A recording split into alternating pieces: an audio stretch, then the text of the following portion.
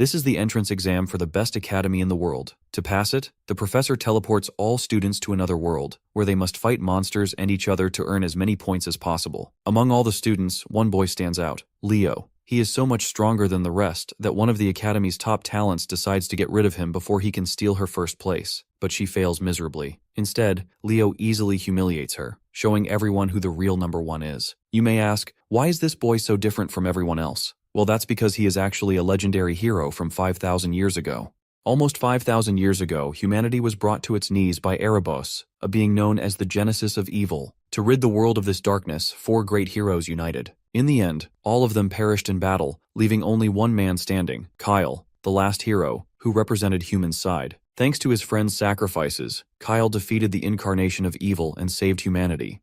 But that was 5,000 years ago. In the present day, history tells a different story. One where Kyle is completely erased from the record. Everyone is taught that it was Lycinus's sacrifice that brought about the defeat of Erebos, the genesis of evil. This has gone unquestioned until now. The real twist comes when Kyle, reborn in this era, learns of the tale of Erebos' defeat, and realizes his name is nowhere to be found. We will follow the story of reborn Kyle, who, after discovering his absence from history, enrolls at Lumine Academy, the hero academy that houses the hero record, determined to reclaim his place in the world. Years have passed since the reincarnation of the hero Kyle, and now the scene is set at the Royal School of Delan. Inside the classroom, the teacher stands before the students who reminds them of the current era they are going through, which is known as the Age of Heroes. It has been 5,000 years since the hero record first appeared in the world, and the lower world has undergone many changes in that time. For example, the Royal School of Delan has been chosen to host this year's Lumine entrance examination. The teacher is filled with excitement, confident that among the students, some have the potential to become heroes. However, not everyone shares the teacher's enthusiasm. One particular student, seated in the last row, appears completely uninterested and is instead catching some Z's. This student, of course, is Leo. The teacher is frustrated by his lack of attention. He reasons that if Leo isn't paying attention, it must mean he already knows the material and sees no need for instruction. To challenge him, the teacher asks him to explain the ritual from 5,000 years ago that one had to undergo to earn the title of a hero. Leo finally stands up from his seat and responds to the teacher's question in the most casual way possible. He simply states that if someone made a name for themselves, people would just start worshipping them on their own. By the way, Leo's full name is Leo Plav, a 15-year-old from the prestigious House of Plav. It goes without saying that the teacher is clearly disappointed by Leo's half-hearted answer. So, he turns to the class and asks if anyone else would like to volunteer a more detailed response. One of the brighter students eagerly raises their hand and offers an explanation. This student explains that in ancient times, there was no direct way to gain the gods' recognition. Instead, only holy rituals were used to choose who would be considered a hero. A prime example of such a ritual is the ritual of blood. The teacher is thoroughly impressed by the depth of the answer. He's certain that this student, Gullivan, will become the greatest magical genius in the kingdom. Gullivan hails from House Tratton. Anyhow, it seems like Leo is getting pretty tired of the usual nonsense he deals with on a daily basis. From his perspective, meeting the gods was nothing special back in the day, as it was just a part of life. After all, the gods once gifted the lower world with a miracle to celebrate the great heroes who fought against Erebos, the hero record. But for some reason, Leo can't understand why he's the only one who's been completely erased from history. No one seems to acknowledge his role, and it's starting to get to him. Later, the students gather around the windows, all eager to catch a glimpse of the Zerdinger clan as they march through the corridor. At the front of the group, there's a lady, Celia Zerdinger, a name that piques everyone's interest and curiosity. An announcement rings out, requesting all students to gather in the auditorium for a mandatory assembly, as the Zerdinger clan is visiting the school. As Leo begins to leave the classroom, Gullivan calls out to him. He asks if Leo plans to try and get noticed by the Zerdingers, but Leo, uninterested, simply shrugs it off. He has no desire to get involved in whatever spectacle this is. He just wants to go home. This nonchalance only fires up Gullivan. He can't believe how casually Leo is walking away from such an opportunity. In order to look just as cool as our boy, Gullivan explains that he himself does not care about Zerdingers either, but he's definitely going to check out Celia, especially since he considers her a fellow rival. Well, we can tell that this is just a lie, as he is definitely looking forward to being recognized by Zerdingers. Later, we find Leo in the dojo, visibly worn out after tirelessly swinging his practice stick. He eventually grabs his sword and heads for the exit. Just as he steps outside, he's ambushed by a woman who charges at him with the force of a runaway train. Leo, though startled, manages to block her strike with his blade. It's clear from their interaction that this isn't the first time these two have crossed swords. They have a shared history, one where such exchanges are far from uncommon. The lady is looking forward to sparring with him after so long, and declares that this match to be his final test before she grants him permission to attend Lumine Academy. As it turns out, this formidable woman is none other than his mother. In an instant, she lunges at him again, and their swords clash once again. While Leo is already struggling to keep up, his mother casually remarks that she hasn't even used a fraction of her full strength.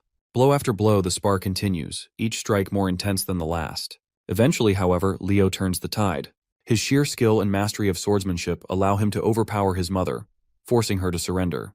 The woman is left in awe of her son's talent and growth. She stands up and, in a softer tone, asks why he's so determined to attend Lumine Academy.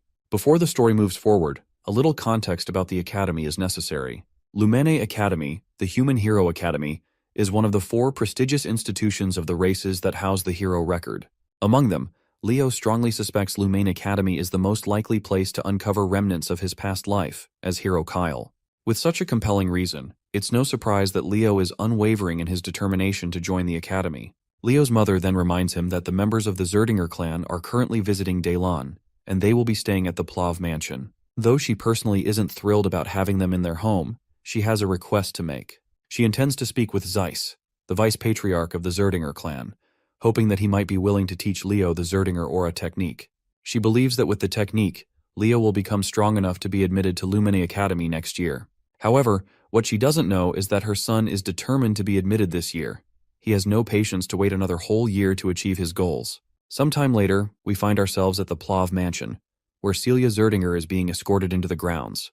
As soon as she steps out of the carriage, she can't help but wonder why her uncle chose to stay in a place like this when he could have easily rented an entire hotel for himself. As we know already, she is Celia Zerdinger, 15 years old, a sword princess hailing from the Zerdinger clan.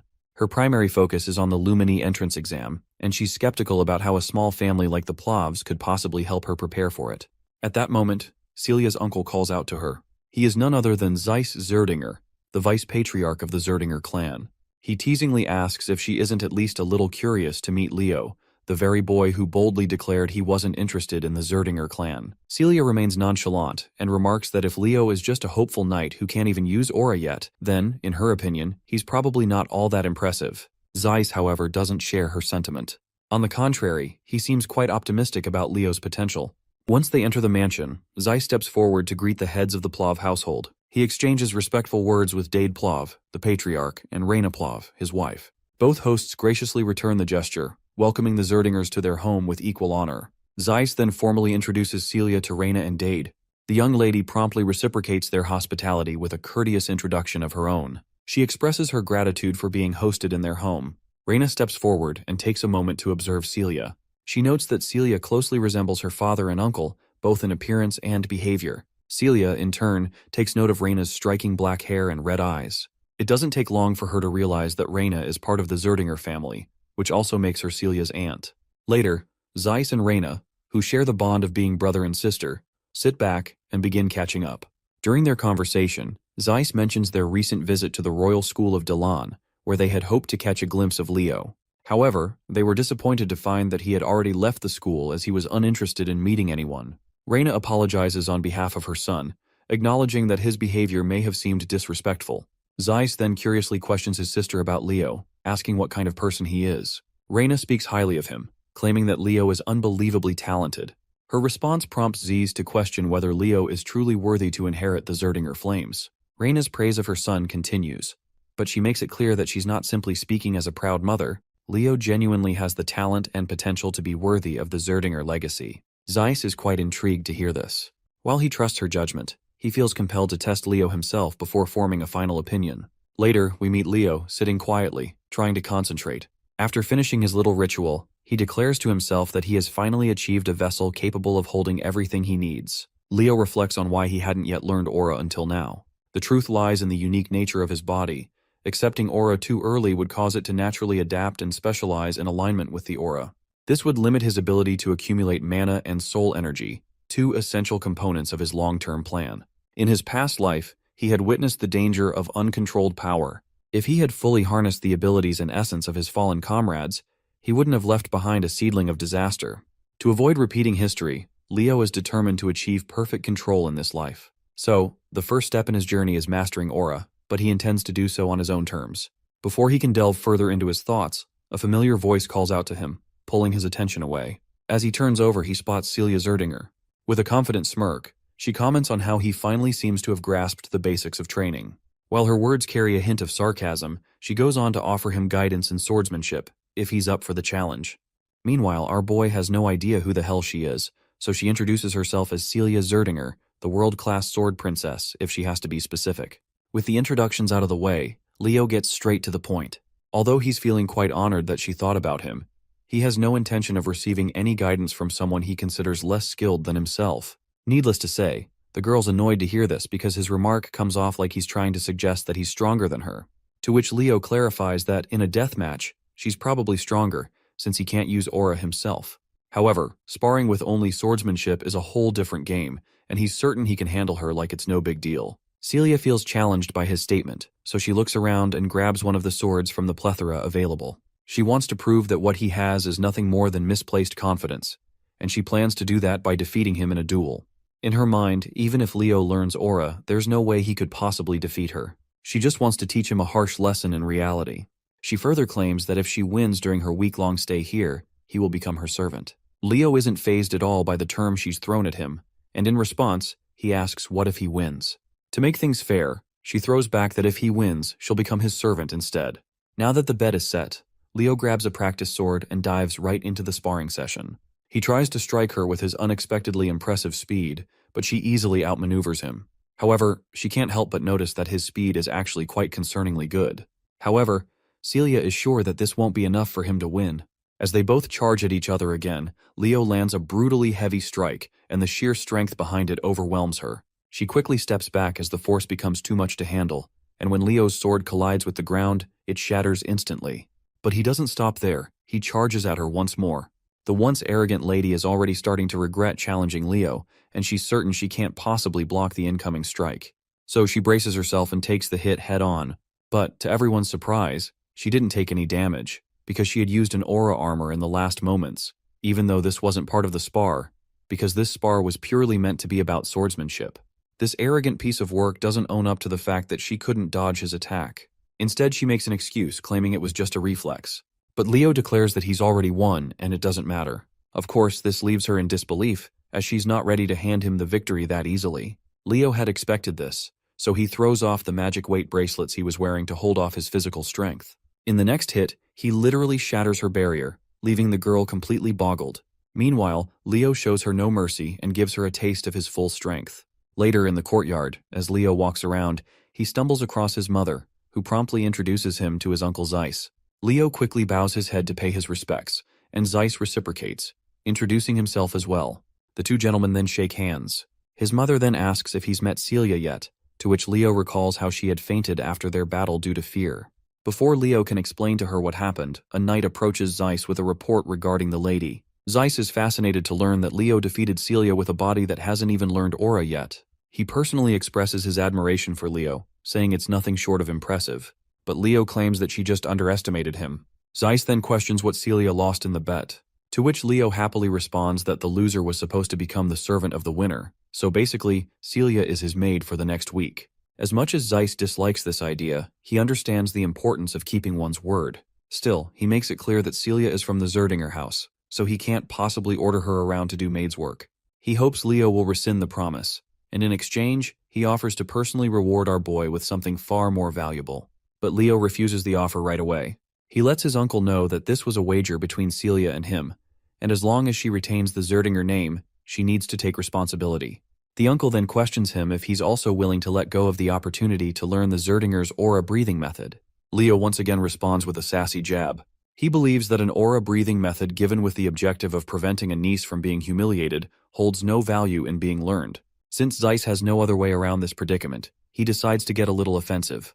He questions the boy directly, reminding him that he just declared he would use the direct lineage of the Zerdingers as a servant, and that the Zerdinger aura breathing method is worthless.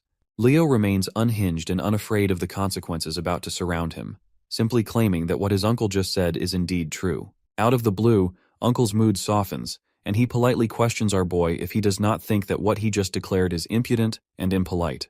Leo once again makes it clear that he had no intention of insulting the Zerdingers. He claims that if he were being given the aura breathing technique as a reward for defeating Celia, he would have gladly accepted it. However, he has no intention of accepting it as a bribe just so she can escape the consequences of her loss. You see, if his uncle doesn't want to recognize Celia's defeat, it means they believe she is better than him and simply lost the duel by mistake. But Leo makes it clear that even if Celia had sparred against him in earnest, he still would have won. This leaves Leo's mother even prouder. Her brother is equally fascinated to hear such judgment from Leo. The fact that this kid rejected the offer because he didn't like the way his uncle behaved only highlights how outstanding a child he is. He wishes that a child like this were a Zerdinger. Zeiss then gestures to his knights and orders them to send Celia to the maid's quarters. He turns to Leo and grants him the right to address his uncle without any honorary titles. After that short conversation, Leo parts ways, and Zeiss turns to his elder sister, proudly telling her that once he gets back home, he'll make sure to convince their elder brother so they can teach Leo the mighty technique, Phoenix Breath. Later, the scene switches to Leo's room. The first thing we notice is Celia's totally embarrassed face. She's going bonkers with embarrassment as she claims herself as Celia the maid, who will be in charge of Leo for the next week. Leo is literally enjoying the heck out of it when she calls him like that. Who could have imagined that her usual fancy style would actually suit plain maid clothes so well? And this dress just looks like fire on her. Celia seems annoyed by the way he's praising her, as she knows all too well how beautiful she is. Leo apologizes, as he wasn't intending to offend her with his words, but he admits that he had a certain friend who praised beauty way too much, and that habit must have rubbed off on him. He recalls how that particular friend used to say that the beauty of eternity is unparalleled, and if peace ever returns to this world, he'll spend the rest of his life spreading beauty to everyone. The friend he's talking about is none other than the Dwarven Master Smith, Dweno. Suddenly, Celia's eyes take note of the book Leo is reading, and she curiously inquires about it. Leo explains that he used to read it a lot when he was younger. It's the book known as The Great Hero of the Beginning. Celia remembers how she used to read this book when she was literally 5 years old. Seeing how much he likes this particular book, she walks over to the bookshelf and pulls out another one, mentioning that there are a lot of books about Kyle. In response, Leo claims that many of the great achievements in history are difficult to attribute to any single hero. He believes that many of these accomplishments, which are attributed to one hero, might actually be the result of the collective actions of multiple heroes over time. In short, he is trying to imply that Kyle's achievements have also been attributed to other heroes. But Celia dismisses such thoughts, claiming that Kyle was probably a scammer who tried to take credit for the achievements of the great heroes. At least, that's what most people think. And of course, she's one of them. Naturally, Leo isn't thrilled to hear that all people consider Kyle a phony scammer with zero contributions to the world. He then pushes aside all the talk about Kyle and decides it's time for breakfast before starting his training. Celia quickly gets into character, and just like any maid would, she humbly asks her young master if she could train with him. Outwardly, she's all pleasant and polite, but inwardly, the girl feels a lot of toxic thoughts toward him. Still, she has to play along because she wants to uncover the secret behind his strength. Leo promptly starts walking toward the training hall to fulfill her request. A while later, we see an exhausted Celia on her knees, breathing heavily. After this first round, Leo gives his feedback. During fighting, when her stamina reaches its limit, her reaction speed slows, and more gaps appear between her movements. And when that happens, she leaves herself open, and the same happens with her right now. But Celia isn't sure that abusing her body like this is actually helpful for training. Leo responds positively, because he thinks that young people these days are just too weak. You see, compared to the past, aura techniques have developed considerably, and that must be why people stopped caring about body training as much. Aura allows one to enhance their body strength, and if you train your body, the aura is also enhanced as well. The girl simply doesn't want to be labeled as weak, so she gathers her guts and stands up for another round. Before diving in, she warns Leo that he better stop underestimating her.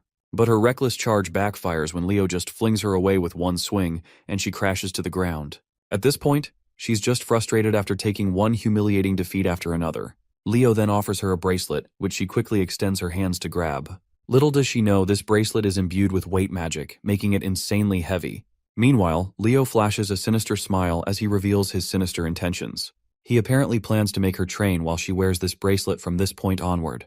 The next day, we see Zeiss also watching them both train. After seeing how much Celia is struggling, the uncle is sure this is going to be a good experience for her. Before going to Lumen, it might be good for her pride to crumble at least once. He then calls out to Leo and gives him some good news that he's thinking of asking the Patriarch to allow him to inherit Phoenix Breath. The mention of Phoenix Breath catches Leo off guard because, as far as he can recall, that's basically the Zerdinger family's origin for the aura technique. He's heard that only people who are recognized within the family can inherit it. Celia also raises her opinion that her father won't allow it that easily. But it looks like Zeiss has figured this much out already. He proposes a condition to Leo. If he passes the Lumene entrance examination, he'll be allowed to learn the technique. Of course, this remark doesn't sit well with Celia because, in her eyes, Leo is just a brat who can't even use aura. And since the Lumene entrance examination consists of actual fights, it's going to be very dangerous for him. Well, Leo doesn't shy away from claiming that he doesn't have any real fight experience. But we all know that's only the case if he doesn't take his previous life into account. Zeiss awaits for Leo's opinion, to which our boy quickly agrees, as long as his parents are okay with this decision. A week passes by and the day of the Lumene entrance examination finally arrives. When they see the prominent figure of Celia Zerdinger among the participating students, everyone is in awe. Meanwhile, Celia throws a jab at Leo, asking if he's feeling nervous. It looks like after spending so much time being a personal maid, Celia has lost herself in the character because she's still referring to Leo with the master title. As they stand there, Gullivan's unmistakable voice catches their attention. He's actually here to see Celia, but he's a little shocked when he notices that Leo is with her. This piece of work throws shade at Leo since he believes that our boy does not belong here, since he doesn't even know how to use aura. At the same time, he tries to greet Celia politely. However, the poor guy is totally ignored by the duo like he doesn't even exist. He gets awkward and tries to remind Celia that he's Gullivan Tratton and he had greeted her when they met last time. But to Gullivan's dismay, Celia doesn't recognize his name and quickly grabs Leo's hand in order to leave the scene. Suddenly, they're called by someone else. It's actually two siblings gracing the scene. The taller one is Abad Llewellyn, hailing from the Llewellyn family, and he's 16 years old. And the shorter girl beside her is Chelsea Llewellyn, 14 years old, and she shares the same family name. While Celia seems to recognize these two, Leo has no clue who they are. Celia explains that they're the Llewellyn siblings, hailing from the same heroic lineage of the Lordran Empire, the children of the Llewellyn family. Celia is particularly fired up because she's not thrilled to see these two. She warns Leo that the Llewellyn siblings will be partaking in the exam with them, so they absolutely can't lose to them. She definitely can't have the Zerdinger clan lose to the Llewellyn family. But this isn't really Leo's concern, after all, he's from the Plov family, not Zerdinger. Anyway, when the two greet Celia, she doesn't have any reason to decline their greetings and reciprocates the gesture. She also makes sure to introduce Leo from House Plov, a noble family within the kingdom of Dalad. Hearing that Leo doesn't have a fancy title attached to his name, Abad Llewellyn dismisses him as insignificant. The two siblings promptly twirl around and proceed to walk away, throwing out the warning that they'll surely be in the top spot. It goes without saying that Celia doesn't like the Llewellyn siblings' guts, and is looking forward to thoroughly crushing them in the upcoming trials. Suddenly, someone representing Lumene Academy steps onto the podium, immediately commanding the attention of everyone present. The man introduces himself as Albi Ziron, a professor at Lumene Academy. While Celia's expression shifts to one of shock upon seeing this prestigious figure, Leo seems unimpressed, mostly because he has no idea who this guy is. Celia is visibly annoyed that Leo doesn't even recognize someone of Albi's stature. She takes the opportunity to educate him and explains that Albi Ziron is listed in the Hero Record, a distinguished list of individuals considered heroes of the current era. Leo takes a moment to observe the professor carefully and notices something peculiar: immense mana concentrated in Albi's left eye. Professor Albi then proceeds to address the gathered students. He begins to explain the format of the entrance examination. According to Albi, the trials involve two main components: one-on-one combat and monster subjugation. Traditionally, participants would take turns completing these tasks. However, Albi immediately clarifies that he finds such methods tedious and wastes no time proving his point. In an instant, he burns the sheet of paper he was holding, as if discarding the conventional exam structure entirely. And up next, he pulls out a thick, ancient-looking book. As he opens it, the teacher summons forth the first chapter titled Prologue, The Wild Forest. In that moment, a massive enchantment circle begins to glow under the feet of the entire student body. The scene is set, and no one has a clue what the professor intends to do next. But one thing becomes crystal clear, which is that Albi Ziron despises inefficiency. He declares that he's combining all the trials into one seamless challenge and will move forward at once. To understand what's happening, we learn that the hero record isn't just a historical record. Its real value lies in its ability to manifest the hero's world, which contains the experiences of past heroes. By accessing this world, one can inherit the power of a previous hero. Simply put, it's almost like a hero training system. All the students have been transported into this hero's world, known as the Wild Forest. The professor announces that their one and only objective is to survive. Whether they join forces or eliminate each other, they can do whatever it takes to stay alive. Those who want to quit can break the orb they're holding and return. That's all there is to it. After looking around for a few minutes, it doesn't take our boy long to recognize the place. It looks exactly as he remembers. You see, this used to be an elven forest before it was taken over by the witch queen, Silatna. Meanwhile, some students just want to go back, especially since they think that this place is nothing more than an illusion. But our boy doesn't share the same thoughts. As far as he can tell, while this world might have come from the examiner's memories, everything that is going to happen here will be real. The deadly hazards here could seriously kill someone if they're not careful enough. With the mention of danger, Leo notices someone's presence and is soon attacked by an arrow that literally shatters the ground beneath him upon impact. Thankfully, he's safe.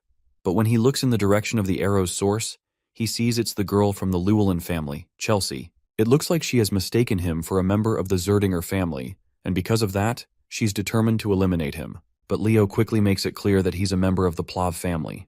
Chelsea, however, becomes more aggressive, thinking he's lying since she had seen him with Celia earlier.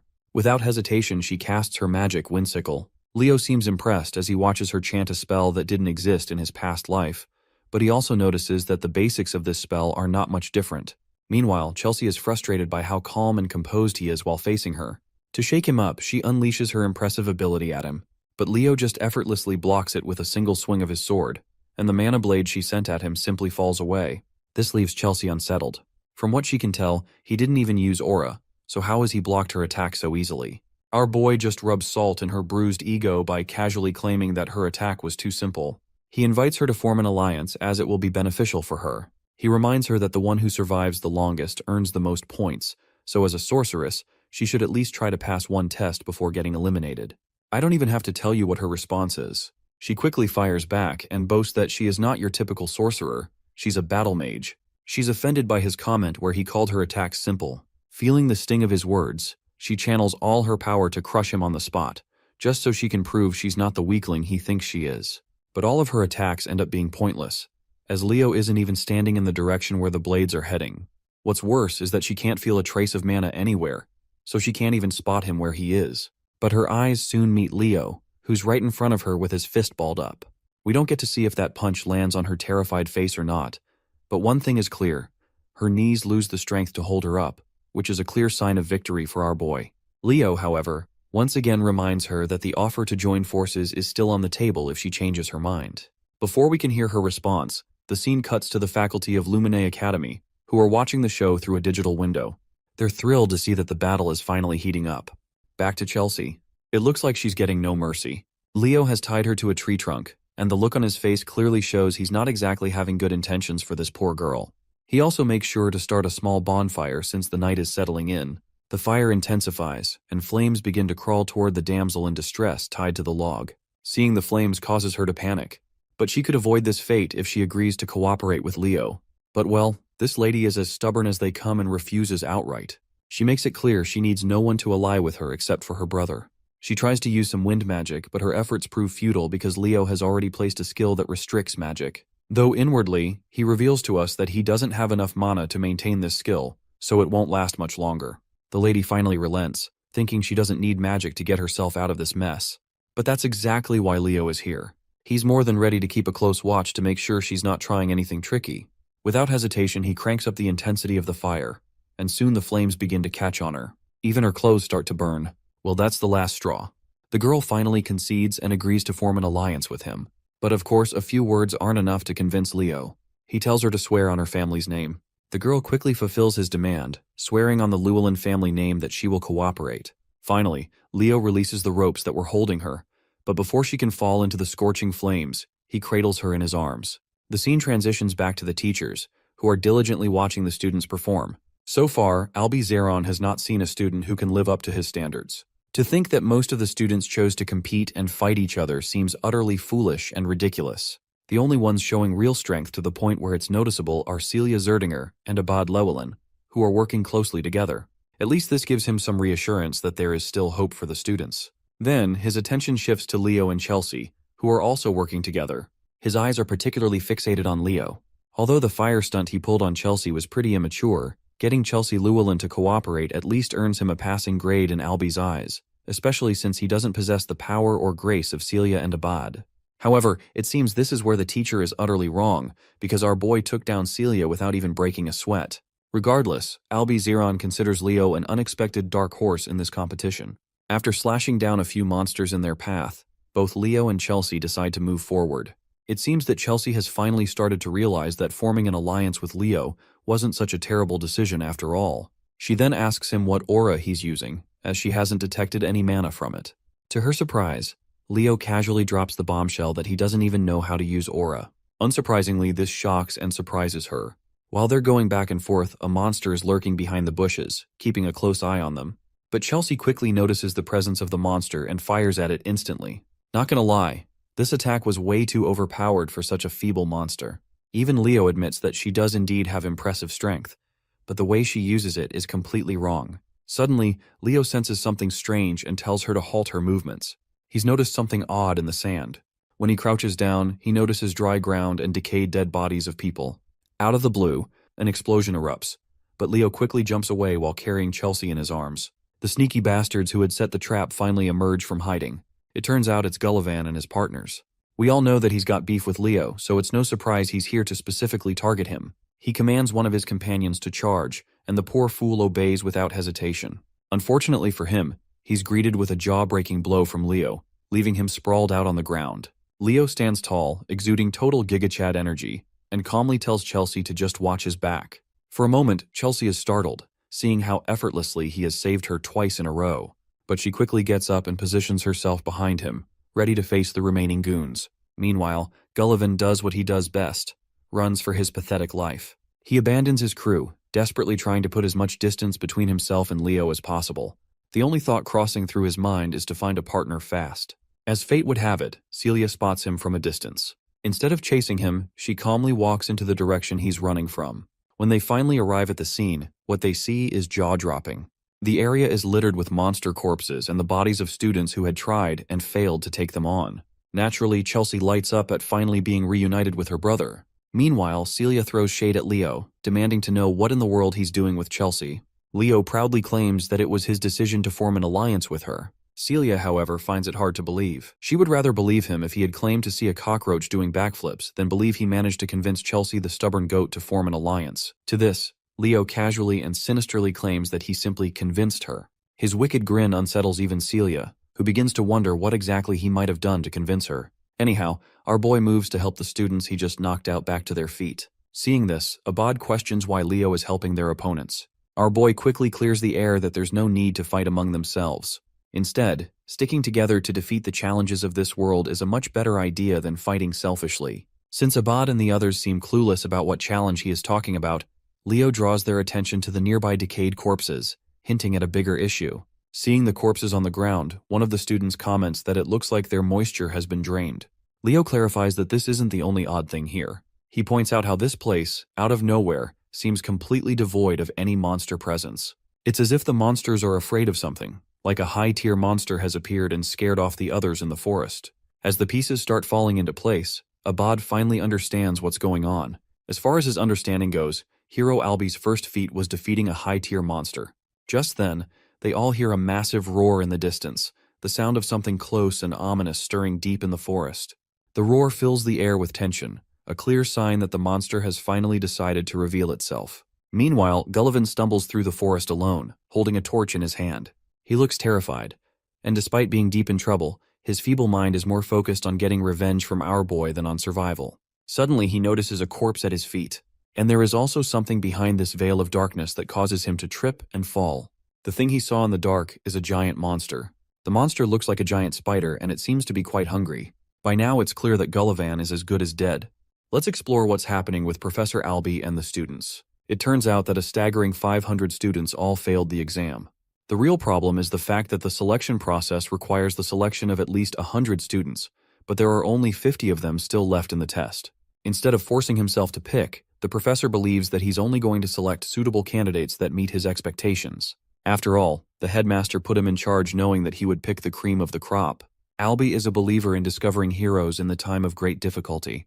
He has gained an interest over Leo Plov, a dark horse with unexpected talent. The question is, will this dark horse be able to overcome the harsh exam?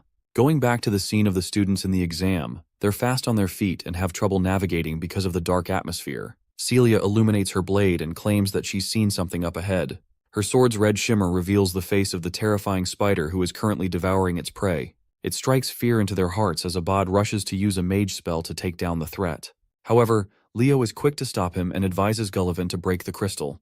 Of course, Gullivan is out here becoming breakfast between the spider's teeth, so he can hardly move. He decides to smash the blue crystal, sending a wave of electricity inside the creature's mouth. With their preparations ready, Abad charges his Windfang spell and releases it upon the menacing creature. His attack manages to wound the monster, but fails to deal the killing blow. The four of them are horrified to comprehend the level of threat they're up against. This creepy crawly is the Spider Princess Tarantula, and she's not cute. One student foolishly lunges in with the hopes of a melee attack. He's humbled too soon with a single strike to his body, sending him crashing to the ground. Next up is Celia, who is arrogantly assuming that she'll end the fight with a single attack. Activating the Prominence spell, she releases a sharp yet destructive beam of red, piercing the creature's body and sending it waves of pain. However, the spider is as durable as a tank and quickly recovers, making Celia's approach useless as well. Abad uses this moment to talk her down, claiming that a mage and a knight's destructive power is incomparable. He releases a wind spell, Raphael, to slice the spider in an endless spiral. However, by the end of his attack, he's terrified to find the creature alive and well, staring him down. Sensing that her brother is in imminent danger, Chelsea casts her Windbreaker magic to help him out. Still, Abad suffers a cut from the spider's claw, though his sister's attack cushions the blow with her magic. She comes to check on him after he barely made it without losing an arm. They've tried everything against this monster, but its immensely fast regeneration proves them useless. Despair is setting in their hearts as the Queen Tarantula approaches to finish them. Leo comes in and explains that this creature is the daughter of Salatna. She was a deadly monster within Erebos' army, responsible for incinerating the elf forest. What's more, Leo reflects that the mana he detected in Professor Alby's left eye contains signs of the Fairy King's mana. The tarantula ruled over the cursed wild forest. Not only did she annihilate the forest belonging to the elves, but she also ate the most reliable comrade of the Fairy King who rebelled against her. At the time, Leo believed that Luna responsibly defeated Tarantula, but it turns out the reality is different. The tarantula survived thanks to devouring the Fairy King's assistant, who possessed the source of infinite life energy in the form of an invaluable artifact, none other than the Ring of Life. Abad is as stubborn as a log, and thinks that it's only right for him to take out the monster if it's a part of the exam. Both he and Celia decide to unleash consecutive strikes in the hopes of defeating the creature on their own. The tarantula endures their wrath, but Leo thinks it's all useless since the creature will just keep regenerating to no end. In fact, they'll be the ones to run out of mana first. In a last-ditch effort, Celia asks for his opinion on how they should handle the monster. Leo explains that it requires the teamwork of two, but his suggestion is immediately met with disagreement by Abad, who is selfishly hoping to overcome the monster on his own. The same goes for Celia too. With both of them acting like children, our boy comes and gives them a dear reality check, that if they don't work together to defeat the monster, they will all fail. His words finally get through. Abad amuses the possibility of them working together, and thinks that it will still consume some time to initiate a joint strike that kills the creature in one go. The thing is, since no one apart from them can stall the monster, it's going to be hard. Deciding to step up and contribute in their struggle, Leo expresses that he can buy some time for them. Celia thinks he's become a nutcase and reminds our boy that he can't even use aura yet. Leo confirms that he can hold out no longer than 5 minutes for them in his state. The magician Abad is afraid that their coordinated attack might still fail by then. However, Leo is absolutely certain that it will work and picks up a weapon from the ground. He adds that both fire and wind elements share a great affinity with each other, so it will be sufficient. Despite their differences, the Sword Princess and the Great Magician become allies, while Leo looks up to the ugly spider as a good challenge and a reminder of his past life. The fight begins with our boy impressively slicing off the creature's limb with a sharp swing, shocking the other two students. He goes on to annihilate the creature's face, and finds himself satisfied to find the monster of Tartaros. Exploring a flashback of the past, we see an elven child running in frightening tears. Unfortunately, the monster Tartaros captures him with its webbing. With the boy completely immobilized in the creature's net, there's just no chance of escaping anymore. The spider quickly arrives, ready to consume him whole. The boy begs for his mother's help and awaits impending doom, until one radiant being appears as a savior, a being of light that stops the creature from hurting the child. Luna felt infuriated with the creature wreaking havoc on her homeland, and going as far as to devour the contractor responsible for being the right-hand man of the elven forest.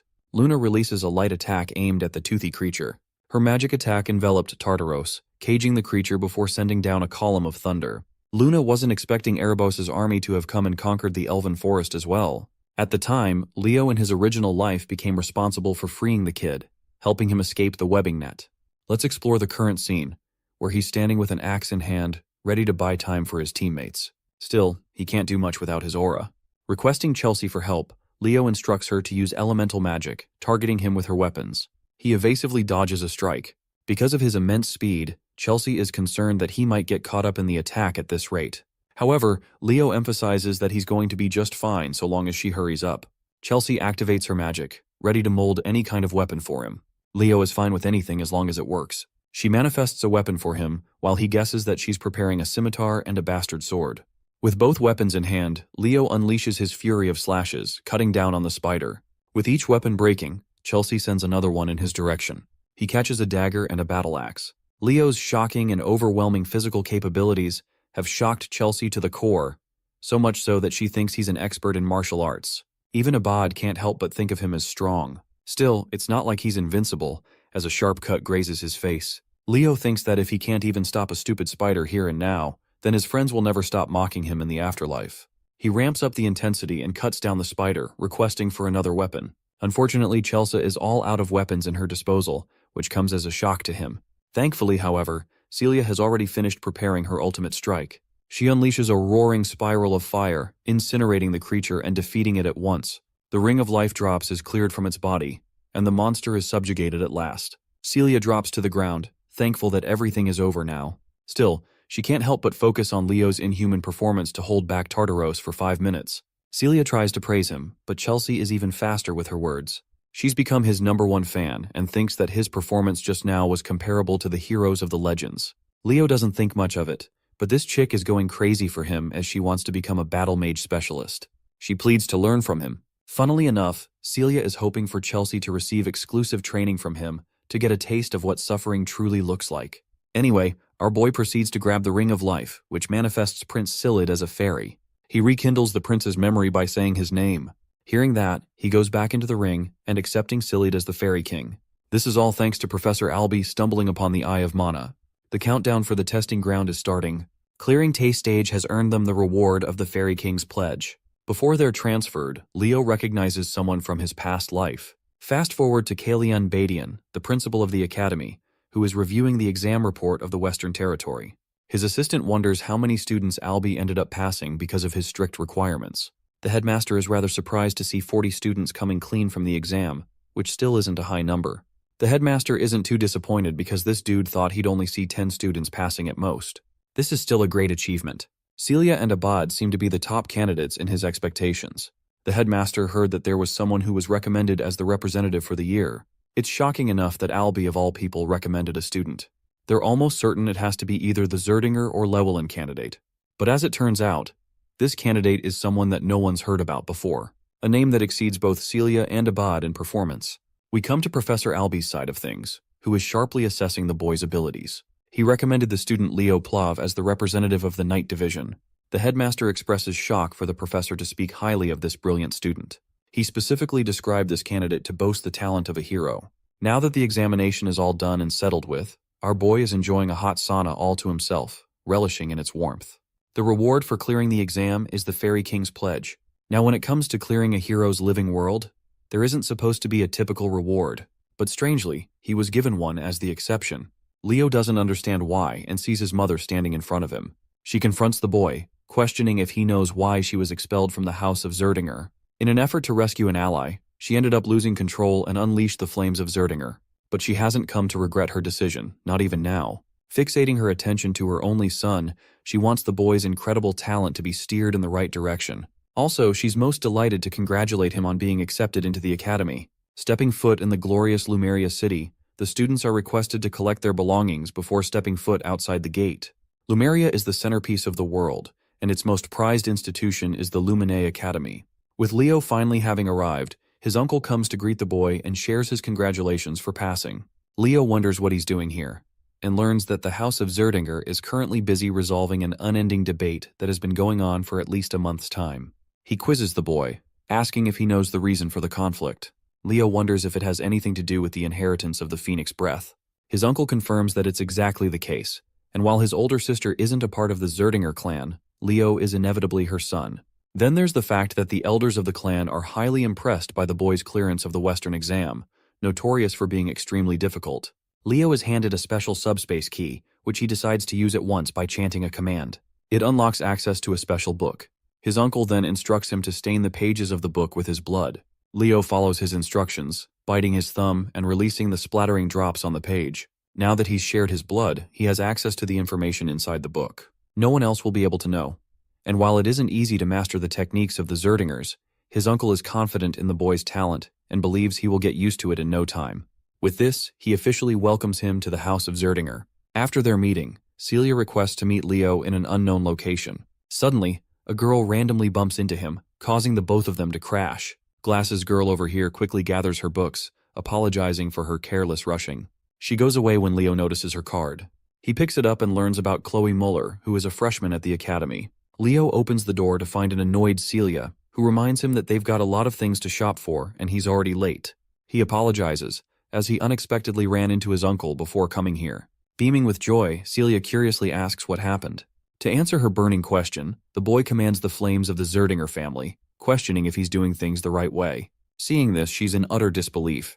The confident Leo managed to master the secret technique in less than a month. His incredible achievement causes her to fall in shock and leaves her wondering if he's even human.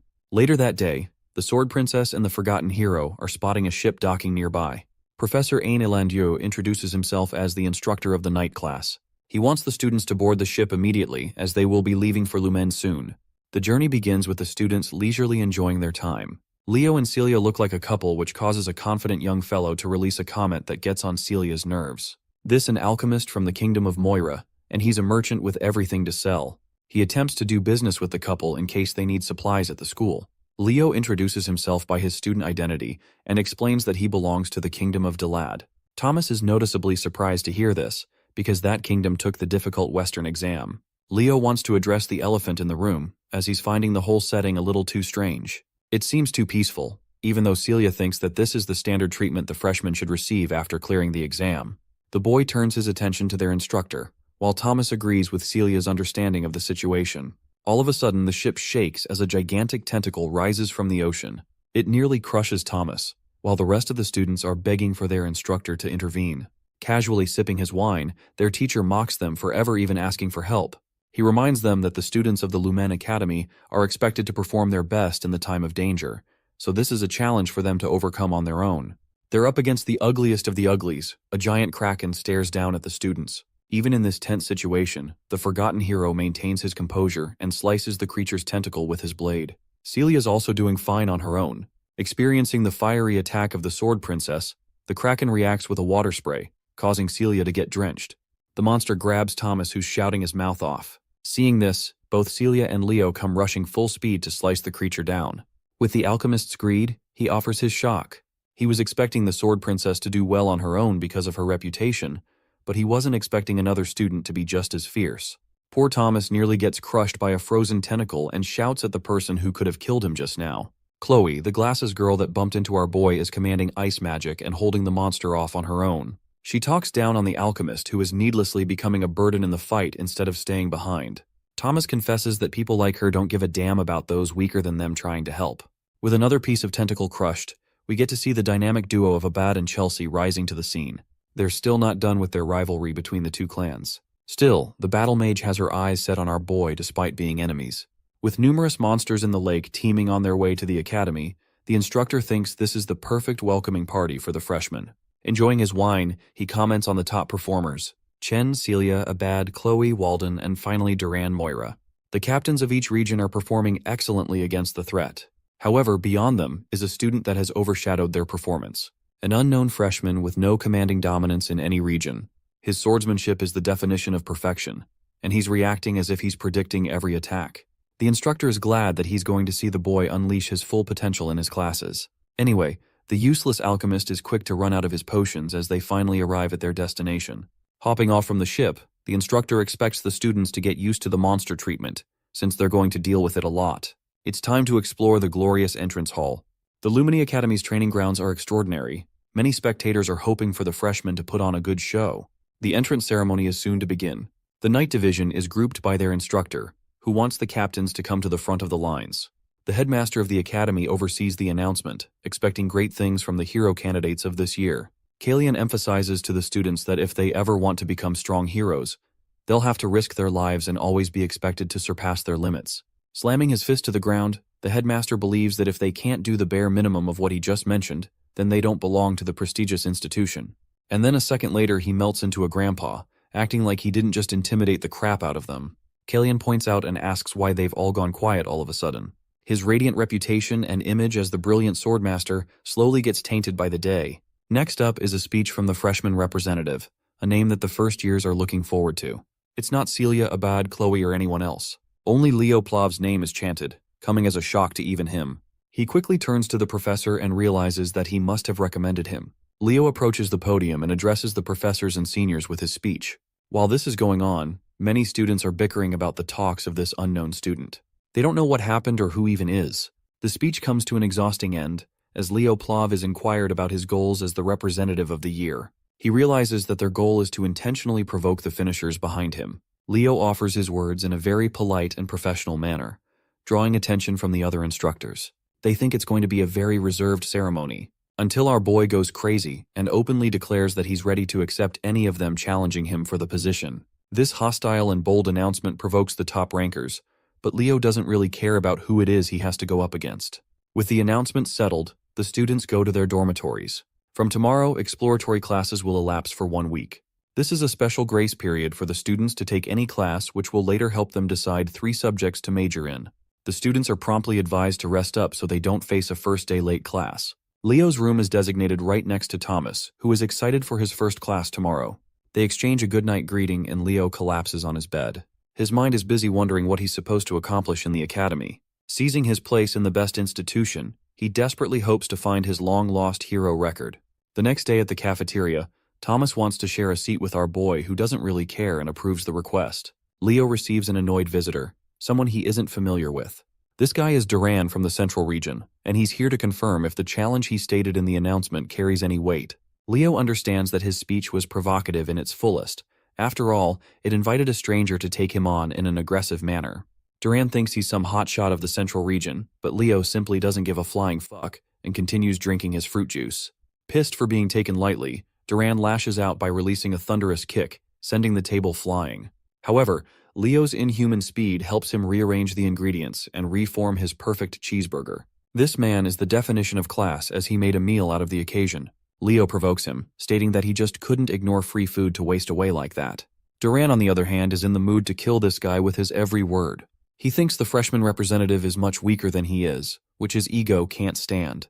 Intervening the fight, their instructor casually rests both his arms around the 2 students. He politely mentions their ranks as the representative as well as the captain of the region. The instructor is hoping they're prepared to receive due punishment for engaging in a fight on the first day. You can just see both their faces crying for help. Let's jump ahead and visit the first exploratory class of the night department. For some reason, Celia is concerned why Leo isn't around. He emerges at last, completely exhausted for breath. His condition invites Celia's attention, because she thinks he fought with someone. Leo decides not to say anything for the time being. Class is about to start. Ain introduces himself as the instructor of the first-year night classes. Thomas notices that Duran is on bad terms with Leo already, while their teacher Ain talks about the 3 main powers derived from mana. The first being magic energy, the second is soul energy, and finally we have aura. Of the 3, aura is deemed the most difficult to handle. Celia adds that it's because aura requires losing mana fluidity during the conversion process. Her answer is spot on, as magic and soul energy tend to use mana in its natural state. But aura, on the other hand, absorbs the mana and converts it to suit the body. He demonstrates what an aura looks like and wonders if any of them knows how to use the processed aura from their bodies. Collecting her thoughts, Celia fails to come up with a reasonable answer. The freshman representative breaks his silence and explains that utilizing an aura's power requires the burning of mana. He's reached the right conclusion as pointed out by the instructor, which then makes him ask about the most crucial aspect of the process of burning mana. Leo quickly responds, stating that it is stamina. Impressed by the boy's understanding of aura, Ain asks if he's ever studied the concept before. Turns out he hasn't, which is yet again another impressive feat. A person who hasn't even studied aura somehow extensively managed to grasp its true essence. Deciding to put an end to the theoretical explanation, Ain thinks it's about time they do a little exercise. Using his aura, he casts a wave-like platform called the aura step. This fundamentally relies on concentrating one's aura power into their legs. Ain descends to the ground and excitedly mentions that the applications of aura are practically endless. Some of the other students experiment and spar with each other, while Celia teases our boy. She's ready to teach him how aura step works, so long as he calls her sister.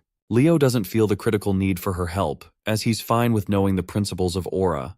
Noticing Duran on the side, the instructor thinks it's a good time to address the commotion scene in the cafeteria. Some students like Chelsea don't know what happened, and Thomas strokes her curiosity even more with his commentary. Both Leo and Duran are called to the front by the instructor. First, Ain confronts Duran and asks what ticked him off so much. After hearing Duran's dismissive reply, the instructor decides to offer the perfect suggestion. He wants the Central Region captain to square off against the freshman representative in a running competition, all to decide the student fit to lead the class. Ain outlines that both students are openly allowed to use their aura without any restrictions stopping them, which seems like the perfect advantage to Duran. The day of the competition is here. Thomas, being the expert businessman, is busy hosting a betting system. The first contestant is the genius of the House of Moira and the master of the lightning aura, Duran. Facing him is the dark horse without a special background. A man who leaped ahead even the captains of the regions and became the freshman representative, Leo Plav. The students are expecting great things from the freshman representative. After all, they're extremely underwhelmed to find that he can't even use a simple move like Aura Step. They all think his position is unwarranted, and someone like the captain of the Central Region is more fitting for the role of a representative. Realizing that it's the perfect moment to start, Ain lays out the rules. The first to hit the finish line will win, and their opponent will have to accept the results of the outcome without fail. The race is about to begin. Even Celia thinks this competition is a stretch for Leo to win. Duran specializes in speed, not to mention his blazing fast lightning aura. Even against those odds, Celia is hoping for Leo to subvert everyone's expectations by pulling the impossible. The race begins with Duran accelerating and in the lead. As soon as the professor yelled go, the racers blasted off. Duran Moira cloaked himself with a lightning aura, confident that his speed would leave Leo in the dust. With impeccable running form, our boy was unfazed by the weak trash talk near the starting line. As the crowd expected, it looks like the cool representative of the Central Region is going to make quick work of the track. On the other hand, the freshman representative is lagging behind. Leo started infusing a bit of aura into his feet to kick it up a notch. The audience quickly labeled him a bastard who scammed his way into getting the representative role. In the midst of the crowd, which unanimously opposed him, a lone flower is cheering on Leo. Chelsea Llewellyn's passionate shout of support stood out. Focused on crushing the opposition, Duran continuously lived up to his family's signature attribute. He really is lightning fast. Seeing him cross the halfway point in such an inhumanly short amount of time got Carr worrying about his buddy. It seems like Leo will be on the losing end if he doesn't step it up. So, the young man looked around the track. Much to everyone's surprise, he did not push to go faster but decelerated instead. Once his momentum was dead, Leo started running out of the track and into the walls. While it's true that Celia Zerdinger believes in him, there's just no logical explanation for his actions. He looks like an idiot. As everyone watching was puzzled, confused, and lost, Leo was focused on increasing the aura density in his feet. With multiple successive inhuman jumps, he fully went off track into the grass and finally leaped up into the stands. He turned around and watched nonchalantly as Duran stretched his lead with consistent speed. Leo's aura density reached its peak, the fiery force in his feet cracking the stands he was standing on. With one powerful leap, he launched himself back into the track with immense momentum. It was so staggeringly impactful that the jump left a small explosion in his wake, distracting Duran for a moment. From that explosion, Leo came lifting off like a red meteor blazing through the rest of the track. The cheeky devil even taunted his opponent as he flew past Duran, calling the arrogant brat a slowpoke. The speeding meteor quickly reached the finish line. His graceful landing was a sight to behold. Duran watched a few meters away, dumbfounded. His lightning cloak has been banished. This is a clear and utter L. Leo craned his head back and confidently smiled. He won, but the damage in the stands was quite heavy. It was worth it, though. The crowd, who was talking smack just a second ago, was bewildered. They knew that whatever they just saw was no joke. As far as they know, Duran is the fastest among first-year students. To think that anyone would beat him is just absurd. Moreover, he lost to a kid who hasn't properly learned aura yet. Among everyone in the crowd, one of the few that caught what Leo truly did was Celia. She knew that he didn't use aura step. What he showed was a full-blown phoenix step. Since Leo won, Carr and Chelsea were brimming with joy, full of compliments for their friend. The professor quietly deliberated what he had just seen. Duran used his specialty, lightning aura, and increased his speed. That was already expected, but the speed that the boy displayed was still mind-blowing. Meanwhile, Leo Plov was significantly slower in the traditional sense, but he was far better at handling aura. He gathered and focused his fire aura on his feet to blast off. He created a single formidable aura step in the process of doing so. It was a flawless application of a simple concept. Being the sportsman that he is, Leo came up to Duran and offered his hand while telling him that it was a good match. He even admitted that if this was a long-distance race, the results would have been different. Still salty about his loss, the brat refused to shake his hand, and even bumped his shoulder out of the way. The professor is positive that among the current generation of disciples they have, a formidable hero might finally be born again. As soon as Leo reached the corner of his friends, Chelsea immediately showered him with compliments. He was so cool that she expressed her desire to train with him. Carr asks Celia why Chelsea is so into Leo and not him when the answer is so blatantly obvious. Since the class was over, Carr invited everyone to the cafe, even offering to treat everyone. Leo apologized as he couldn't tag along for leisure. Without saying another word, he quietly walked away from his clique. When asked where he was going, he simply answered that he was going to listen in on summoning classes. Confused, his friends asked why a night student would sit down in a summoning class. As usual, the reason is for research purposes. There's still something Leo can't wrap his head around. Why did the Fairy King give him the pledge as a reward? As far as he knows, the rewards of the hero's world are connected to the world owner's power. The reward he received is seemingly related to summoning, but Professor Albie is a pure magician and not a summoner. By that logic, Leo should have received a magic-related ability. Furthermore, to make contact with a fair, one must go to Fairyland. Whatever reward he got won't be of use for now. While Leo was waiting at the site of the summoning classes, a familiar voice asked if he was also a summoning student. It turned out to be the Eastern captain and top scorer, Chen Xia. Unlike the other captain who just raced, this lady is polite, cheerful, and kind. They exchanged pleasantries, and she insisted that he just call her Xia from now on. She was sure that Leo was a student of the Night Division, so seeing that he also had an interest in summoning was very unexpected. He asserted that he's simply interested in spiritualism. If that's the case, then they are going to see each other more often in a lot of classes. When asked what spirit she made a contract with, Xia summoned a beautiful water sprite out of thin air. Unfortunately, Leo hasn't made a single contract yet. As kind as always, Xia insisted that if he ever needed help with spirit summoning, he should feel free to call her. Leo is not one to turn down help and connections. Then he made the mistake of asking a lady how old she was. Xia smiled and answered that she was 17 years old. She also knows that Leo is younger than her at just 15. In Leo's mind, he was thinking of how young Xia looked. She looks even younger than Chelsea. Sina noticed his brief pause and confronted him if he was thinking of something rude, which Liao denied. That's right, boys. Always deny. Anyway, she just came up to him to say that she was deeply impressed by his race against Duran. She was actually in the crowd while it was going down. The sight of him blazing through the track has been imprinted in her mind. With determination, she asked him to accept her challenge to one of these days. Amused, Leo smiled and didn't back down. After meeting all sorts of bombastic characters, it's nice to finally meet a normal person. And so, the Summoning Division's exploratory class has officially started. Right from the get-go, their venue was unusual. Instead of a classroom, they are out in the fields. A few notable figures are present.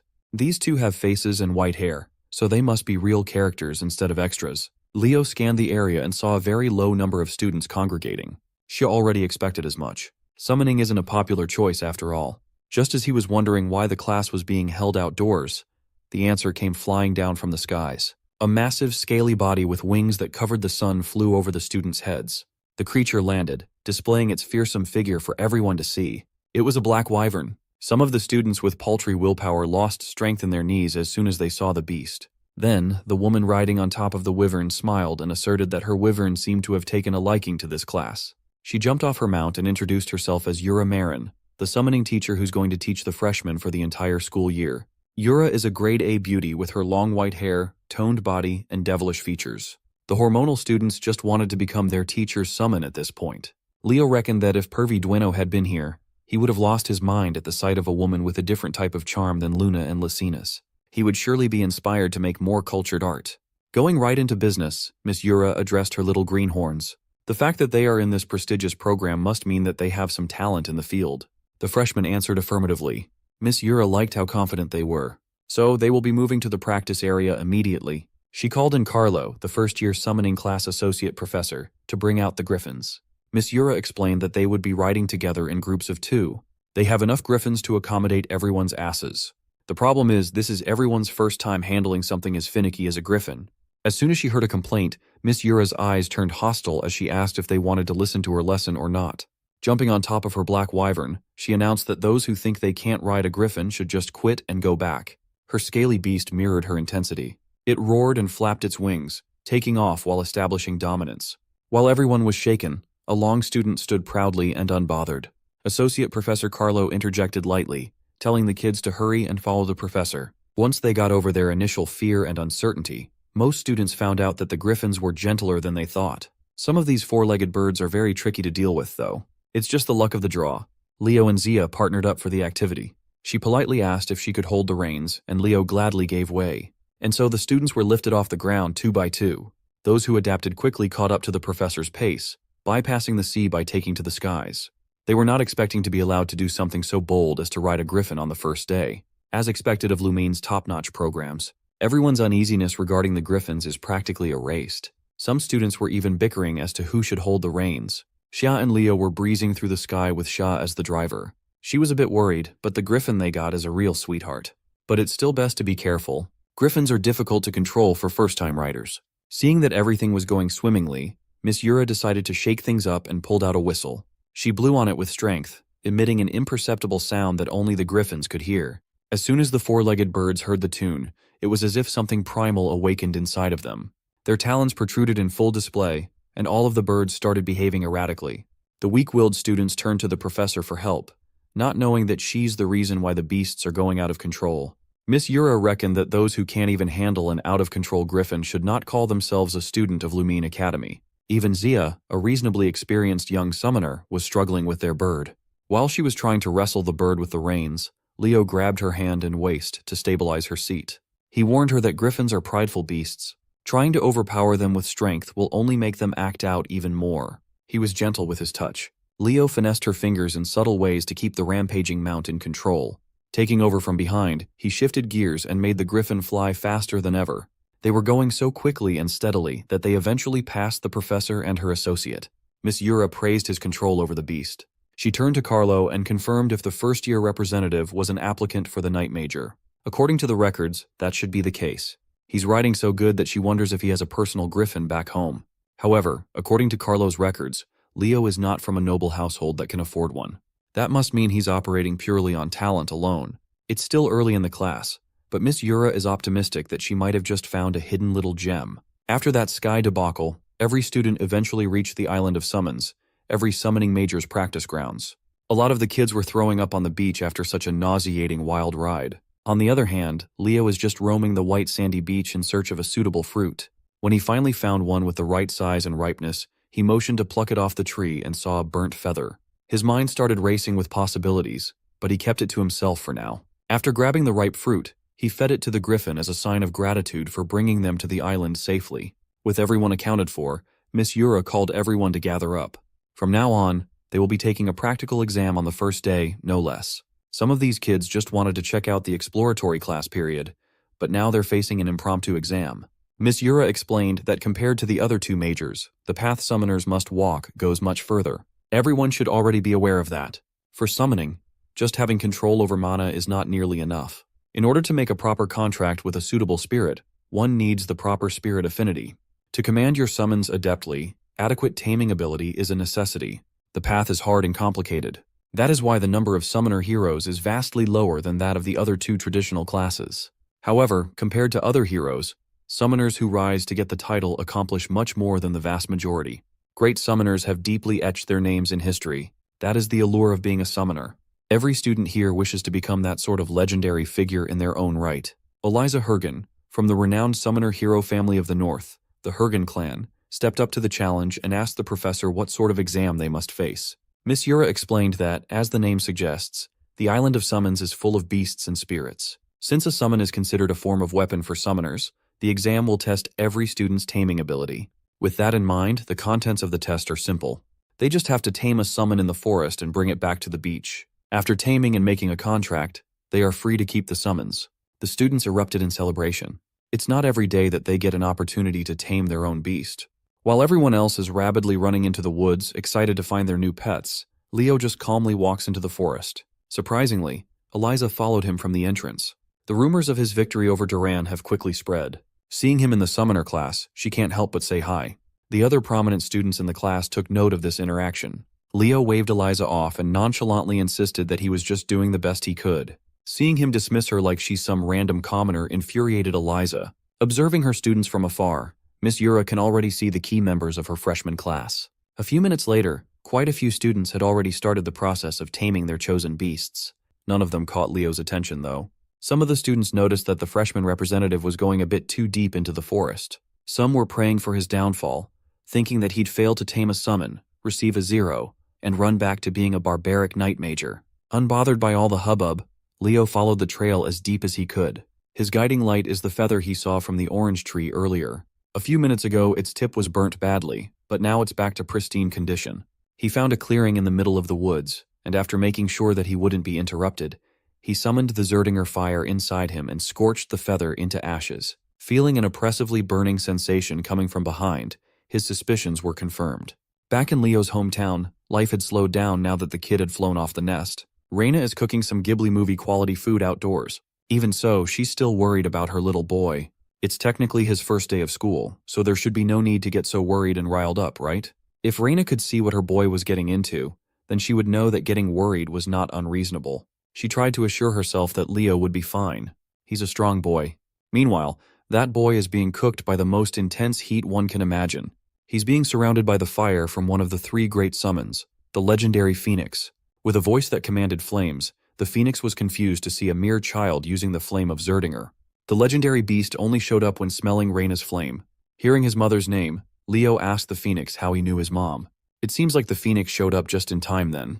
The legendary beast is surprisingly acquainted with Leo's mom. It asserted that it owed Reina a great debt. This is Farina, one of the 3 mystical summons, the elusive Phoenix. She properly introduced herself, giving Leo the respect worthy of Reina's blood. Leo Plov returned the respectful introduction with one of his own, and asked Farina to elaborate on her relationship with his mom. The Phoenix confessed that Leo's mom saved the life of Farina's summoner, Ellen Lunda. Hearing the name made him jump in fright. Ellen Lunda is a proper hero. The incident happened while Ellen was clearing a dungeon in Siren. She had lost all her comrades and was in danger of losing her own life at that time. Then, Reina Zerdinger came in scorching hot to save her. She was a dignified knight, but in the process of saving the hero, Reina lost her blazing aura. If it hadn't been for that event, Reina would have surely reached the coveted seat of the heroes. It's Leo's first time hearing the whole story, but his mother always said that she did not once regret what she did that fateful day. Farina laughed, knowing that Reina really was that kind of knight. Changing the subject, Leo asked why a legendary phoenix would be in Lumen. Unfortunately, she can't tell her the reason. Farina was also confused as to why a little knight would be on the island of summons. When he professed that he was also taking summoning lessons, Farina was prompted to take a closer look at the boy. After seeing such a rich aura inside of him, almost as though he's not a child, Farina roared in laughter, deeming their meeting as fate. She can finally repay the debt that she owes his mother. Farina urged Leo to reach his hand out and hold her flame. The fire danced around his palm and eventually took the shape of an egg. Inside was the child of a phoenix. Farina hopes that one day, when he becomes a great summoner, Leo will make a contract with her child. It's unfortunate that the summoner was arranged to receive the egg, but Farina prefers Leo. When the young man asked if it would be possible to hatch and tame it now, the phoenix almost dropped to the ground in surprise. Before she could stop him from trying to initiate the process, a fiery light had already appeared around the boy's body. Farina tried to warn him that it was far too early to do this. If things go wrong, he might even lose his life. With unshakable concentration, Leo reached the point of no return. Farina was forced to accept that his willingness to challenge the impossible without even flinching is a trait he got from his mother. All she can do is bid him luck. In the process of hatching the egg, it was as though it was only him and the fire inside it existed in the world. Leo reached his hand out, enamored by the beautiful blaze. As soon as his palm touched the little fire, it grew into an unstoppable wild flare. Leo panicked and pulled his hand away. The heat is starting to make it impossible to breathe. This is the caliber of Phoenix Flame. This trial must be a way for him to experience what the mythical beast goes through. As a result of burning their bodies to emit powerful flames, a phoenix must endure unbearable pain every day.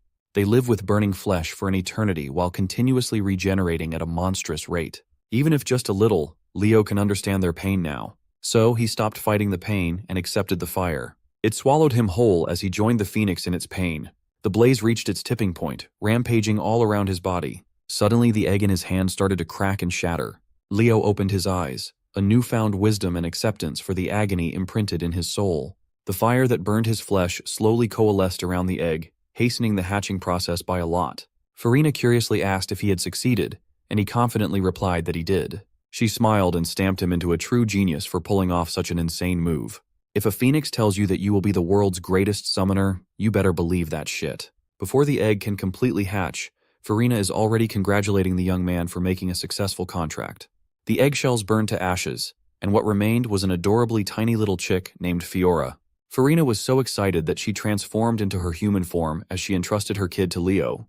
By all accounts, Fiora just looks like an ordinary red chick. She's really cute, though. By midday, the majority of the students had already returned to the beach. Almost all of them brought back inoffensive summons that can be easily found in the outskirts of the woods. Miss Yura turned to her associate, Carlo, and asked how much time the rest of the students had left. Well, those who haven't returned only have 5 minutes remaining to do so. And as she expected, the only ones left were the 4 standouts she singled out. From deep in the woods, a rumbling can be heard. A giant fucking bear came running out, bulldozing the trees and everything on its way. On the back of the cuddly predator was none other than the scruffy Chen Xia. She managed to tame an aqua bear cub as a prospective knight. That is an impressive feat. Her entrance was quickly overshadowed by the shadow cast over her tamed beast. The quiet dude bagged a shadow crow as his summon, and is now aura farming by riding one of its talons all the way to the beach. Even famous summoner families would find taming a shadow crow difficult. He only managed to tame one but hasn't made a contract yet. He is up to par with Miss Yura's expectations, though. He has done more than enough. A minute later, the students started freaking out at the sight of a flawless white serpent crawling onto the beach with Eliza riding on top. Eliza haughtily asserted that she went ahead and contracted this Gorgon snake just because they don't have one in their family yet. She's just farming for the Pokedex. Carlo finally called time, signaling the end of the exam.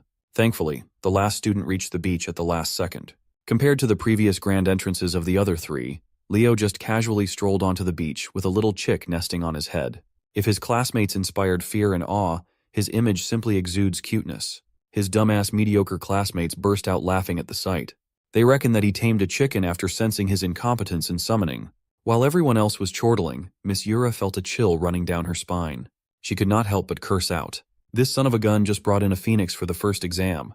By sunset, the freshman summoning class had officially ended, and the students were escorted back to the academy. While everyone else's day is over, Leo still has some business to discuss. He fixed his tie and knocked on the office door. A sweet voice beckoned him to come inside.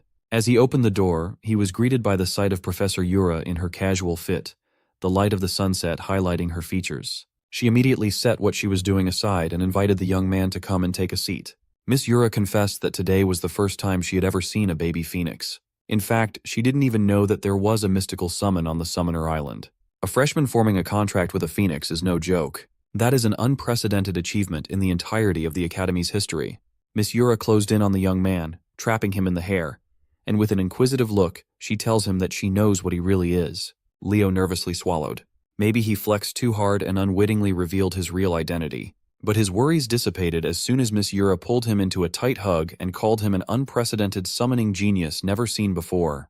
While she wants to praise and acknowledge what he achieved, the professor thinks that they should keep his contract with Phoenix a secret for now. If such a massive piece of news is revealed, things will get very noisy very quickly. For now, she wants him to make sure to choose summoning as his main major the very day the exploratory classes end. In her eyes, this young man has the raw talent to become a summoning hero who will be remembered for ages. By the way, I know what you think, guys, but reality is harsh and there's no way for you to become her summon. The next day, Lumine Academy and its residents woke up to a beautiful morning. Chloe walked through the halls, still sleepy and yawning from not getting enough rest. Carr caught her yawning and teased her about her mouth being torn if she kept it up.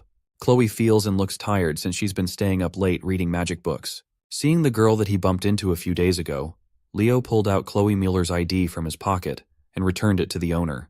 She thanked the freshman representative for saving her the hassle of applying for a new one. What she found odd was the fact that Leo was also going to listen to magic classes. He reasoned that since they're still in the exploratory period, he might as well attend as many lectures as he can. Chloe, on the other hand, is only interested in magic, so the only classes she attends pertain to the subject. Carr quietly whispered to his buddy that this Chloe chick, this ice woman, was aiming for the top of the magic division. You see, Carr's mouth doesn't have volume control, so Chloe Mueller heard all of that. Carr immediately noticed the temperature drop as soon as she stared at him. Just as he was about to wriggle his way out of trouble and move to the back, a massive ice pillar stood in his way. It was a perfect crystallized pillar that nearly locked Carr inside the iceberg. With nowhere else to go, Chloe dragged him into the front seats to behave and pay attention to the class. The next second, another familiar face showed up in the lecture hall. Two of them, in fact. Unsurprisingly, Abad and Chelsea Llewellyn, the prestigious mage family, are also present for the magic class. Suddenly, the door swung open and the atmosphere of the entire room shifted.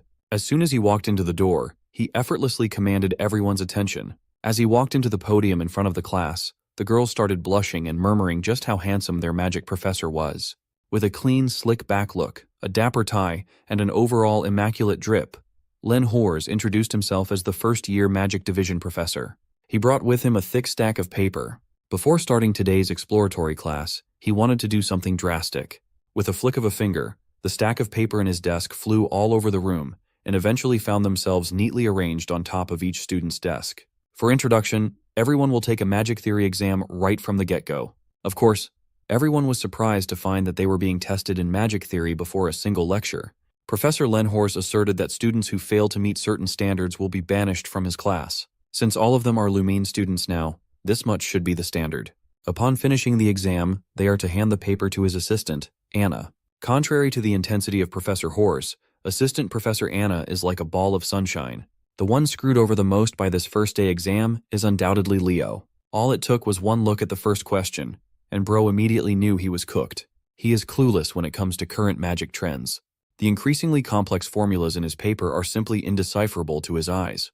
While the clock ticks, every student tried their hardest to squeeze the last bit of their brain juice to answer the intricate questions. As grains of sand fall to the bottom of the hourglass, tensions rise. Their futures as magic heroes depend on this exam. When the time was up, the students discussed how surprisingly easy the exam was. But none of the best and the brightest managed to answer the last question. Compared to them, Leo was stressed. He only managed to answer one question even though he really tried his hardest. As he shakily submitted his paper, he regretted not learning more about modern magic before coming here. Thinking that it was hopeless, he immediately left. He couldn't stand staying in the lecture hall out of embarrassment. He reckoned that he should just study magic on his own time. For the past 100 years, magic has evolved by leaps and bounds. Magic that once required a perfect understanding of complex concepts can now be used just by memorizing mind-numbing activation conditions. Professor Hors quickly checked the papers. Bro didn't even need any supplies. He's raw dogging it with his fingers. Meanwhile, Leo concludes that magic's development towards memorization has worsened the overall level of magicians in current times. After checking the exams, the professor flexed his magical muscles to his students a little bit. He summoned a bright orb of light that illuminated the entire lecture hall with strange runes and other worldly concepts swimming around. This is the essence of the magic he personally crafted. From start to finish, he built this magical algorithm brick by brick. The goal of his class is to create students capable of researching and making their own brand of magic. That is also why he made them take a test on the first day of exploratory classes. There were 49 questions worth 1 point each, based on simple memorization of increasingly difficult concepts. The last question, worth 51 points, analyzes the true essence of magic. Professor Hors hopes that in the future, his students can become magicians capable of solving that last question. Chelsea breathes a sigh of relief. Now she can rest assured that no one else got the last question correctly. She didn't even know where to start solving it. She looked up and saw Leo's seat empty with his exam paper neatly laid down, thinking that he had given up. That bummed her out. It would have been nice to attend magic classes with him. After the professor's impassioned speech, his assistant came up to him and whispered something with urgency. Anna quietly told him that there was a student who solved the 50th question correctly, shocking the stern professor. The stoic and firm Len Hors vanished. He heartily laughed in front of the class upon hearing such good news. He asked his class who among them just made history as the first student to figure out the 50th question in one take and get a perfect score. Professor Horse was blushing and salivating at the thought of molding a generational magic genius. But Anna quickly corrected him and said that the student didn't get a perfect score. That was fine too. He didn't let that bother him. He reckoned that the student must have missed a few items due to spending so much time at the last part. Then Anna just dropped the bombshell with another whisper. The student who got it right only solved the last question and left the other 49 untouched. The professor demanded the name of the student, and Anna gave him Leo Plov's student file. Professor Horse called Leo's name out loud, ordering him to stand up. But it was too late. Even his friends didn't notice him slinking out of the classroom after shamefully submitting his work. To break the awkward silence in the room, Chelsea carefully raised her hand and explained that Leo left right after finishing the test. His test score is an utter anomaly. He technically scored the highest out of everyone else by solving the last part and nothing else. The subject of the magic class's uproar is already in the cafeteria, hanging out with Celia. He shared what just happened, and she laughed at his face for fucking up the exam. He got a cute baby bird in the summoning class, and he crashed out in the magic class. In Celia's opinion, Leo must realize that he's doing something wrong with his school life. She insisted that he should just focus on his swordsmanship. He's a knight major, after all. When asked if she would like to do some stamina training, she immediately changed the subject. Their friendly conversation was interrupted by a ghastly presence zooming in behind Leo. Professor Hors is fuming. He thinks this knight major kid just made fun of his class. He confronted him about leaving after just one question. He asked if the questions were so easy that they weren't worth answering. Leo stood up and respectfully cleared up the misunderstanding. He confessed that he genuinely thought he had zero chance of passing that exam. For him, every question except the last problem was way too hard, and he had no clue where to even start with any of them. He slyly explained that he studied magic on his own by reading old magic books, so he wasn't up to date with any of the modern ones. A thought started forming inside the professor's mind. He then picked up the young man off the floor like he was a cat or something. When he let go, Leo had never been so confused in his entire life.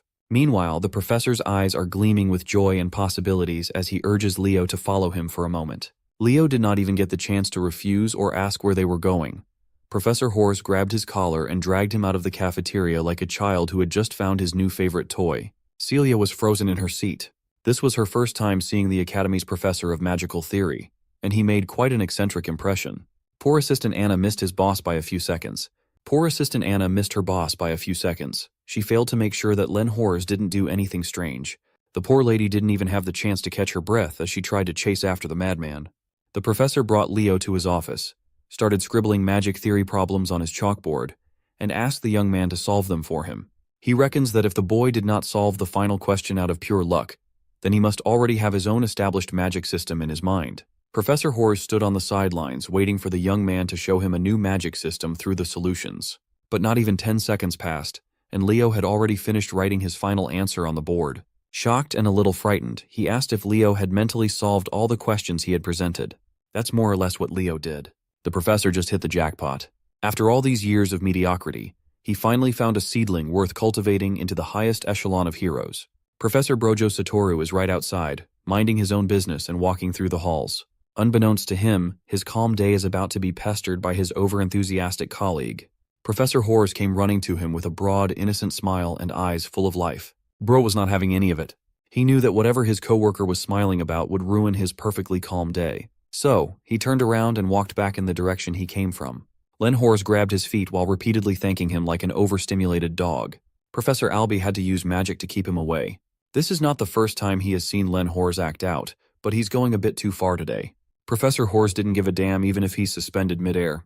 He just wanted to express his gratitude for discovering the genius that is Leo Plov. Albie was confused. Why would this magic fanatic call a knight in training a genius in magic? Hearing him mention knighthood and Leo in the same sentence made Professor Hors irate. He insisted that the kid must become a sorcerer at all costs. He won't stand by and let such a talent rot away while wielding metal sticks. Finally, his assistant and part-time babysitter Anna caught up with her boss. While he was ranting about how sending Leo to the Knights would be an insult to the field of sorcery, Albie dropped him to the ground. At least the professor is very appreciative of Anna catching his fall. After running all over the campus, the sunshine and rainbows demeanor of the assistant is gone as she insists that they return to class. Speaking of the devil, Leo walked past the commotion, and Professor Albie gave him a reassuring smile. The young man reckoned that sorcerers have not changed at all with time. Even to date, they're all lunatics. A week after the magic theory debacle, the exploratory classes finally ended. Leo is just chilling on the roof, reading his book away from any drama and over-the-top commotions. As usual, he is researching his own legacy. Today, Kyle, the supposed hero of the beginning, is widely known as a fraud. Seeing how the world moved without him and the change of perception is still weighing on his mind. While he was quietly contemplating the passage of time on the rooftop, the first-year professors were running around the campus halls. Without even knocking, they barged into the principal's office with complaints.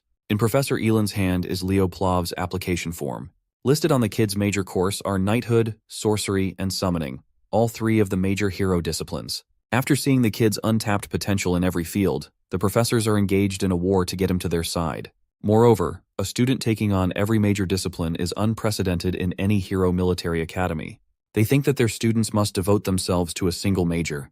Principal Badian just laughed at their squabbles, saying Leo reminds him of that fictional hero from all those grandiose storybooks. Hearing the principal made the professors pause their chaotic debates. Principal Badian cited that the fifth-grade hero, also known as the hero of the beginning, Kyle, is the only person who allegedly mastered all classes in history.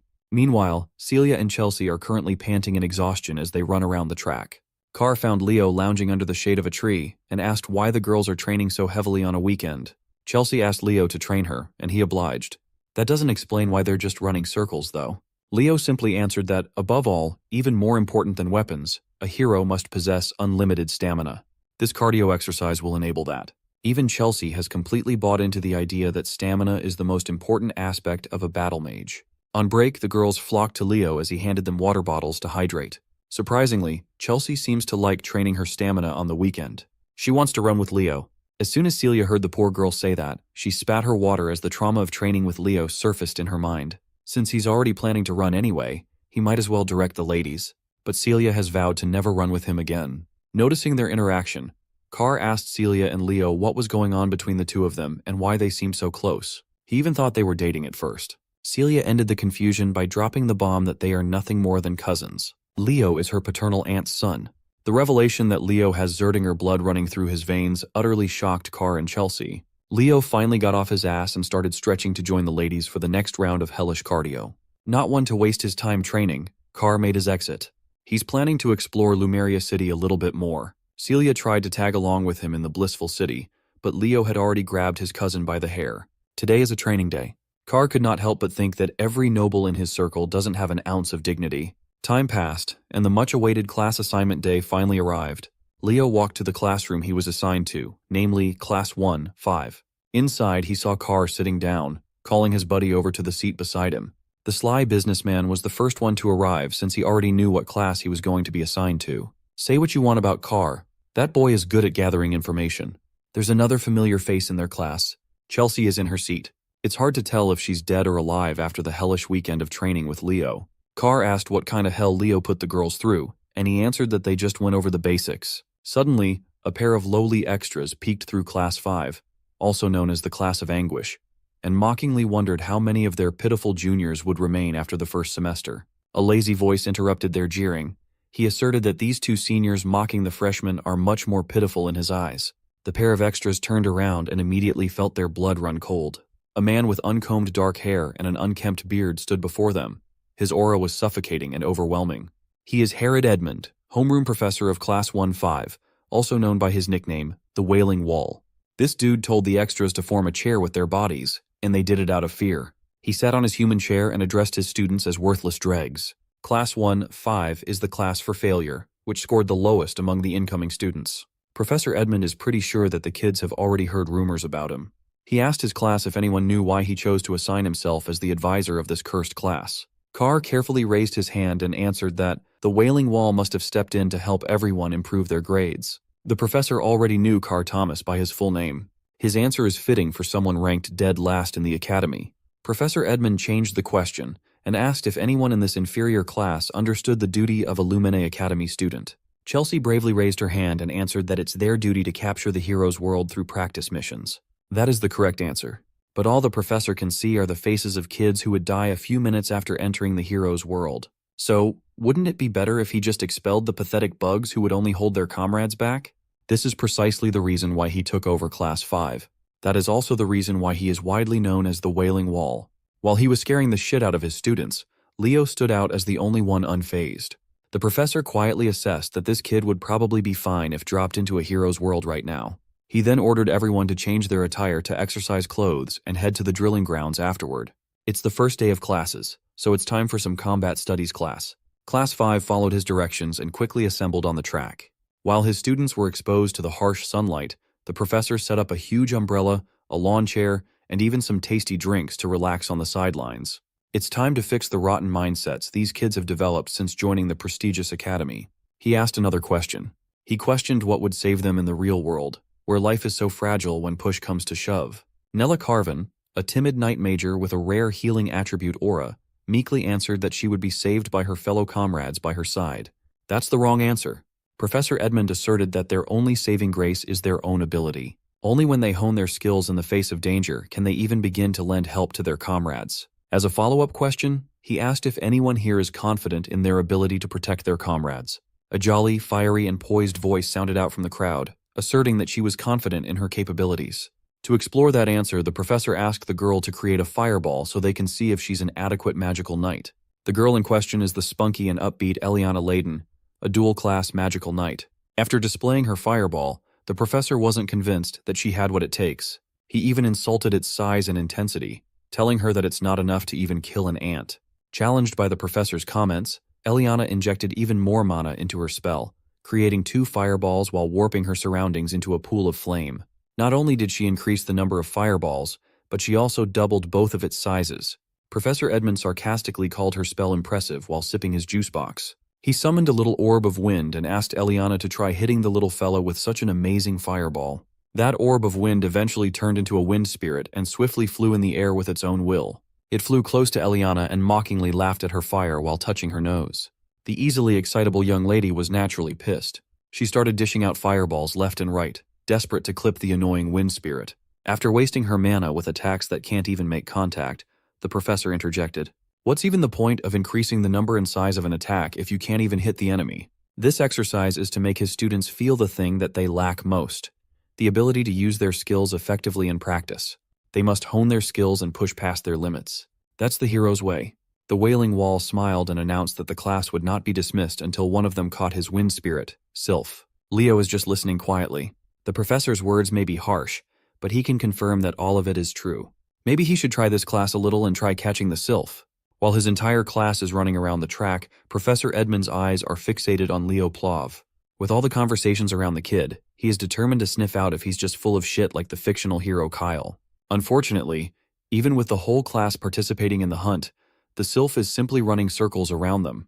From a distance, Leo emitted his aura, controlling and directing it to focus on his feet. With one mad dash, he launched himself like a scarlet cannonball, leaving destruction in his wake. His speed skyrocketed to its limits. His focus is impeccable. Maybe he really is the first true all-class hero to be born. Carr and Chelsea were already winded after trying to catch the unreasonably fast wind spirit. Then came our boy, his feet and body clad in a burning aura. Using the enhanced concept of aura step, he made his way to the skies, the blind spot of the unruly Sylph. With gravity and momentum from the aura step, he launched himself downwards, leaving little to no window for the Sylph to dodge or get out of the way. His first try ended in a fail by a millisecond. It looked like he botched his first attack, but the smile on his face says otherwise. He subtly manipulated the streaks of aura in his hand, forming a thread that attached itself to the Sylph's foot. This effectively held the wind spirit in place to be grabbed. Unfortunately, none of the Class 5 students got to the stunned Sylph first. It was captured by the lightning-fast brat Duran instead. Just as expected, his speed is really outstanding. But he only captured the Sylph due to Leo's aura thread restricting its movements. Nevertheless, the smug look on the brat's face is still annoying to look at. Another person walked into the field while cheerfully clapping his hands. This pompous-looking man is Sejin, the homeroom professor of Class 1-1. Right now, he is second in the graduating voting class. He took this chance to flex the talent of his class, even offering to teach Class 5 a thing or two. Meanwhile, Professor Edmund isn't even looking at the field. He's snug as a bug in his chair while sipping on juice boxes. He then asked his colleague to take over his class for the day. While Professor Sejin is number 2 on graduating class voting, this chill guy is consistently bagging number 1 every year. The students, especially Carr, are hyped to see the clash of the 2 pillars of Lumene Academy. These 2 professors have worked at the academy for over 2 decades. Professors Ain, Yura, and Len were apprentices of these 2. Overhearing his yapping, the adorable Nella Carvin asked Carr how he knew so much about academy affairs. Unfortunately, this boy has no riz at all and is prone to scaring the hose. Professor Sejin haughtily laughed. While he doesn't know what his rival is scheming when he takes charge of the worst class of freshmen, Sejin is eager to find out. So he requested a competition between classes 1 and 5. As for the event, they are going with Lumene's historic ball sport called Bastara. Professor Edmund stood up from his chair and called Sejin a genius. He shook his bro's hand and added that learning through practical experience is the best. After accepting the challenge, he slumped back into his comfy chair and left all the officiating and supervising to Sejin. Professor Sejin can't fathom just how he keeps on losing the graduating class vote to this lazy-ass man while his students look at him with pity. At least the Wailing Wall addressed his class one more time, saying that this Bastera match against Class 1 is an opportunity for them to practice their skills. And one last thing, He warned them that if they lose, everyone in the class will be expelled. Hearing that, even the students are shocked since it's their first class ever with him. Not to mention that their opponent is Class 1, a class with 3 captains on their side. Herod doesn't care about their excuses and tells them to try even harder in that case. Also, he thinks there's very little for them to worry about when they've got the freshman representative of all people in their class. He instructs Leo to choose 6 candidates for the competition. Contemplating his teacher's request, Leo is certain that he's being tested for some reason. It's not coming through a place of disgust. Rather, the kids in his class have all lost their spirit after just 1 week of enrollment. With their spirits crushed, Leo thinks that Herod wants to use him as a means to lead the defeated students of Class 5, since they've lost all hope already. Class 1's teacher uses his magic to create the arena, while Leo thinks that there has got to be some kind of way out in the Bastera competition, a way to help his classmates from their despairing situation. Lumine Academy's top brass are facing Class 5. Even Chelsea is sweating bullets in fear. She tries to explain the rules of the Bastera game because Leo doesn't know a thing about it. The game is a combat sport that stood the test of time at the academy. Based on that description, it doesn't sound more special than just a ball game. Thomas explains that it isn't so simple like that. In reality, it's much more threatening than a simple game. The Sword Princess Celia eggs on Chelsea for looking pale in defeat. Her provocation ends up with Chelsea lashing out in anger, refusing to lose to a Zerdinger. Leo, on the other hand, is as cool as cucumber and urges them to relax, since they won't be losing anytime soon. Celia is pissed and wants to show him the results of her training soon enough. As for Chloe, she's hell-bent on scoring a win against the freshman representative, unlike their previous outcome. Anyway, Sejin tells the participants to approach the arena. Leo looks to his classmates to ask who's going to join. 2 of them step forward, those being Chelsea and Eliana. The stakes are high as losing guarantees expulsion, which is why they're willing to do whatever it takes to win. Thomas and the others also quickly follow suit, as Leo signals to the professor that their class is ready to begin. Sejin whips out the ball and tosses it up in the air. Each participant from both teams has their eye set on the ball. The game begins with Duran and Leo reaching for the ball, but Lightning Boy is a second faster and manages to snatch the ball, seizing the initiative. The game has literally just started, and this man Leo decides that now would be a good time to learn the rules. Turns out the rules are quite simple. All he has to do is infuse the ball with aura, shooting it into the goal without using one's body. The first team to reach 11 points will win the game.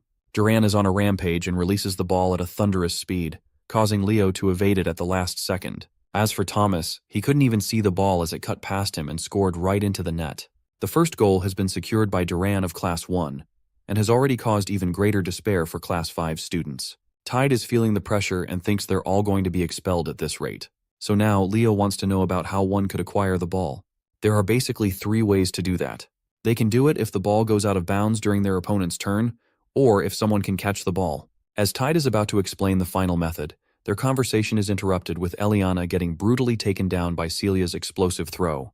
The Sword Princess mocks them for carelessly talking when they should instead be focusing on the match. The situation is really bad for Eliana. Players can't directly attack or block opposing players, so the third way is to cause the participant unable to continue. The only way to do that is by attacking others with the ball. Leo has heard enough and seizes control of the ball, believing that it's the right time for them to fire back. Eliana is rendered unable to continue, leaving Class 5 with 1 less classmate to fight with. Both professors are observing the match. Sejin reflects that any team with an advantage of the fire element usually possess overwhelming advantage in the game, and when it comes to the House of Zerdinger, their flames are the most powerful. He can't figure out why Herod decided to entertain the challenge, knowing that the Sword Princess is in Class 1. He thinks that there's just no way for Herod's class to fight back. In response, the lousy professor simply yawns at him, as if to think nothing of his words. Addressing Sejin, Herod brushes an old memory of his first student from the House of Zerdinger. That woman is known as the Empress of Bastera, a complete monster in the game. Herod is happy to share that her child is playing the match for Class 5, a piece of knowledge that shakes Sejin.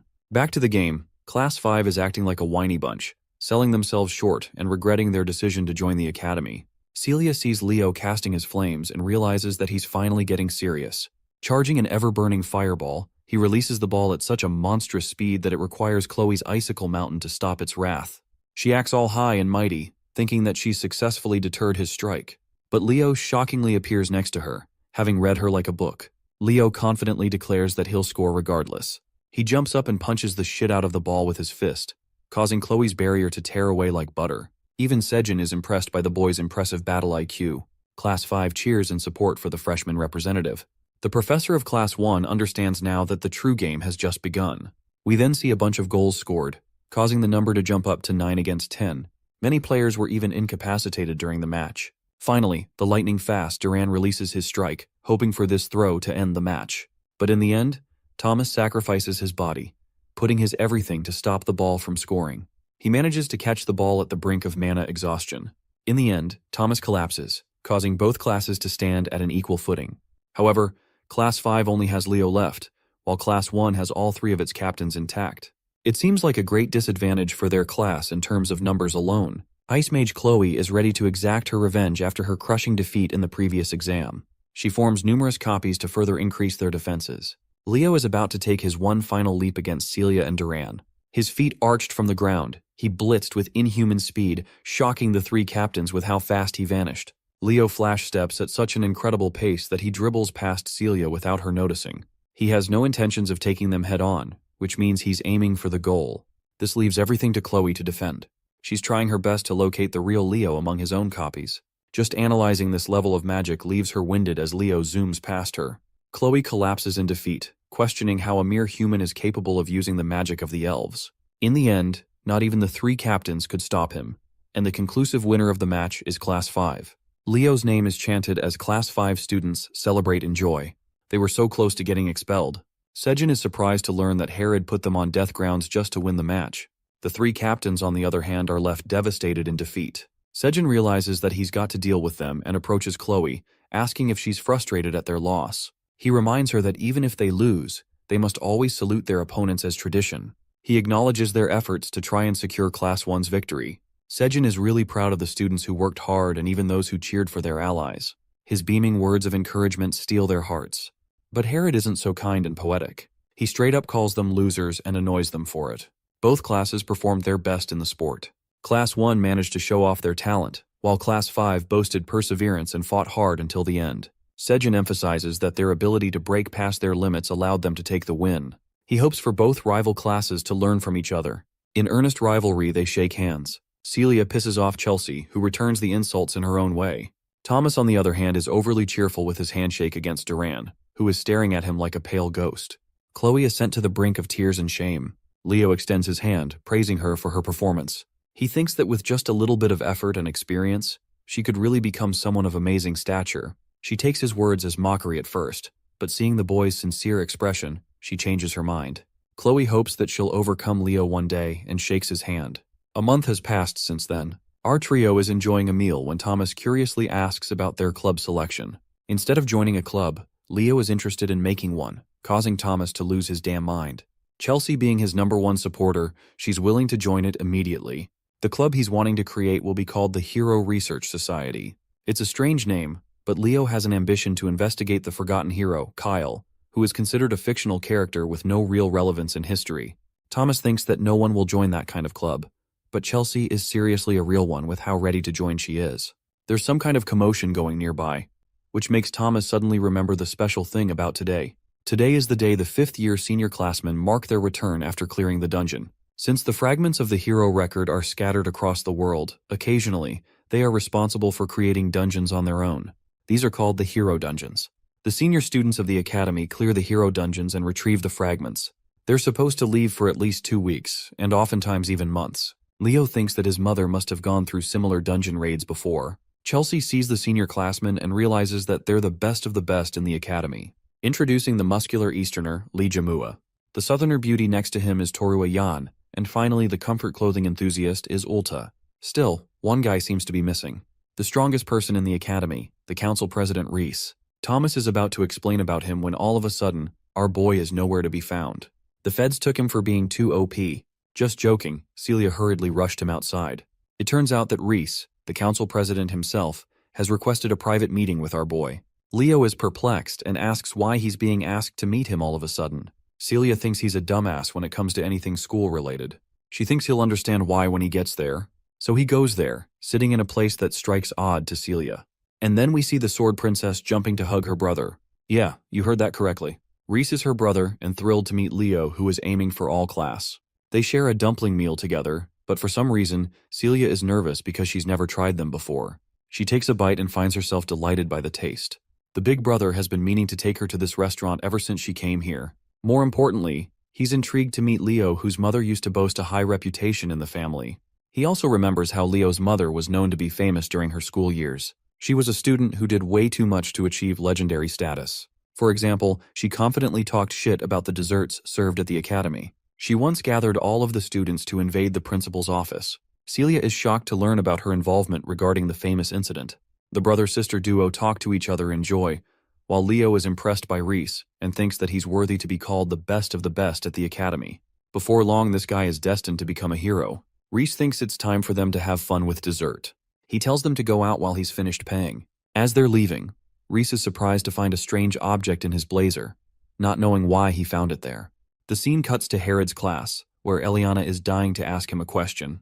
This guy straight up calls her question pathetic before even hearing it. He's got no chill. Eliana wants to know why they've yet to choose a class representative for Class 5, since the other classes have already decided. Herod thinks lightly of the suggestion and casually admits that he forgot about selecting one. Being the lazy asshole, he literally just tells Leo to become the representative. Eliana and Tide have to remind this clown about the democratic selection process. However, they quickly learn why it's for the best to stay shut. Herod wants the chosen class representative to take care of all the notes so he doesn't have to work. Through a transmission, the students are told to take the Hero Studies joint class. The first-year students are requested to go to the auditorium at once. Leo asks if they should be leaving immediately, and his suggestion is approved by the teacher. They meet at the auditorium where Leo and Thomas stumble into an exhausted Chloe. This girl is looking like a zombie and begging to purchase some recovery potions from the alchemist. The purchase is made and she receives the only potions he has. Leo thinks she might be doing too much when it's only the start of the year. Chloe chugs the potions and refuses to accept Leo's advice. Since she's the top student in magic theory, she's extremely anxious about her position. After all, it's only a matter of time until Leo learns modern magic and quickly bulldozes her in that exam too. Thomas, being an idiot, doesn't get what's so bad about being second place. Chelsea has to remind this dumbass about Chloe's position as the tower magician. Battle mages don't ever have to worry about falling behind in theory, but for Chloe, it's everything. The magic investigation and research is the heart of the magic tower, so her very pride is at stake here. Chelsea is annoyed and really wonders if the alchemist is a magician at all at this point. Meanwhile, Chloe isn't looking sharp despite the potions and notices something. Right then, we see Headmaster Kalian observing the strange reaction of the damaged hero's page. Reese has brought the hero's page and claims that it reacted to something. It ended up damaged to a certain extent that it should never have reacted, and yet it did. There wasn't even a relic around for it to happen. The headmaster asks if it reacted after the incident, and learns that it didn't react again. Kalian is deep in thought and has decided to focus on this matter on his own. He tells Reese to rest up as he just returned from the mission. The headmaster asks his assistant Elena to take the damaged hero's page to the auditorium in the Hall of Beginnings. He wants it to be present in the first year's joint class session. We come to learn that fragments as small as this are capable of reacting if the person mentioned in the hero's record comes in contact with it. In this case, it's Leo, but none of them know that yet. In the Academy's auditorium, the first years are sharing their first joint class session together. There's too much noise, which is why the cute Professor Artian has to request them to remain silent. Ignoring her warnings, they still bicker about carelessly. Artian is fed up and releases her fiery rage, reminding them with a shivering warning to shut up unless they're looking to die. Her cute and shy demeanor suddenly turned into cruel and killing intentions. She cusses the heck out of them for being morons. Artian experiences a jolt after learning that they've all gone quiet. She returns to her dainty and shy demeanor, acting like nothing happened just now, while the rest of the students are sweating bullets. They've simply come to accept that she's scary as hell when she needs to be. Leo has observed her powers and regards her as a spiritualist, which were extremely rare even in his previous life. Artian initiates the class session with a dagger in hand. She talks about the appearance of the hero record and what caused the hero clans to appear in the first place. In order to open a hero's world, an object holding sentimental value to that hero is required. Basically, a medium of some kind. That's why it's much easier for the hero's descendants to open a hero's world without much difficulty. It's also why the Academy reserves the hero's records, treasuring the relationship built between their families. To give it a perfect analogy, it's kind of like the relationship between a key and a treasure chest. Leo's impressed by the explanation and is all ears to hear what's next. Artian continues to emphasize the importance of hero studies, which is crucial for uncovering clues about a hero's world and increasing their understanding. As the students advance through the years, they'll end up choosing a hero to draw strength from and clear their pages. The professor's explanation is cut short by Elena's sudden appearance. She showcases them a hero records fragment that the 50-year students recently collected. Seeing the mystical object, the students roar in excitement. She opens it up slightly before closing it shut. Ardian wants to tell them anything before experiencing what it's like to see the fragment. She wants to know about their intentions after becoming heroes. Celia jumps ahead and claims that she wants to become the strongest knight in her family's lineage. Ardian is impressed by her ambitious goal. Meanwhile, Chloe is interested in writing a spellbook that acts as a record of her original creations. Many students exchange their ambitions all the same. Thomas wants to play a supportive role to the hero candidates. At last, Leo stands up to declare his outrageous goal. His objective is to fully destroy Erebos for good. This declaration catches the attention of not only the students, but also the professors. Ardian tries to transition smoothly, despite being shaken by his words. The rest of the students from the other classes are gossiping about his fancy goal, believing that they're just empty words. As for the professors, Herod is kind of stumped, knowing that Leo just doesn't say things without intention. It's been 1,000 years since Erebos was divided into multiple pieces and sealed. However, he's also resurrected in similar ways over the recent years. Even a single piece is responsible for unleashing much destruction. But this kid just started the impossible. He doesn't just want to eliminate one piece of the demon, but the entirety of Erebos itself. Ardian wants to help explore the hero's record at last. She wants to give each class a chance to guess the hero's page, before moving on to her explanation of how one can clear a hero's world.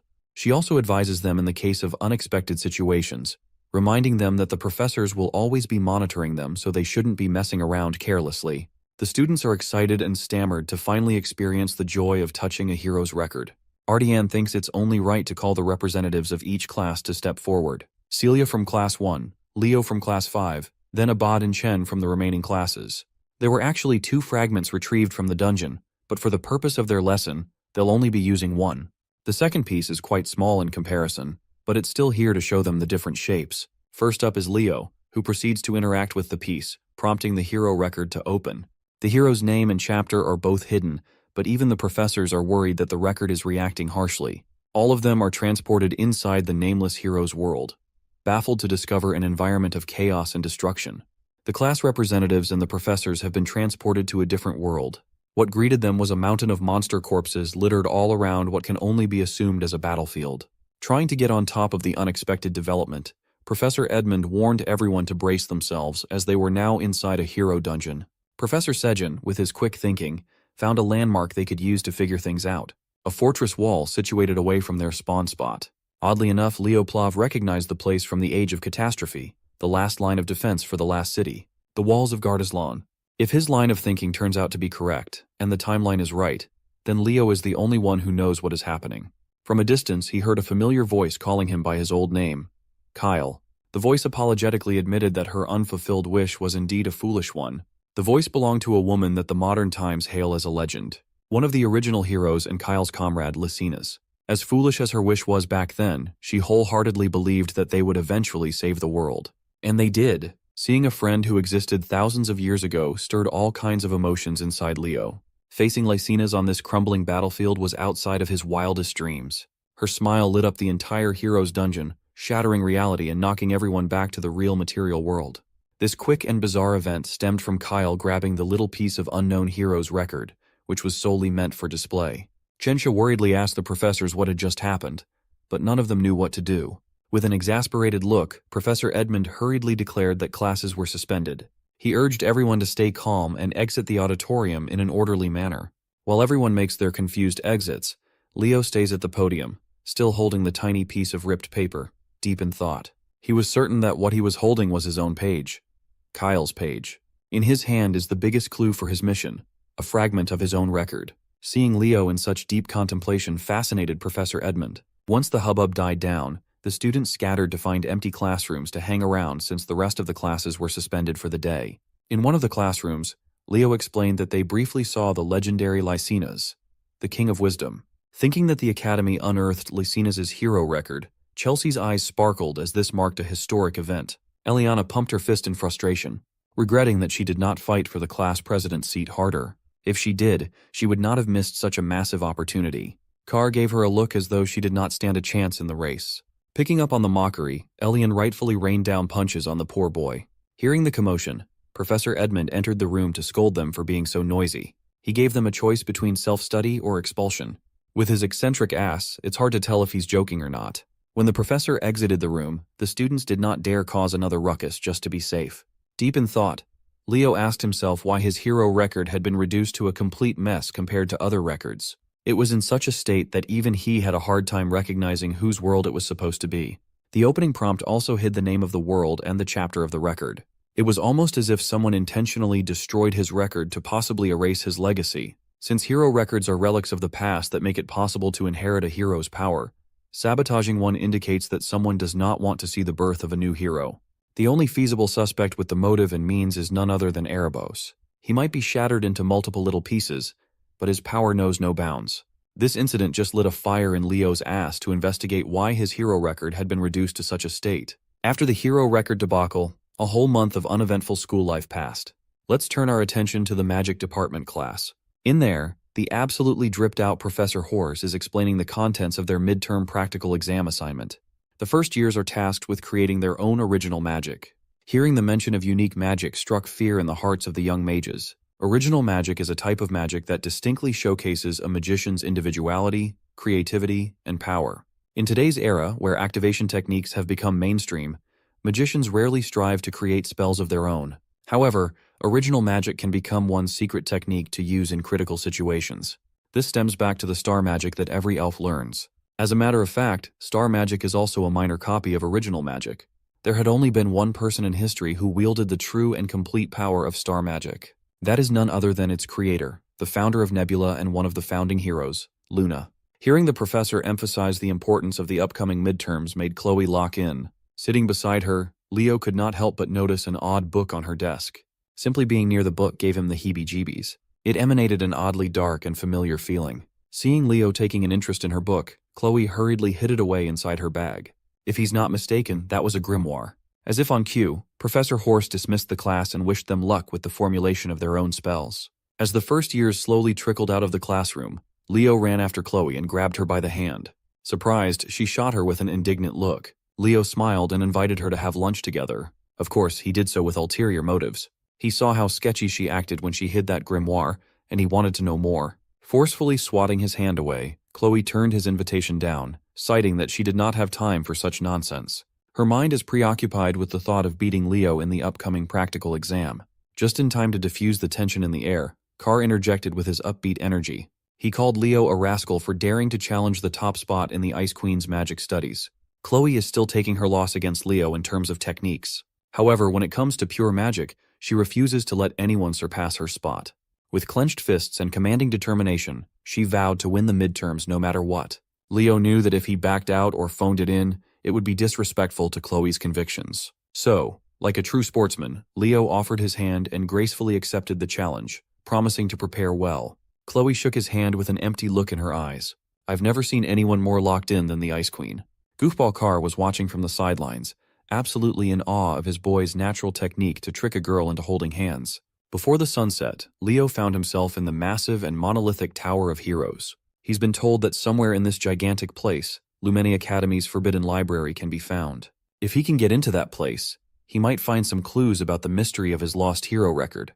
As he ascended the stairs, some seniors were charmed by his aura. Halfway through the top, someone called him by his full name. It was a senior with tanned skin, curly hair, and big round glasses. Dare I say, an absolutely baddie. Blowing her bubblegum, she asserted that she's been hearing a lot about the young prodigy from Professor Len Hors. This baddie is Torua Yan, a 5th year in Lumine's Department of Magic. Leo politely bowed and extended his greetings, not thinking much of the interaction with the senior. He tried to continue walking up, but Torua extended her long legs, stopping him from going any further and asking what business a first-year student could possibly have at the Tower of Heroes. Leo truthfully answered that he was simply here to meet with the student council president. Seeing his confidence, Torua's interest was piqued. She insisted that if he joined the magic department exclusively, he'd have plenty of opportunities with regard to the tower. She was quite pushy, even though he was already taking classes in the magic department. Torua finally stopped messing with him and moved her leg away. Leo continued on his way and thanked her for understanding.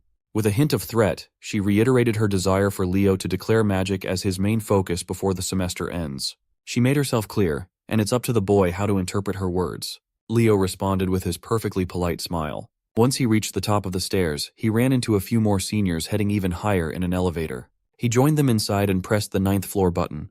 Much to his embarrassment, the button refused to activate no matter how many times he pressed down. He continued pressing and pressing, and the faulty lift continued to test his patience. Leo would have been stuck on this floor if it hadn't been for a friendly voice explaining to him that the buttons only activate when mana is channeled into it. The manly voice belonged to another senior who recognized Leo. This one sounded a little more upbeat and polite than Torua. This kind-looking big man is Lee Zamua, another fifth-year student in the night department.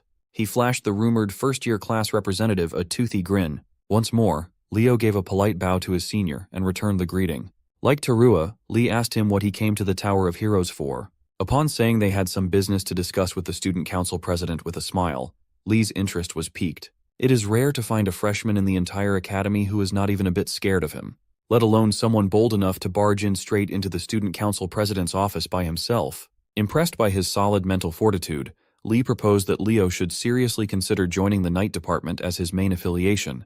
Tired of having the same conversation over and over, Leo just dryly laughed. Finally, after various interruptions that drained him before the main topic even began, Leo reached his destination. He knocked on the door, introduced himself, and asked President Reese if he could come in. A warm and welcoming voice from the other side of the door invited him in without a fuss. It looks like President Reese is knee-deep in paperwork, even though it's nearly sundown, but he welcomes Leo with a smile. Without wasting the president's time more than he already has, Leo got straight to the point. He asked to have access to the Academy's forbidden library. Hearing such a request shifted Reese's mood to become more serious. He knows that Leo is not the type to mess around, so he gladly explains the gravity of this request. You see, there are only two ways for an ordinary student to access the sacred forbidden library. The first and most straightforward way is to conquer a hero dungeon, which is easier said than done. Upon a successful dungeon run, it is customary for the conqueror to personally return the retrieved pages to the hero record stored in said library. Knowing that he was far off from getting access through that method, Leo asked for the second way in. President Reese leaned forward, and with a wily smile, he promised to spill the secret of this second method once Leo finally joined the student council. A few days after getting cornered by seniors and the student council president, the day of the night department's practical exam arrived. For the first day of this monumental practical exam held in the Academy's open track stadium, a lot of people, students and faculty alike, have come to watch. Being the natural businessman that he is, Carr brought out a whole popcorn cart to peddle his goods to the audience. His sales talk was pretty straightforward. One can't watch the upcoming matches without munching on some popcorn, right? Seeing their friend bust out the big guns, Chelsea doesn't know whether to be impressed or embarrassed. Eliana, on the other hand, felt like Carr would have already gotten filthy rich if he wasn't stuck in Lumani. Leo lined up with his freshman night department peers and scanned the audience. Sure enough, Chloe did not come to watch. Professor Ain stood on the track, mean-mugging his students to instill the seriousness of this upcoming assessment. Without further ado, he called on the first pair that will be sparring in the first and opening match. The first one is Class 1's Hall Snafe, a snaky-looking young man with eyes and a smile that cannot be trusted. His opponent is none other than our boy, Class 5's Leo Plav. The combatants stepped onto the stage, hyping the whole arena up. In the stands, Carr is busy looking for more customers, and his eyes are locked in Professor Sejin's direction. He cheerfully ran towards the grumpy professor, eager to earn some more dough. With samples in hand, he asked Professor Sejin if he would like to buy some popcorn and drink combo to go with the match that was about to start. Being the snob that he is, he harumphed as if the idea of eating popcorn was below him. He believes that only slobs like Professor Edmund Harlan would buy such a thing. Sensing that he was not going to break the professor so easily, he looked in Class 1's direction for an assist. Thankfully, Celia was there. One look was all it took for her to understand what Carr needed. Using her secret technique, she turned her cutesy charm up to 11 and asked if the professor was buying the whole class some delicious popcorn. With the trap set up, all that's left for Carr to do is egg on the rest of Class 1 to cheer for their professor's generosity. Seeing his kids chant his name with such vigor, Professor Sejin's defenses slowly crumbled. He might be a snob, but he's also a hard-working professor who just wants his students' affection. The great professor caved in and asked Carr to hand his students a popcorn and drink combo, but strictly limit it to one per person. While Carr is cashing in on his booming business, the combatants for the opening match have taken their starting position. With a confident, bordering on a cocky smile, Leo called his opponent lucky to be the first victim. Hall Snafe could sense that the first-year representative did not see him as a real opponent at all. He is determined to make Leo regret that. This snake boy, Hall Snafe, hails from the heroic family of the Snafe lineage. Before the first round officially starts, let's hear the assessment's basic structure from our favorite popcorn vendor. You see, midterm practical exams for the night department consist of a simple series of duels. Those who achieve 5 sparring victories will get a passing grade. An air of uncertainty filled the stands. Although they're all aware that Leo is the first-year representative, only a handful of them have seen him in action. Since Leo is also majoring in 3 departments, they believe that he should have a gap compared to those solely focused on just one. Not to mention, Hall is the 3rd best in Class 1, behind the absolute monsters Celia and Duran. His weapon of choice is the spear, and his aura contains a sharp and toxic form. Brandishing his spear with impressive accuracy, Hall demonstrated his skill. In his mind, he only knows Leo as the arrogant guy who's always hanging around Celia. Professor Ain gave the final reminder that the one who renders their opponent unable to fight back will get the W and treat this sparring match as if it were a real battle. As soon as the starting signal was given, Leo was taken aback when he felt a dark aura that he had not felt in a long time. Surprisingly enough, that dark aura did not come from the enemy in front of him, but in the direction of Lumine's campus instead. The slick and disgusting dark energy lingered in his brain and spelled a deadly premonition in his mind. Unbeknownst to Leo, this worrying aura originates from the library, where Chloe is burying herself in countless magic books in preparation for the magic department's midterm exam. The formula she's writing joined the many torn pages of underwhelming ideas she came up with. The pressure is starting to get into the Ice Queen. No matter how hard she tried, she couldn't seem to create a winning and unique magic with her abilities and knowledge alone. Reaching her wit's end, she took out her frustration on the books scattered all over her desk. The ghost of Leo's talent is living rent-free in her mind, and it's slowly eating Chloe up from the inside. Her refusal to lose against the boy wonder pushes her to her limit. When she looked at the books, she scattered all over the library's floor. One stood out as if it was calling to her. It was the grimoire she had been carrying for a while now. With nowhere else to turn to, she firmly believed that this thing was her only hope of winning. With her desire and need to retain the #1 spot in the department, her mind was left vulnerable and open to foreign influences. Her dilemma and the dark energy emanating from the grimoire were so palpable that they caught Leo's ability in the middle of his first match. Seeing that Leo was distracted by something, Hall took the opportunity to close the distance and punish the enemy's carelessness. He stabbed his spear, aiming for Leo's head.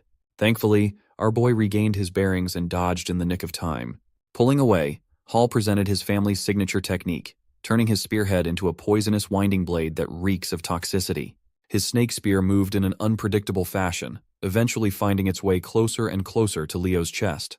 Maintaining his composure, Leo grabbed the spear with his bare hand without faltering or even blinking. Hall Snafe was taken aback. The power required to stop his attack must have been enormous. Making the mistake of being surprised, Hall lost the grip of his weapon as Leo pulled it out of his hands. Refusing to let go, Hall was dragged along with his spear. Not knowing what to do, he looked like an amateurish fool. Once he was pulled in close enough, Leo compounded the embarrassment by giving Hall a kiss on the cheek using his hardened fist. It sent the poor snake boy barreling through the track like a rag doll. He might have been distracted for a little bit, but a seasoned veteran like Leo would never make the mistake of being careless in a fight. Insulted by the embarrassing first exchange, Hall Snafe pushed his aura to the limits, filling the arena with toxic gas. He urged Leo to stop showing off as the real duel is yet to begin. Constantly pumping the green aura out of his body, the perimeter was filled with poison mist. Hall reckoned that since there are talks about how Leo can't even use aura, he can capitalize by leaning on his strength. Even if Leo is physically stronger, it's impossible to make up for a fundamental weakness. Seeing the green mist wafting in the air, Leo summoned his fiery aura while reveling at how rare poison auras are. As the mist tried to enter his effective range, Leo efficiently burned the poison without much trouble. Still confident with his supposedly superior technique, Hall ramped up his aura use. He believes that unless those flames are on Celia's level, he'll win the battle in the end. While the snake boy was stroking his own ego in the middle of the spar, Leo had already closed the distance unscathed. It's time to make this boy pay for being so arrogant and careless. Leo walked the rest of the gap between them like he was a JoJo character, his fire absolutely mogging the fuck out of the poison. Seeing the colorful display of auras in the arena, the audience was hyped as they chomped on their popcorn. In Class 1 seats, Duran watched the battle with his permanently furious expression. Celia was dumbfounded while Chelsea cheered for her man. Everything Leo does is cool in her eyes. Celia never would have thought that Leo had already increased the power of his flame aura to such a terrifying degree. Poor Hall Snafe also felt the unexpected of Leo's flame as he got closer and closer. By his estimation, Leo's blaze is already on Celia's level, the #1 knight in their batch. Who would have thought that a guy who's taking every major in the academy would be this good as a pure knight? Still, Hall steeled his resolve and prepared to pull out a move that he'd been saving in hopes of defeating Celia at the right time. He never expected that he'd be forced to use it on Leo Plav in the opening match of midterms. He shaped his aura into an image of a poisonous serpent, summoning a snake prison and launching it in the opponent's direction. Curious about the technique, Leo lets himself be caught by the snake prison, standing still while analyzing the serpent's image with interest. Hall really thought he was doing something impressive, even shooting Celia a glance in the stands while his cheeks blushed. The poor guy had been working on this skill to catch up to Celia's flame, and he was quite optimistic about this debut. In response to his timid blush, Celia sighed and pointed at the opposite side of the arena. Hall's momentary arrogance distracted him from the fact that Leo was already boiling his snake prison alive, causing the serpent's body to bubble and sizzle under the heat. With one final push, Leo completely eradicated the pitiful aura spell without much trouble. Hall's eyes widened. The technique he worked so hard on was burned away like it was some trash spell. Frustrated, he stopped using aura altogether and lifted his spear to attack. Throughout the entire battle, Leo had never even drawn his sword. When he finally did, he parried the spear with enough force to knock it out of the enemy's hands. Putting the tip of his blade against the brat's neck, he warned Hall to never take his eyes off a flame, or he might get burned. While the brat falls to his knees, Professor Ain announces the winner of the first match. In a fiery display of dominance, Leo Plav took the W. His biggest fan, Chelsea, felt her heart flutter as she cheered for Leo. Carr, always believing in his buddy, knew that Leo would win this one without breaking a sweat. Hall walked back to his corner and accepted that Leo was built differently, even when it came to real fights. No wonder he can be by Celia's side all the time. Much to his surprise, a familiar voice praised his performance even though he lost miserably. Looking up, he saw Celia smiling from the seats, celebrating his cool technique. Even though he lost, Hall just got complimented by the girl she's been chasing after. So it was not that bad. He'll hold on to that compliment for the rest of his life. Proceeding to the next match, the professor called Class 5's Elian Layden to the stage. Jumping right into the fray with his fiery energy, Eliana demanded to know who her opponent would be right away. When Professor Ain called Chen Xia of Class 10 to the front, Eliana's pumped-up energy was dashed. She was so hyped to whoop some ass, but she drew the short end of the stick, and now she has to fight one of the night department's top 3. The ladies took their position, standing opposite one another while waiting for the go signal. With a smile, Chen Xia wished her opponent good luck with a serene bow. Even her politeness felt powerful. Still, Eliana is not one to back down, even if the odds are against her. She returned the polite greeting with a determined smile. As soon as the starting signal sounded, Chen Xia's hand gracefully moved to summon her water aura. The waves danced around her body like a serene ocean. In contrast to her vibe, Eliana's fiery will took the form of wildfire while she held a rapier in her hand. Leaning into the strength of her blade, Eliana pushed her speed to the limit with a stab. Chen Xia prepared to receive the attack by surrounding herself with a water sphere. Watching from the stands, Leo can tell that tanking that rapier would hurt like a bitch. But so is running at full speed and bumping into a solid shield made of water aura. Eliana was too hasty. She tried to end the bout in one attack and was punished quite heavily for it. Chen Xia's water sphere wasn't just a purely defensive skill, it could cook her enemies too. For the second match, her serene power grabbed the W handily. Eliana stood up and wiped off the pain of getting clobbered in one exchange. Despite the embarrassing loss, she believes that she didn't do too badly. Leo had already expected this result. It was a horrible matchup to begin with. Still, the battle could have lasted much longer, and it could have gone better for Eliana if she had fought with a level head. For the third match of the day, Professor Ain called the Night Department's leading figure, Celia Zerdinger, of Class 1.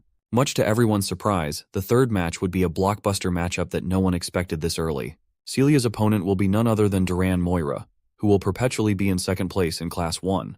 Celia looked at her grumpy classmate and smiled. She can already tell that this fight would be fun. Contrary to her smile, you can tell Duran is taking this spar with utmost seriousness. Back in the stands, Carr somehow managed to get a 3D glass while he got high on his own supply. He shoved the whole bucket to his seatmate, Leo, to share. Everyone's gaze was fixed on the stage. It's not every day you get to see the clash of titans. The vibe did not disappoint at all. The stage started heating up, and the energy was electrifying. Both of their offensive-oriented auras roared. With both blades drawn, the fight to determine the de facto top student of the Night Studies department is about to commence. As soon as the starting signal sounded, Grumpy Duran made the first move with his lightning-fast first step. His whole body and his sword looked as though they melded together in a thundering form. But Celia is a talented swordmaster in her own right. She had fast enough reflexes to parry the first few attacks without a problem. To most of the first years, this is their first time seeing the top scorer's combat power. Completely engrossed in the nail-biting battle on the stage, Carr asked Leo who he was betting on. Casually shoveling handfuls of popcorn in his mouth, Leo shared that Celia would lose if the bout continued at this pace. Carr was surprised by Leo's callousness. Still, he's not counting his cousin out just yet. Even from the stands, he can see the calm and collected look in her burning eyes. He reckoned that this girl must be hiding something up her sleeve and waiting for the right moment to dazzle everyone. Picking up the pace, Duran increased his speed to another level and continued his relentless assault. Caught off guard, Celia almost got nicked in the neck if her instincts didn't take over to move ever so slightly to the side. Confident that he could start overwhelming Celia, Duran entered a close combat showdown with his #1 rival. That was a big mistake. Celia raised her ornate blade and summoned a flame that eclipsed any blaze shown today. It burned so wildly and brightly that the arena's protective barrier started flickering, struggling to contain the power. Most of the freshmen had never seen a fight of this level before. Leo praised Celia's patience and timing in bringing out a brilliant move perfectly. Carr was confused, so Leo elaborated. You see, the freshman sparring field is fairly small and contained. Celia must have figured that since she can't keep up with Dura's raw speed, she can just turn the entire field into her own burning stage.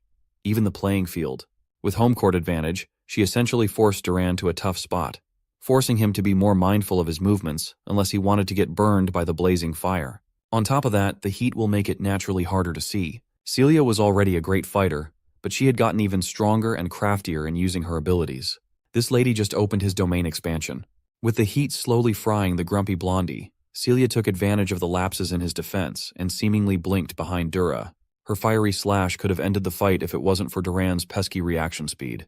Pushing himself to the limit, Duran gritted his teeth and brandished his sword in an act of desperation. Losing his calm in a spar against someone as competent as Celia is a death sentence. She completely neutralized his blade by grabbing it with her bare hands. Right when she covered the entire arena with her blaze, she's been absolutely dominating #2. Her immaturity and savagery showed by ending the bout with an unconventional attack. Instead of her blade, fist, or legs, Celia bashed her head against Duran's and knocked the grumpy blondie out cold.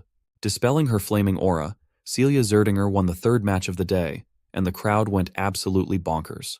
While wiping the dust off her uniform, she smiled and suggested that Duran should do some more strength training instead of relying solely on speed. Finally regaining consciousness after momentarily passing out from the headbutt, Duran took her helping hand to get up from the grassy floor. The Academy's press team and those that shipped the #1 and 2 reveled at the sight of the lovely pair. Leo was pleased to witness that his cousin's harsh training paid off. Suddenly, nosy-ass Professor Edmund spawned behind the boys while indulging in some popcorn of his own. As it turns out, he's been listening to his class reps commentating from start to finish. He found Leo's tasks insightful. By the end of the day, every match in the night studies practical exam wrapped up smoothly. Celia Zerdinger ended the day with 4 wins and 1 loss. Duran Moira finished with the same record. So did Chen Xia. All of them had only 1 loss to their names out of 5 matches. Leo Plov, on the other hand, ended the day with a perfect 5-0 sweep, officially taking the crown as #1. A week after the eventful night studies practical exam, the written test for general linguistics wrapped up. Professor Edmund, looking disheveled as usual, praised his classroom's hard work for the past semester. While he waves goodbye and heads for the door, he warns them that some may still flunk out because of a bad score. As soon as the door shut, Class 5 erupted with various reactions. Eliana, as fiery and energetic as she is dreading expulsion herself. Meanwhile, most of the nerds gathered around Chelsea to see her answer sheet and how high she scored. As the nerds clawed at each other for a chance to see the golden answer sheet first, the class president was just quietly napping at his desk. Sitting in front of him, Nelia woke Leo up to ask how he did with the written test. He says he didn't do too badly, but his expression betrayed him. Nelia was amused that the all-powerful class rep could look like a normal student too. She added that if he has any aches or pains, she'll be 1 call away to heal him with her magic. Overhearing the generous offer, Carr interrupted, claiming that his shoulders and back had been feeling really stiff lately. Before he could scam his way into free healing, Chelsea gave him real pain to endure with a bonk to the back. After getting rid of the distraction, Chelsea turned to Leo to ask about his practical summoning practice. She heard from Tide that Leo hardly ever shows up to practice at the summoning field. Well, that's because Leo has been diligently practicing out of everyone's sight. Knowing Leo, it felt on character for him to do so. Chelsea eagerly asked what rank he'd be aiming for in the upcoming exam. That's a dumb question. If it's Leo, of course, he'll be taking first place. On the day of the summoning practical exam, a lot of seniors and faculty staff gathered to watch this year's traditional event. The biggest event of the first semester for all first years is the summoned creature race. Today, Rumba Tess, a third-year student from Lumene's summoning department, will comment live. Seeing all the pageantry, Celia asked her student council president's brother if this was really a test. He explained that the summoned creature race had become a long-standing tradition in the summoning department. Moreover, it's one of the chosen events during the interdepartmental exchange, making it a constant hot topic. If there's an event, Carr always smells customers and the possibility of making money. So he busted out his popcorn and cola business once more. The race hasn't even started, and he's already selling out like crazy. The crowd is making a lot of noise and having fun. This is a stark contrast to the unnerving silence on the stage where the participants are gathered. The summoning department freshmen already feel nervous, and the uproar of the spectators does not help. Meanwhile, the top dogs of this race, Leo, the white-haired lady, the white-haired dude, and Chen Xia, are concentrating on the challenge ahead. Eliza Hergen, the white-haired lady from the renowned summoner hero family of the North, came up to Leo to praise his exceptional display in the Night Studies practical exam. Then, she prodded him about his preparation for this summoned creature race, seemingly unconvinced of his skills. You can't blame her either. For someone claiming to be well prepared, she had never seen him once during group practice. Hearing Leo get called out, the bandwagons immediately jumped in to question his preparedness. They urged Leo to step aside if he's not going to take summoning seriously. None of them have even seen him properly bond with a summoned creature before. Tide tried to quell his classmates' unprovoked anger, telling them to chill out. But the dumbasses continued to yap and yap, yelling at Tide to not side with the golden boy who was completely disrespecting their summoning department. Chen Xia is getting worried about the increasingly tense atmosphere before the test begins. Sen Liu, a summoning department freshman from Sia's eastern continent, came up to her. He reckoned that since she already had good grades in her night studies exam, she shouldn't try as hard and worry about summoning studies. Having enough of the needless chatter, the captain of the southern continent and the #1 student of the summoning department, Walden Tyden, stepped up to shut all the noise down.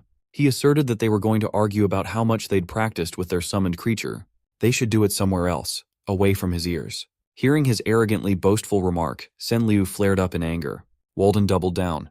He affirmed that it's annoying to listen to noobs brag about riding summons as if that's some kind of accomplishment. Still not getting the hint, Sen Liu asked the captain if he felt guilty, given that he had never shown up for taming practice either. Well, Walden never bothered to show up because such elementary training is simply not worth wasting any time on. He's not an idiot who has to train to handle mere griffins properly. Sen Liu, the dumb fuck motioned to take a swing at Walden the Sigma. Leo jumped in to keep the peace by grabbing the fool's arm. He warned that if a fight starts before the exam, it won't end with just a penalty, but disqualification.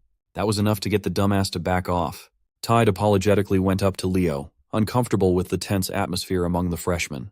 He explained that the Summoning Studies Department boasts a naturally significant skill gap between majors and minors. Since Chen Xia and Leo, who aren't single majors in summoning, are ranking so high on the ladder, the second years came to lecture and scold the freshmen for letting such a thing happen. In addition to not showing up for practice, they see Leo as a negligent golden boy, even though he has no intention of doing the race half-heartedly. From afar, it seems like some unsavory forces are watching with interest. A dark power loomed over a hooded man. He seems way too invested in this race, more specifically in one student. That student is Sen Liu. The dumbass is emitting some unnatural power within him, and he fully intends to use that power to cause harm and even death just to win it all. Before the race begins, Runba will give a brief explanation of the rules. First, the freshmen will only be allowed to use their summoning skills during the test. That means even dual-class students are prohibited from using aura or magic. Once the clock starts, they must tame a random griffin in the stables. They must take to the skies and pass through the vast island of summons. Once through, they will use the Silent Lake as a turning point before heading back to the academy. Who will claim the spotlight in the first semester midterm? Will it be the captain of the South or the East? Will Eliza live up to her family's legacy, or will Sen Liu's hidden trump card change everything? Or maybe our boy Leo Plav will scoop up yet another all-time banger of performance to cement himself as the top dog yet again. All the racers lined up at the starting line, waiting for the starting bell to ring. Miss Yura addressed her students with passion. She urged them to shake the nerve off and stick to what they've practiced. Anyone who panics and messes up will be left behind after the race. Her message to shake the nerve off just ended up causing more anxiety to the racers. Miss Yura then proceeded to call their marks and get ready. With a shout that reverberated throughout the arena, she officially kicked off the annual summoned creature race. While most students clamor towards the griffin stables, a certain group started the race by using their summoned creature skills of various elements. Without a lick of warning, the group shot their techniques at Walden and Leo. Even the commentator was shocked at the opening buzzer. The summoning students are turning on the crowd favorites. Leo yelled at Tide, saying not to worry about him and to go ahead, to focus on the exam. Heading his words, Tide stayed on top of his tamed griffin and left the class rep. The stands made their stance clear. They think it's unfair that the summoning department guys would target the supposed front runners. Leo knew that these dipshits never liked him, but he never thought they would go this far to mess with his game. Rumbates claimed that even while the crowd is jeering, this is still a somewhat valid strategic move. Moreover, Walden quickly dispelled the elemental magic by brute force in just a few seconds. With traces of elemental magic still lingering around his body, he calmly strode over to the griffin stables. He quickly tamed one without much effort and mounted the beast. He turned to Leo and offered help if he was having a tough time. Leo dismissed his offer, knowing that this child's play was not much of an issue. Without uttering another word, Walden took off flying with his trusty steed, quickly accelerating to the skies faster than anyone else. Leo was left as the only racer still stuck on the stage instead of roaring in the skies. Chelsea watched her man surrounded and trapped by elemental magic with eyes filled with concern. Miss Yura looked at the field with furrowed brows. It looks like the rift between the freshmen is deeper than she expected. They went as far as openly ganging up on the top student. As far as she knows, Leo's main ability isn't in spirits, but in summons. Freeing himself would be immensely difficult. But she thought wrongly. A dazzling light filled the arena, demanding everyone's attention. Leo closed his eyes and steadily chanted a rhythmic script to beckon elemental spirits to break his chains and open a path forward. Immediately, sylphs of different elemental affiliations heed his call. Nowadays, it's rare to know a few words from the ancient spirit language, let alone a whole chant with utmost fluency. The gift of surprises known as Leo Plav just keeps on giving. Miss Yura looked at the young man's determined eyes and heaved a sigh of relief. She was worried for nothing. One thought emerged in her mind. She needs to lock this kid into the summoning department. While Leo is still at the starting line, the others have already covered quite a bit of distance. The bastards who trapped Leo and Walden laughed as they talked trash about their victims, confident that the best of the South would get last place. When the goons asked Eliza what she thought, she argued that she could have beaten Leo Plav and Walden Titan without any underhanded tricks. She's also worried about the public image of the summoning class. The goons just wanted to let the geniuses taste a little bit of humiliation. Done with their stupid drivel, Eliza sped up and warned the goons to think before they acted in the future. Sen Liu heard her holier-than-thou attitude, and his anger crept up. At the current pace of the race, placing second behind Eliza shouldn't be a problem for Liu. Other than her, he's the best when it comes to controlling flying summons. As he was lost in thought, a speeding griffin cut through the flock of goons. Riding on the saddle was Chen Xia. Instead of riding, surfing might be a more accurate description of her style. Whatever she's doing is working.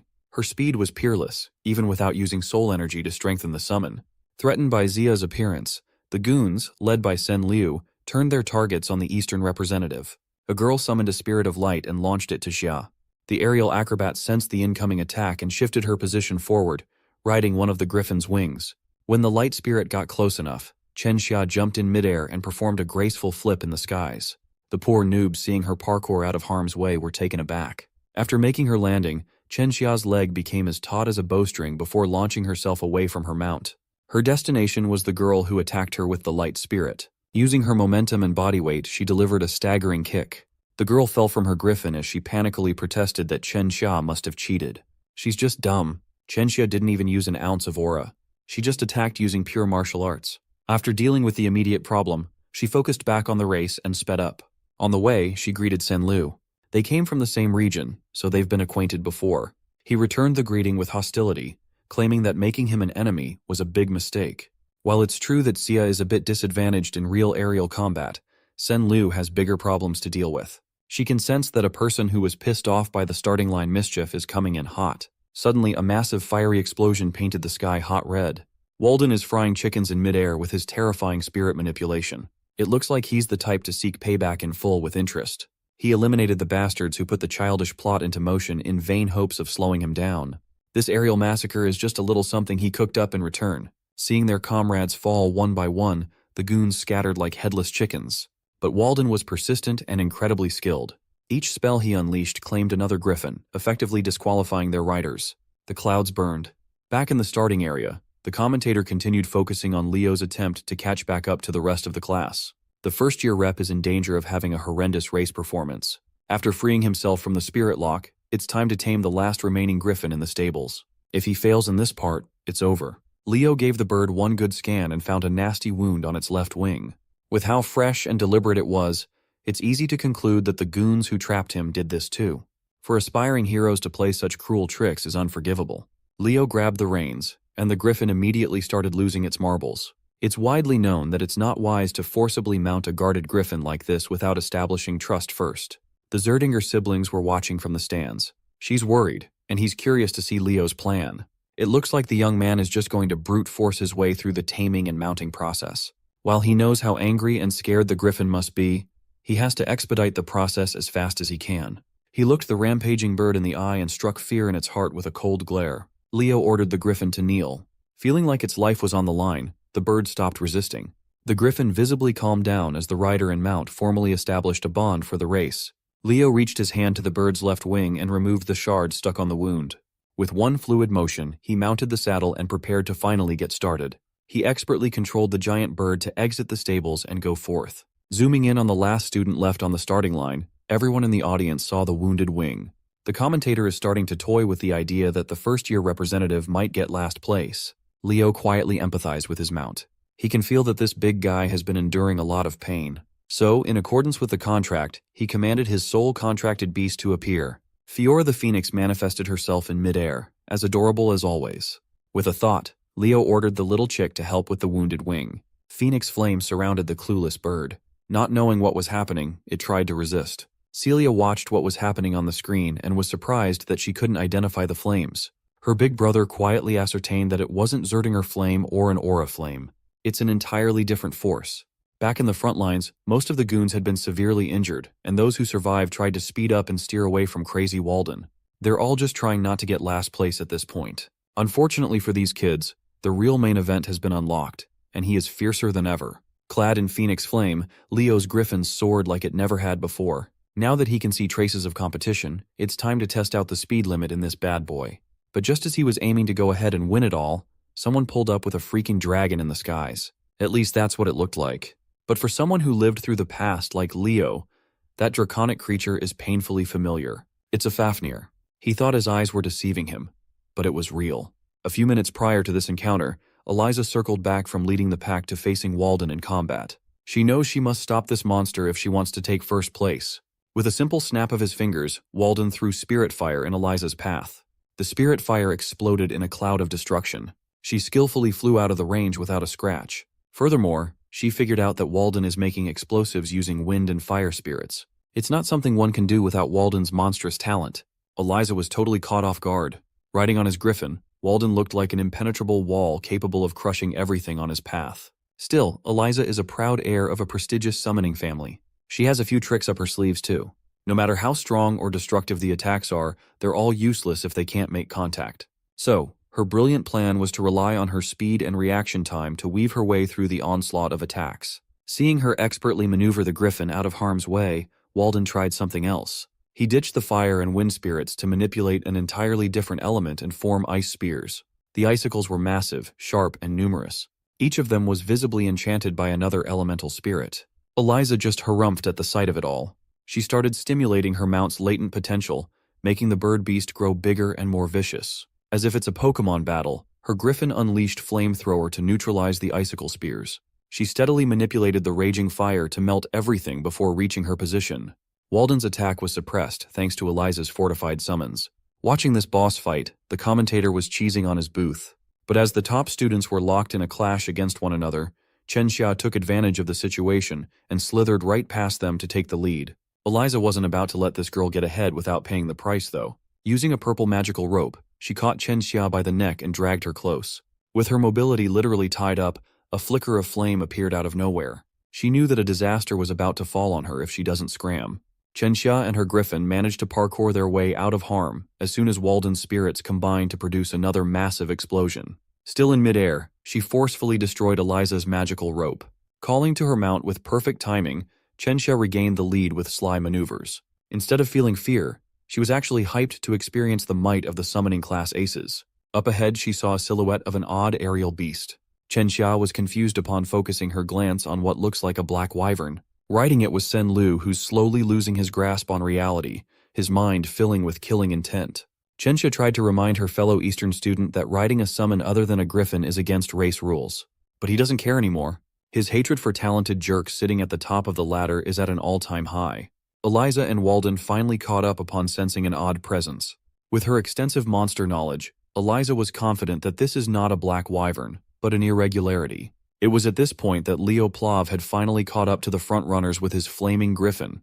His speed was top-notch, and the Phoenix Flame bolstered it further. Sen-Lu doesn't care if he has to fight against 3 or 4 geniuses. He's confident he can kill them all. Leo simply called out to everyone with a chilling tone. He looked down from above, demanding to know where this stupid kid got the lizard. Sen-Lu laughed, thinking that Leo must be jealous. He asserted that he tamed and contracted the beast with his summoning skills. Leo looked at the dumbass who doesn't even know that he's sitting on top of a Fafnir. It was a monster the magicians of Tartaros used. It's also supposed to be one of the monsters that Kyle and his party hunted down to extinction during the Age of Despair. If that was the case, how can a snotty brat from the academy summon a supposedly extinct demon? Calling Fafnir a black wyvern, Sen-Lu ordered it to attack. Its laser breath tore through the skies with immense power. Leo and Walden managed to stumble their way out of the laser's trajectory, while Eliza was forced to awkwardly spin out of danger. But none of them were the main target. The laser beam is homing in on Chen Xia. Leo tried to warn her. Xia hurriedly summoned her aura shield in hopes of defending herself. But it was too late. She couldn't manifest the whole thing fast enough. The laser smashed through the flimsy shield, its destructive power spreading cracks all over the protective field. Finally, the shield completely shattered. Chen Xia's griffin was grievously injured, losing its consciousness. Both of them barreled down from the skies, skydiving without a parachute. Leo quickly jumped to action with his speed. Catching up to a free-falling Chen Xia was pretty simple. Right now, his priority is to get the young lady to safety. He took charge of Walden and Eliza, asking them to land on the ground for now. Trusting his judgment, the arrogant top students followed suit. Meanwhile, the Fafnir surveyed the skies like a hungry predator. Something is starting to get a hold of Sen-Lu's mind. He can finally feel what it feels like to look down on people, and he likes it very much. According to the commentator, the contestants on the lead went off the path and left the recording's field of view. The last thing the audience saw was Sen-Lu summoning a black wyvern and attacking the department aces. Miss Yura climbed up to the commentator booth and kicked that kid out of the microphone.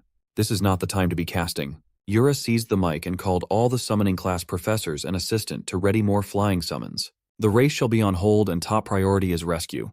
Professors Len and Sejin entered the booth, worried and confused. Miss Yura explained that one of the students has contracted with a high-tier demonic beast and is going on a rampage. Hearing the mention of demonic beasts shook the professors to their core. They knew that the beast's influence would eventually break the poor kid's mind soon. Professor Edmund entered the room and proposed the possibility that something else was controlling that murderous beast. Taking over the operation, the disheveled professor tasked Yura with stopping or capturing Sen-Lu, while the other professors scattered to protect the students.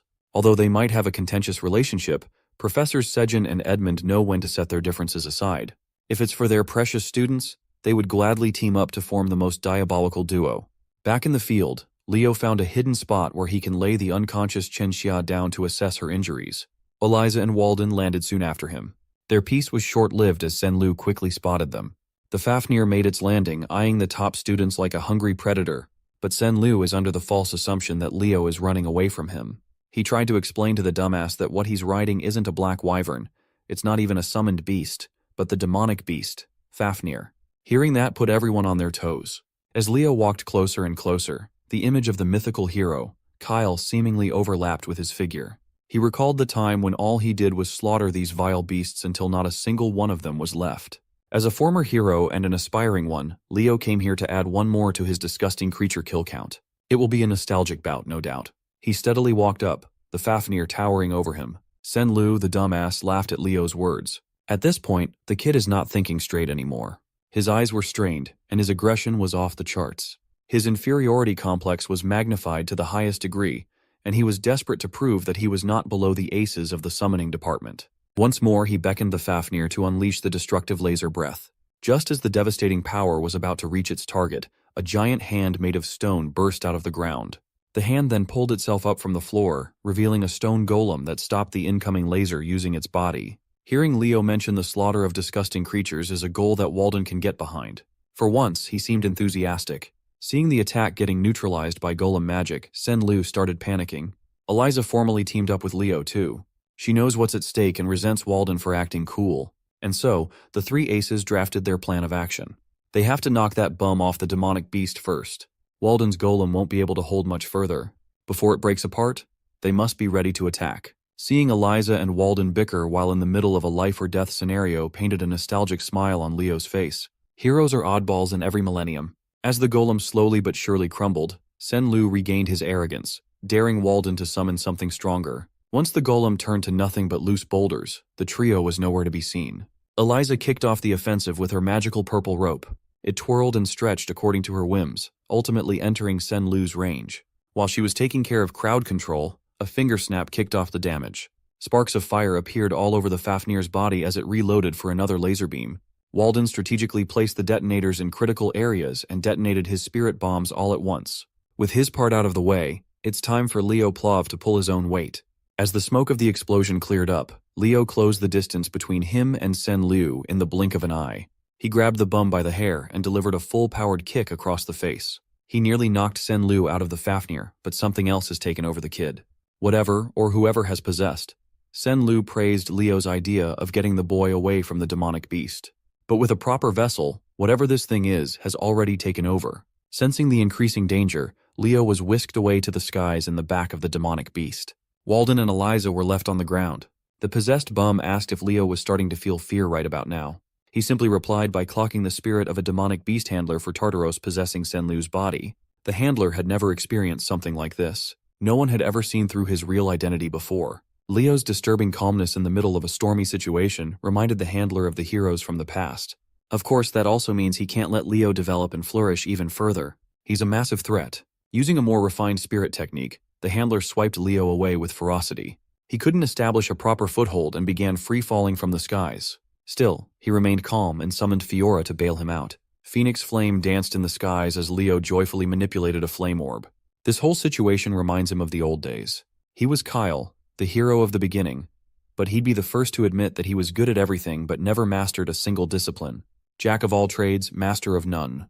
When talking about aura, Aaron and Dueno had him beat by miles. In magic, he was admittedly inferior to Luna. As for summoning, Lucina's was a different beast altogether. That being the case, being an all-arounder allowed him to combine abilities and explore ideas that had never been explored before. Using aura, magic, his bond with Fiora, and everything he knows about summoned beasts, Leo cast a powerful spell. Aura, magic, and soul energy are distinct, unending paths. However, when combined with one another, it can result in some overpowered outcomes. Fiora, the little chick, is gone.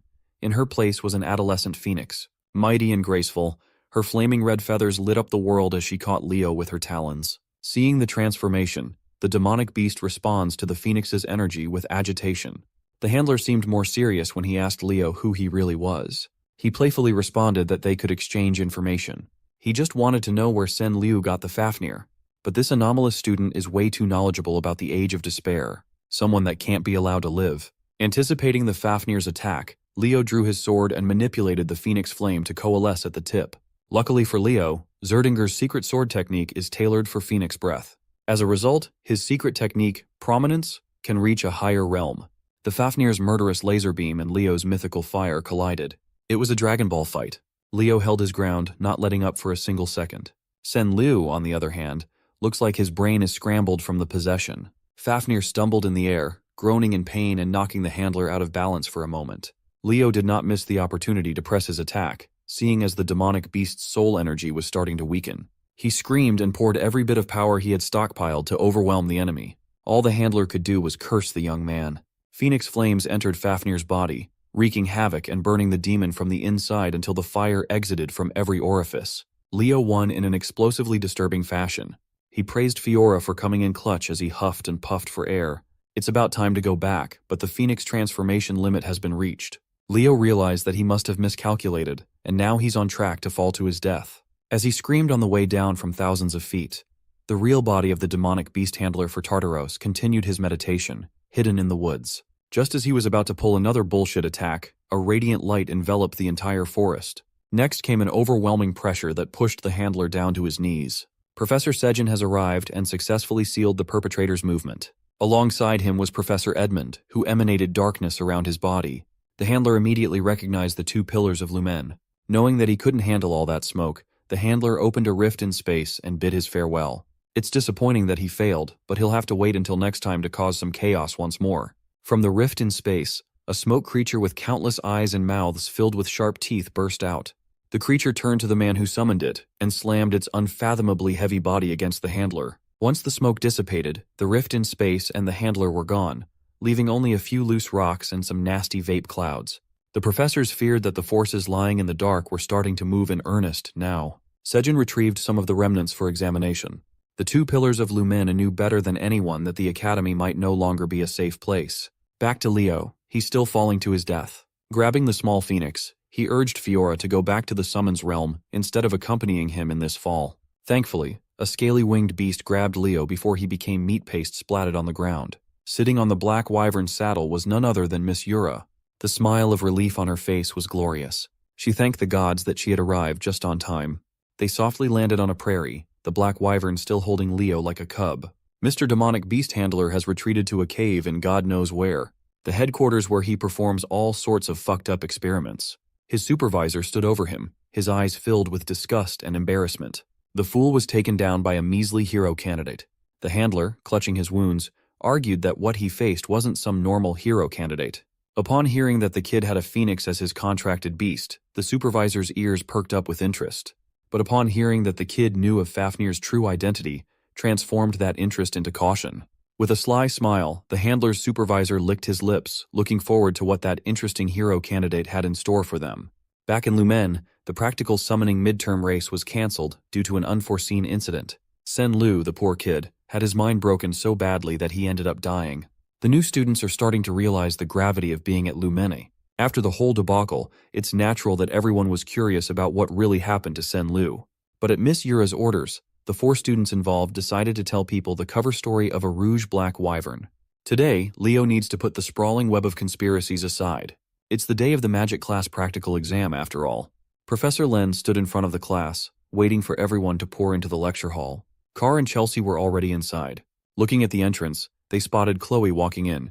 Her hair was disheveled, and judging by the bags under her eyes, it seemed like she hadn't slept in days. Following closely behind was Leo. He also took notice of Chloe's poor condition. After a few more minutes of waiting for everyone to arrive, Professor Len finally spoke up. His gravitas made the reality sink in that this exam won't be a simple one. The professor expects everyone to showcase their original magic and display their own personality. He deemed it a waste to be the only one to witness the amazing magic of the next generation, so he called for some help. Professor Len asked 3 people to join them in class today. These 3 are seniors who graduated from the magic department 3 years ago. They have since established names for themselves in various fields of magic. The sharp Rilda Pedney, the hardy Edmund Slack, and the cheerful Sean Hodge. They will be the ones judging the freshman exam today. The 3 extended their greetings to their juniors, lifting everyone's spirits up. Carr is feeling lucky. He thinks the judges are the lenient type who give high marks. With introductions out of the way, Professor Len called the first student, Eliana Layden, to the front. With an optimistic smile, Eliana jumped to action. She confidently stood on the stage with his head held high. She turned up the cuteness up to 100, her eyes shining like stars as she extended a formal greeting to the seniors. Hearing her introduce herself like a charming, prim, and proper young noble almost made Carr hurl in disgust. He knows this girl is trying to play a character. Moving on to the demonstration, Eliana summoned a beautiful light show inside the lecture hall. She can conjure up something this shiny due to her rare affinity to the light attribute.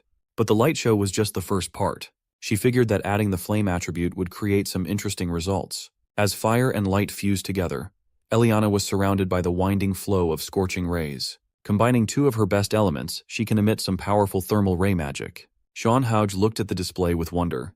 Then she commented that this thermal ray magic is no different from the basic laser-type magic that anyone can learn. Eliana thought her demonstration was going well, but the judges were already penning her grade without further questions.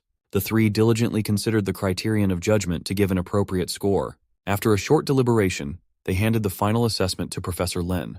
Hodge and Rilda gave Eliana a C-, while Slack was a little more generous with a C for an overall score of C-. Seeing that Eliana Layden's impressive showing got such a low score, the students tensed up. One after another, magic department students were called up front only to be disappointed that their hard work only amounted to a C and C-. There were some exceptions, though. Surprisingly, Carr Thomas scored a B+ thanks to his impressive display of manipulating metal and gold.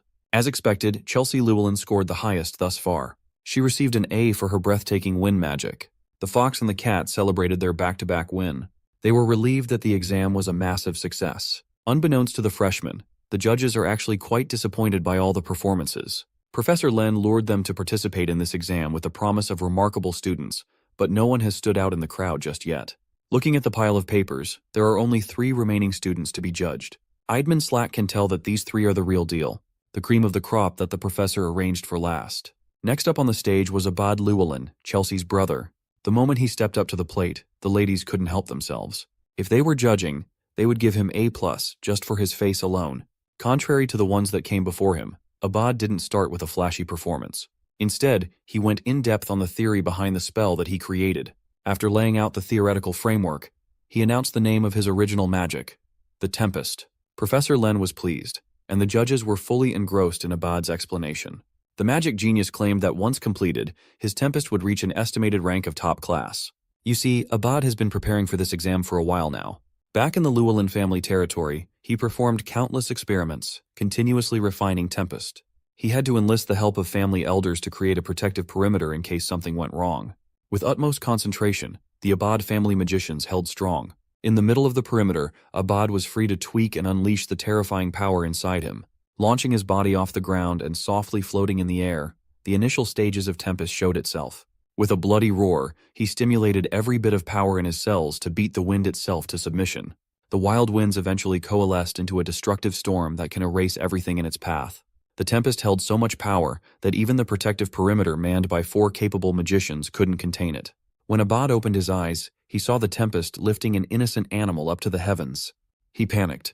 He doesn't want his lack of control to endanger an innocent life.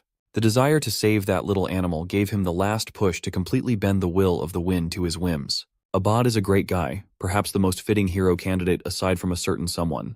Back inside the lecture hall, Abad showed the judges a compressed version of Tempest. Summoning its full form might destroy a portion of the academy after all. A magic that intensifies the wind's power to the utmost degree. It sounds simple, but the judges knew that it was rooted in a difficult system of high sorcery to use. As a result, Abad Llewellyn walked back to his seat with the first unanimous A+ score, the highest thus far.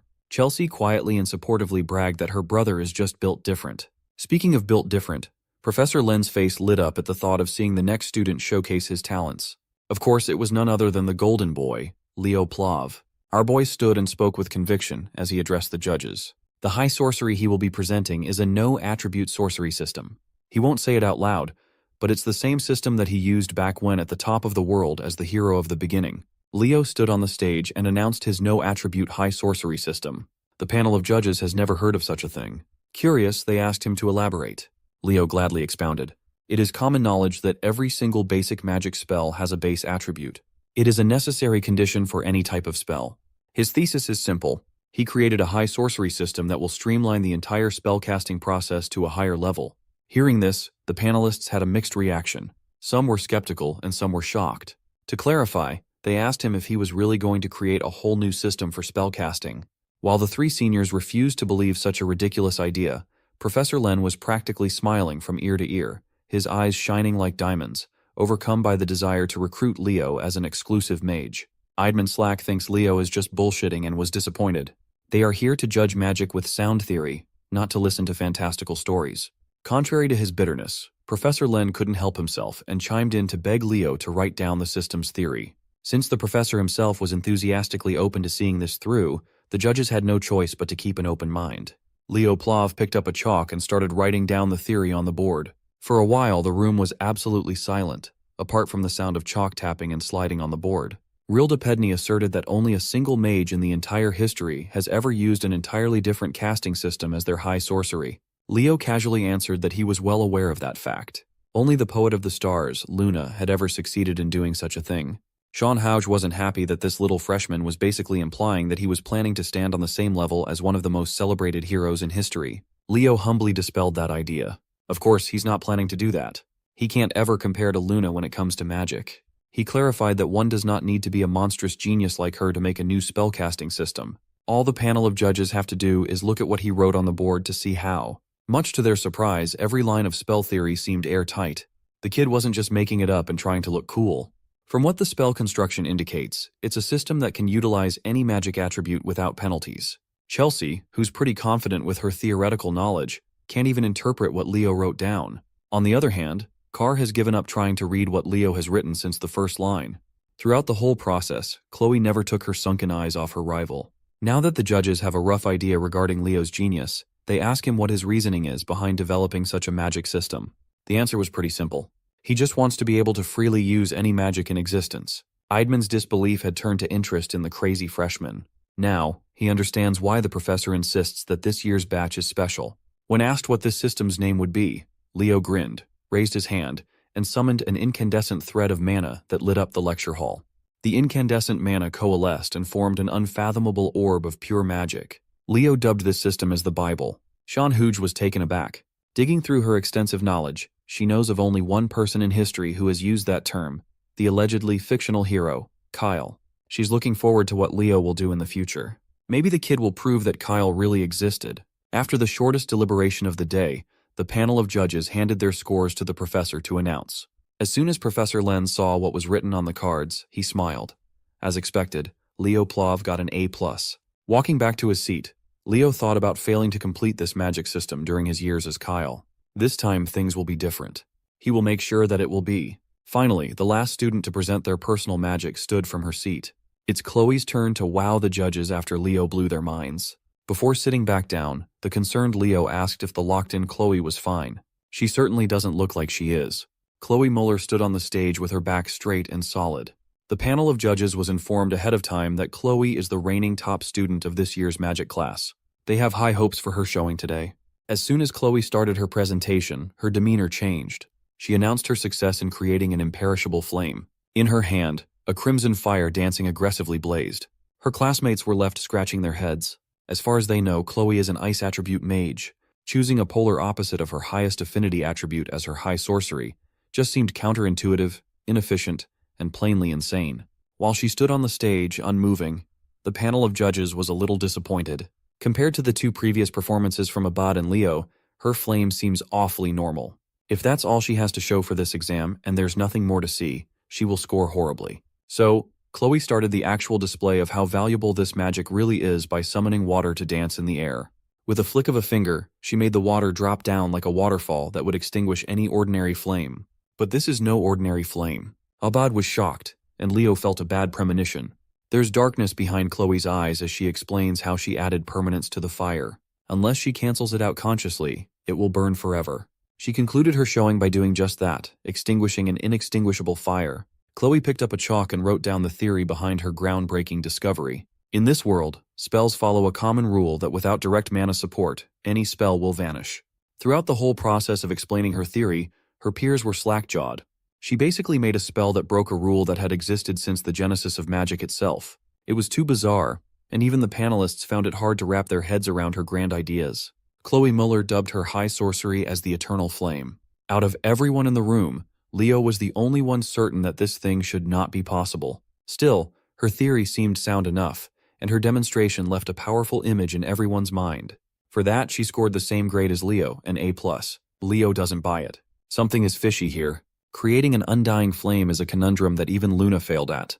As far as he knows, only a single being has ever used such a flame. The Cataclysm himself, Erebos. The moment the exams concluded, Leo tried looking for Chloe, but she was already back in her dorm to sleep. That girl hasn't slept since the test was announced days ago. Her test prep was insane. Leo kept his questions to himself for now, letting Chloe get some rest. Celia then raised some concerns of her own. Over the past few days, she noticed Chloe getting more and more sensitive. She fought with some of the kids in their class a couple of times. Celia also heard rumors that she's been hanging with some of the delinquents from the Magic Studies program. Mulling over his thoughts, Leo went back to the empty lecture hall. He summoned Fiora for the first time since the race. She's back in her Phoenix chick form now. The mythical beast and the tamer were both glad to see each other again. However, Leo also called someone else to consult about his suspicions. In the middle of a swirling flamestorm appeared a beautiful woman who embodies the very essence of fire. She's none other than Fiora's mom, the guardian phoenix, Miss Farina. Literally the hottest MILF out there. Sitting haughtily and with full poise, Miss Farina asked Leo to get straight to business, asking why he had called for her through Fiora. Leo curiously asked why she's been staying at Lumeni for an extended period of time. Given that the phoenix stands as the total opposite of demonic beasts, there must be a deeper reason for why she's still hanging around the academy. Miss Farina confessed that 5 years ago, there was a horrible terror attack in Lumeni. 2 students and 3 staff perished in the incident, and the culprits were never identified, let alone found. In the end, the desperate headmaster, Kalian Badian, called in a favor and left the Phoenix in charge of searching the school for any clues. Since then, Miss Farina has been looking for any trace of the culprits. If that's the case, she must have heard of the demonic beast handler appearing during the recent summoning exam, resulting in the death of yet another student. When asked if she thought Tartaros was involved, Miss Farina regrettably clammed up. She's suspicious of the evil organization. But that is all she can tell Leo for now. Since he's not going to get any new info from her, Leo just left her with a tip to convey to Headmaster Kalian. He put forth the possibility that Sen Liu may not be the only student Tartaros has influenced. The next day came, and the gauntlet of exams continued. This time, every freshman gathered for the Heroics and Combat Studies joint practical exam. Supervising the exam was none other than the laid-back Professor Edmund. Since every student is accounted for, he dumped the job of explaining the contents of the exam to the class representative, aka Leo. Leo gladly stepped up to the plate and informed his peers about this Heroic and Combat Studies joint practical exam. Today is about forming teams and raiding a hero's world. The world they will be running is the infamous Chedmer incident. As soon as they heard that name, every student anxiously froze in fear. The only one who hadn't heard of the Chedmer incident was Eliana, even though it was part of the written exam. Seeing that the joint class was getting rowdy, Professor Edmund's voice boomed to silence his students. He demanded that they show respect and pay attention to what Leo had to say. Leo continued detailing what they will be tested on today. Everybody will enter a hero's world from 30 years ago. It was an incident involving a group of first-year Lumene students who went on a mission to the central Chedmer forest. They were unexpectedly attacked by Tartaros. Professor Albi, the sorcerer of the magic eye, a second-year student back then, was dispatched with a rescue team. Thanks to his efforts, they prevented a complete massacre. The goal of this exam is to rescue the injured students and exterminate hostile demonic beasts, while assisting the image of second-year Professor Albi. Professor Edmund added that this is not an average midterm. They will have to learn to be more cautious and alert, to stay sharp at all times. Anyone who is judged to have no heroic potential by the end of the exam will be immediately expelled. Hearing such a harsh punishment for doing badly worried those who weren't too confident about their practical application. Softening up at the sight of his worried students, the professor assured them that they'd all come so far and had become strong enough for this challenge. They just need to trust themselves. He might look like a bum, but Professor Edmund really knows how and when to give the carrot and the stick. Proceeding with the test, it's time to begin organizing the teams.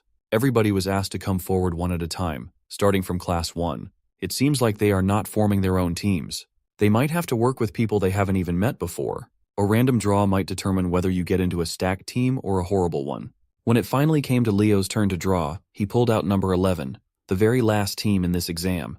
With the teams set and acquainted, Team 1 was called to stand before the summoning portal. Led by Celia Zerdinger and Chelsea Llewellyn, Team 1 looked perfectly balanced. It's time to show all these other nobles the strength of the Lordran Empire. Making this exam possible was, of course, Professor Knockoff Gojo himself, Albi, the Aura Farmer. With a wave of a hand, he opened Albi's world, prologue chapter, the Chedmer Incident. A sweeping torrent of bright magic swallowed Team 1 whole, transporting them to a vision of the past. A giant magical screen was set up on the field as a recording device followed the team's every move for everyone to see. Everybody was impressed. Even though Team 1 had just got in, they were already blazing through the hero's world. With Chelsea's magic and Celia's tenacious swordsmanship, they were practically speedrunning this exam. Children from prestigious hero lineages really are built different. Sitting next to Professor Edmund was his bothersome rival, Professor Sejin. Since Celia is Sejin's student, he naturally talked her up as Team 1's X-Factor. Edmund argued that Chelsea's actions are even more impactful. The two pillars of Lumen just can't resist battling each other every chance they get. Interrupting their bickering, the headmaster made his entrance while praising Team 1's outstanding pace. They are truly worthy of being called rising stars. The headmaster must have known that the two pillars were going to fight like children, so he pulled up a chair between them. He just wanted to see how much the first years have grown. Turning to Professor Albi, the grizzled old man apologized for using such an unpleasant memory for the exam every year. Albi asserted that he should be taking Headmaster Kalian instead. He vowed never to forget this incident, and he needs this yearly reminder to stay on track. Finally, Team 1's raid came to a swift and bloody conclusion as Chelsea and Celia tag-teamed a beast. The headmaster took note of the Zerdinger and Llewellyn girls. They worked impeccably together despite how heated they usually get. They really are the pride of their country. Team 2 didn't do anything too impressive, while Team 3 blitzed through the hero's world in a dominating fashion. They let the two strongest first years, Abad and Duran, stand vanguard while the rest of the team played supportive roles. The headmaster approved of their fast and efficient methodology, which led to victory. Team 4 surprisingly entered the upper echelon too. Nella Carvin's healing aura is definitely special, but what carried the team was Chen Xia's abnormal movement. The headmaster made a mental note of the girl from the east. Team 7, led by two of the most promising summoners, made quick work of the hero's world too. Headmaster Kalian and the professors couldn't take their eyes off the live feed. While there are a lot of exceptional students who showed what they're capable of thus far, the most promising one has yet to take his turn. Finally, Team 11 was called to come forward. Aside from Leo Plav, there was another familiar face in the last squad, Chloe Muller. Headmaster Kalyan was lost in thought. Watching the kid makes him feel nostalgic for his heydays, back when he was a young and valiant hero taking on missions with Miss Farina herself. Team 11 stood on top of the magic circle. Leo and Chloe stared into each other's eyes. Professor Albie flicked his magic book open and opened his hero's world for the 11th and final time. Albie's World, Prologue. Chapter, The Chedmer Incident, loaded. No one noticed a hint of darkness dropping onto the magic circle, corrupting the intricate etchings. While the light swallowed Team 11, Leo's instincts were telling him that something was wrong. Different from all the previous hero's world openings, the light seemed to move more aggressively. Much to everyone's surprise, only 2 people were transported out of the field.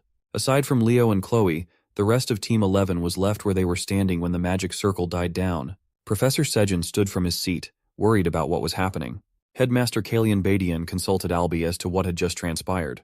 With a hint of fear in his voice, Albie demanded that the exams be halted. The hero's page in his book depicting the Chedmer incident has been tainted by foreign forces. What shouldn't happen just happened. It's an unprompted hero dungeon manifestation.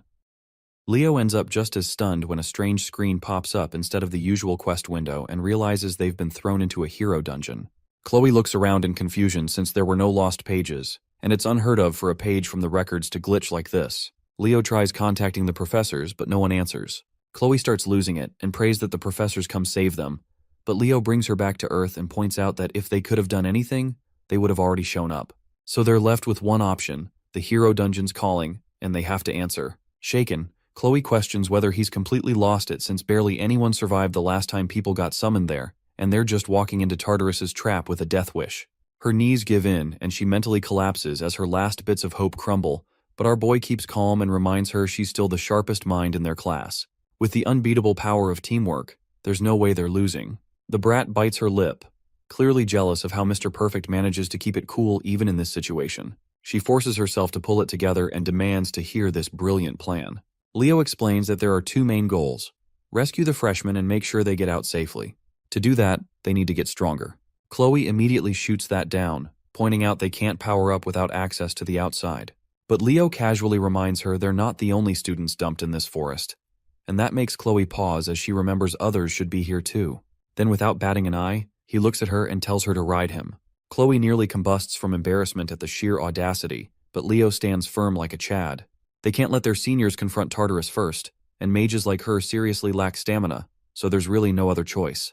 At the same time, deep in the forest, a demon named Chubarn spies on the students through his creepy little magic cameras. He seems mildly surprised to see just a duo sent in as the rescue team, but he's not sweating it. He's fully confident he'll wipe out these wannabe hero candidates with 0 trouble. That is, until his head whips around and his whole mood shifts. He spots that one of the rescuers possesses an all-class, and immediately drops the cocky smirk. His target switches instantly from the party of 4 to the guy who is a walking circus act giving a piggyback ride to his mage. Meanwhile, Leo notices his vision starting to fade the deeper they go into the woods, so he decides it's time to activate Aaron's aura farming technique.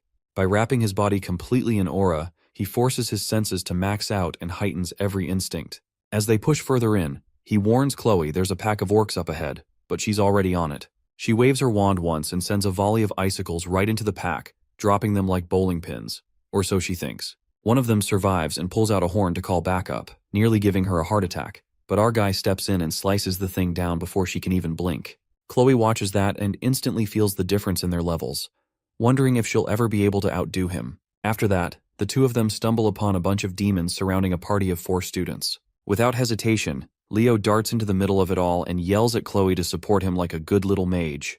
The girl up front scrambles to finish her spell, but the big bad demon easily outspeeds her and is seconds away from ripping her in half like wet paper.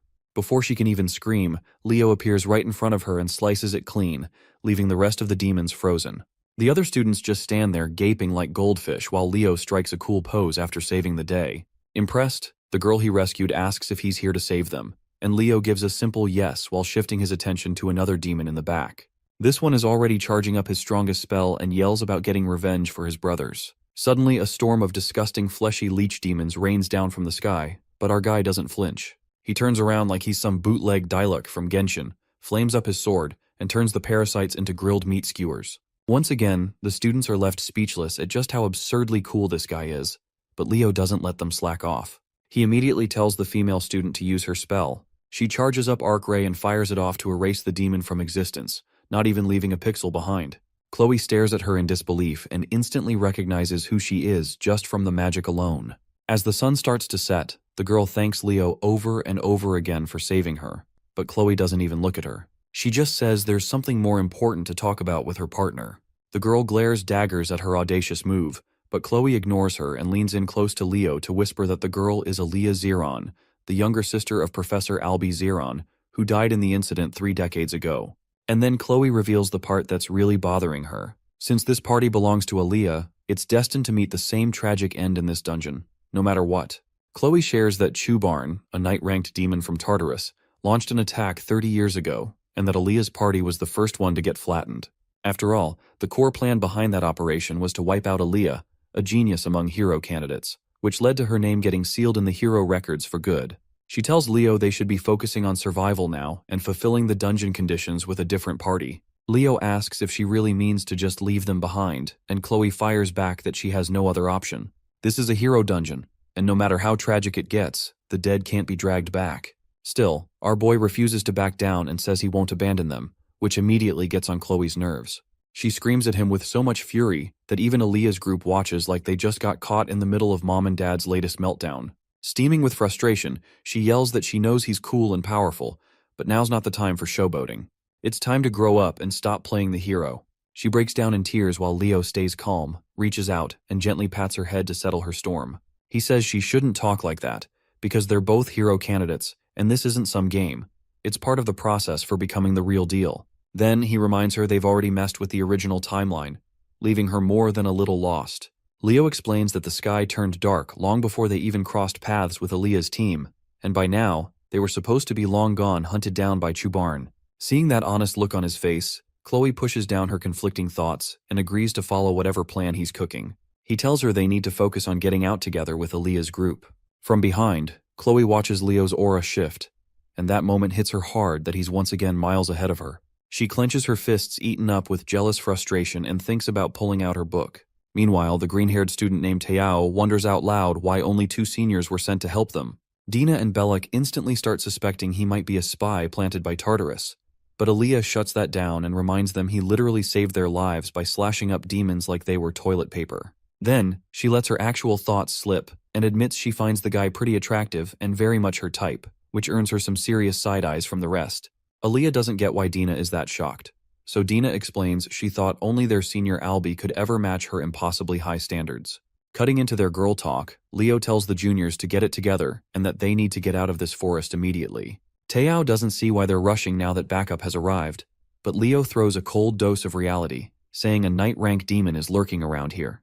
That gets everyone's full attention. One of those monsters is enough to solo an army of 100, so the urgency suddenly makes a lot more sense. Leo repeats that avoiding a fight is top priority and staying alive comes first. Aaliyah quietly stares at him and thinks he really does feel a lot like her brother. With that, they all sprint through the forest like their lives depend on it. Though Chloe's still clearly bitter about the argument earlier, and Aaliyah picks up on her feelings fast, being as sharp as ever. Back at the academy, the staff scrambles through old records, digging for anything about hero pages turning into hero dungeons. The headmaster tells Professor Albie it's a good thing no outsiders have been able to interfere yet, and the blonde guy confirms that only 2 living beings are inside. The headmaster figures night must have set in by now since 3 hours have passed, and he asks Albie when he took down Chubarn last time. Albie says he finished off the trash demon around midnight. Right then, Elena bursts into the room to report a lead on whoever sold the demonic creature summoning catalyst to Liu. Before she can even finish, the headmaster's attention snaps toward a powerful surge of magic about to explode in the room. He sees Albie losing control of his emotions and quickly steps in to calm him down. But Albie jerks his arm away and says he needs to step out for some fresh air. Elena quickly figures out what's really fueling his rage.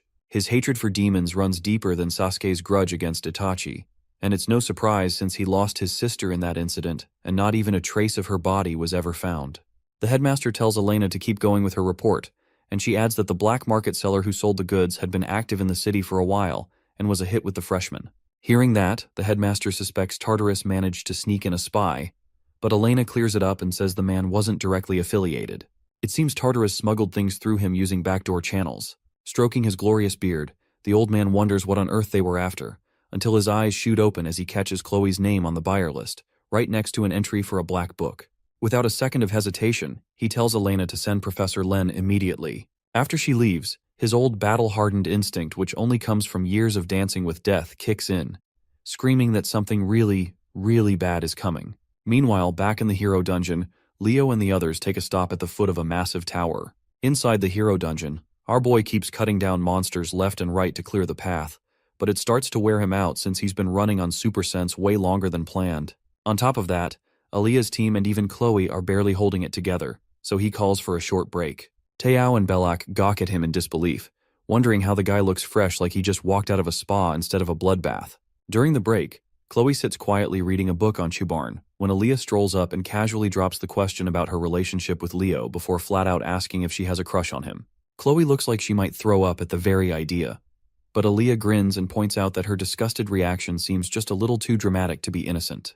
Chloe sighs and glances at the so-called genius girl who supposedly existed 30 years ago, but looks no different than any high schooler in her own class. She flips the question right back and asks if Aaliyah is the one catching feelings instead, and without missing a beat, Aaliyah says he does make her heart go doki doki. That reply instantly irritates Chloe because not only is this girl a literal legend from the past, but she apparently fell for him at first sight too, which only proves how absurdly amazing Leo is. Still, Aaliyah admits she's not sure if it's romantic or just that weird fluttery feeling she gets when her brother struggles and finally pulls something off. Chloe asks if she's talking about Albizeron, and Aaliyah nods, explaining that her brother lives to take on insane challenges, the kind no sane person would ever try, like mining bedrock in vanilla Minecraft. That little detail only makes Chloe even more convinced that Leo's practically a copy and paste of the guy. Out of nowhere, she ends up blurting everything out, confessing to Aaliyah how she used to be a friend to Leo until jealousy messed everything up. To her surprise, Aaliyah says they're shockingly similar. The genius girl reveals she's always been jealous of her own genius brother, since he looks like a clown but still stumbles his way into making groundbreaking discoveries. She admits her own unique magic is really just a rework of a system her brother came up with since she kind of sucks at inventing original stuff. Then she stuns Chloe by laughing about the time she failed the entrance exam twice, which only deepened her complex and made her hate him more. Eventually, those toxic feelings turned into full-blown admiration, and Chloe realizes that's exactly what happened to her too. Before she can process it, Leo suddenly stands up and warns everyone to get ready since their escape route just got shut down. The terrified students grab their weapons and brace themselves, but our guy reminds them they're all future heroes, and fear's not part of the curriculum. Still, Aaliyah's party starts sweating bullets as a massive demonic figure steps into view and announces he's finally found the seed of a great hero, then fires off a blast of destructive magic right at Leo. As he dodges, Leo remembers that this guy was supposed to crush potential heroes before they could bloom, yet now he's using the word great for someone like him, which doesn't sit well with our boy. Even so, he calls out to Chloe, who already has a magic circle ready, and she summons a massive iceberg to block Chubarn's attack. In the meantime, our main guy charges his sword with magic, slips behind the Night Rank demon, and delivers a deep, satisfying slash to the vile monster's girthy neck built like an F1 racer. The girls hold their breath thinking it's over, but their hope dies quickly when Chubarn's disgusting flesh transforms and stitches itself back together like it's made of cursed jelly. Seeing that, Leo tells everyone to get back fast as the demon activates cursed magic that nullifies all attacks like a black hole called Void. Teao and Aaliyah start panicking, wondering how anyone's supposed to win against something so broken, but Leo stays sharp. He knows Void isn't absolute and there's always a limit on the user. Chubarn taunts Leo, mocking the idea that the remnants of a hero think they stand a chance, but our boy shoots right back that if he's so mighty, why's he losing sleep over a mere sprout? He calls for everyone to launch a coordinated strike, and while they all do their best, it's Aaliyah's unique magic that really hurts him as she rains down a cluster of stars on his head. Chubarn starts to believe his mistress Lady Salatna was right to order him to destroy the hero seeds before they grow too dangerous. Surrounded, he suddenly lifts his weapon and forces Leo to back off. The moment our guy sees what's coming, he yells for everyone to get down. Unfortunately, one of the spikes slices through Belak's side, so Leo grabs him and falls back behind an ice wall Chloe quickly raises. He checks on everyone and tells them he can stop the bleeding with his aura, then tells Chloe to line up a finishing blow. With that, he rushes off to buy her the time she needs to prepare an attack strong enough to push through Void's limits.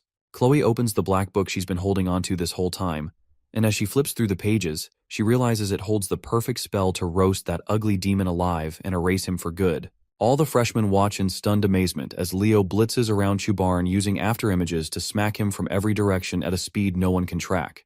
The demon swings at one image only to whiff and get clocked from another side. Seeing the chaos, Teao wonders if he'll ever pull off a move that cool, though Dina shoots him down without even pretending to be nice.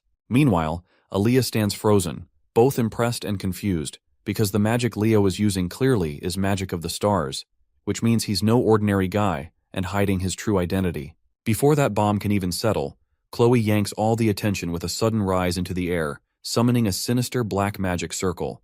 With a wild grin that honestly makes people question who the real demon here is, she claims she's about to erase this monster from existence. Aaliyah panics and yells at Leo to get out of the blast zone because there's no way anything nice is about to come out of Chloe's hands. Chloe throws in a quick warning that she won't be held liable for property damage and fires a blazing death ray straight at Chubarn, which sets off alarms in Leo's head since this is supposed to be an ice girl, not a pyromaniac. Watching the demon get absolutely wrecked, Chloe laughs like she's fully lost it and boasts about her undying flames, telling Chubarn to go burn where he belongs. As the fire swallows him whole, the flames shift into a black fire like it is Amaterasu, which sets off alarm bells in Leo's mind, and he yells at her to shut it down before things go wrong. But she flat out refuses and insists trash like Chubarn doesn't get mercy and deserves to suffer properly. Seeing that she's clearly on the villain arc now, Leo charges in and swats the cursed book right out of her hand like it's the kind of book his mom found under the bed. A short while later, Chloe finally comes back to her senses, so Leo calmly asks her to be honest if she really created that endless flame magic, or if she picked it up from somewhere. She admits she's no genius and confesses the spell was straight out of that book, confirming as he suspected that it is a copy of the Flame of Erebus. Chubarn starts regenerating from the flames, so Leo quickly lets Chloe know that the spell she used is black magic, and the book is actually a disguised sorcery machine. The news makes her feel sick over what she's done. With a sad look, she mutters that she is way too corrupted now to be called a hero, but Leo snaps her out of that negative spiral. He explains that even he didn't know Chubarn had the Void Curse until now, which means the demon must have used it during his battle with Aaliyah and her friends. Back then, they were just students who got outmatched in an impossible fight, but still refused to back down. He reminds her that their academy's motto is to go even further beyond like Goku, and that's when it finally clicks. Chloe realizes she doesn't resent Leo for always being ahead. Rather, she admires him because he's got way too much swag to even compete with. After that, Aaliyah steps up and tells Chloe that she believes in her, giving the blonde the final push she needs. With the Void Curse now gone, Leo gets ready to end the fight once and for all. Just before that, he senses a powerful surge of magic, and it turns out to be Chloe, finally breaking her limits to become someone who can stand beside him without feeling like a shadow. Backed by a new waifu candidate, Leo's memories of his past life come rushing in as he recognizes her magic, which reminds him of the allies he once fought beside. The familiar light fills him with a fresh wave of courage. Chubarn suddenly lunges forward and smashes Leo with a finisher strike. Leo blocks the first hit, but the demon sneaks in a second blow that breaks his guard and launches him straight into a tree. As he struggles to stand, Chubarn saunters up and declares that it's time for the so-called remnant of a hero to take another nap. But right then, a snowflake drifts down in front of Leo, and the whole forest begins to freeze. His fear melts away as he stands back up and fires back that demons like Chubarn never beat him before and they're not starting now. The demon stares at him confused what kind of high-quality copium he's smoking, unaware that Chloe is behind him and about to drop the biggest spell of the night. She silently thanks Leo for helping her reach the breakthrough she needed and unleashes her original magic, a spell called Ice World, that covers the battlefield in a chilling wave of pure power. With a wave of her staff, the whole field below her locks up in ice so thick it deserves all three seas. Chloe floats in the air and calls down massive crystalline lances meant to wipe out anything unlucky enough to stand below. But Chubarn doesn't even flinch, since he stays frozen solid like a cursed popsicle that forgot how to breathe. Leo walks up to the ice-covered demon, and the moment he places a hand on it, its soul fades into a pure black smoke.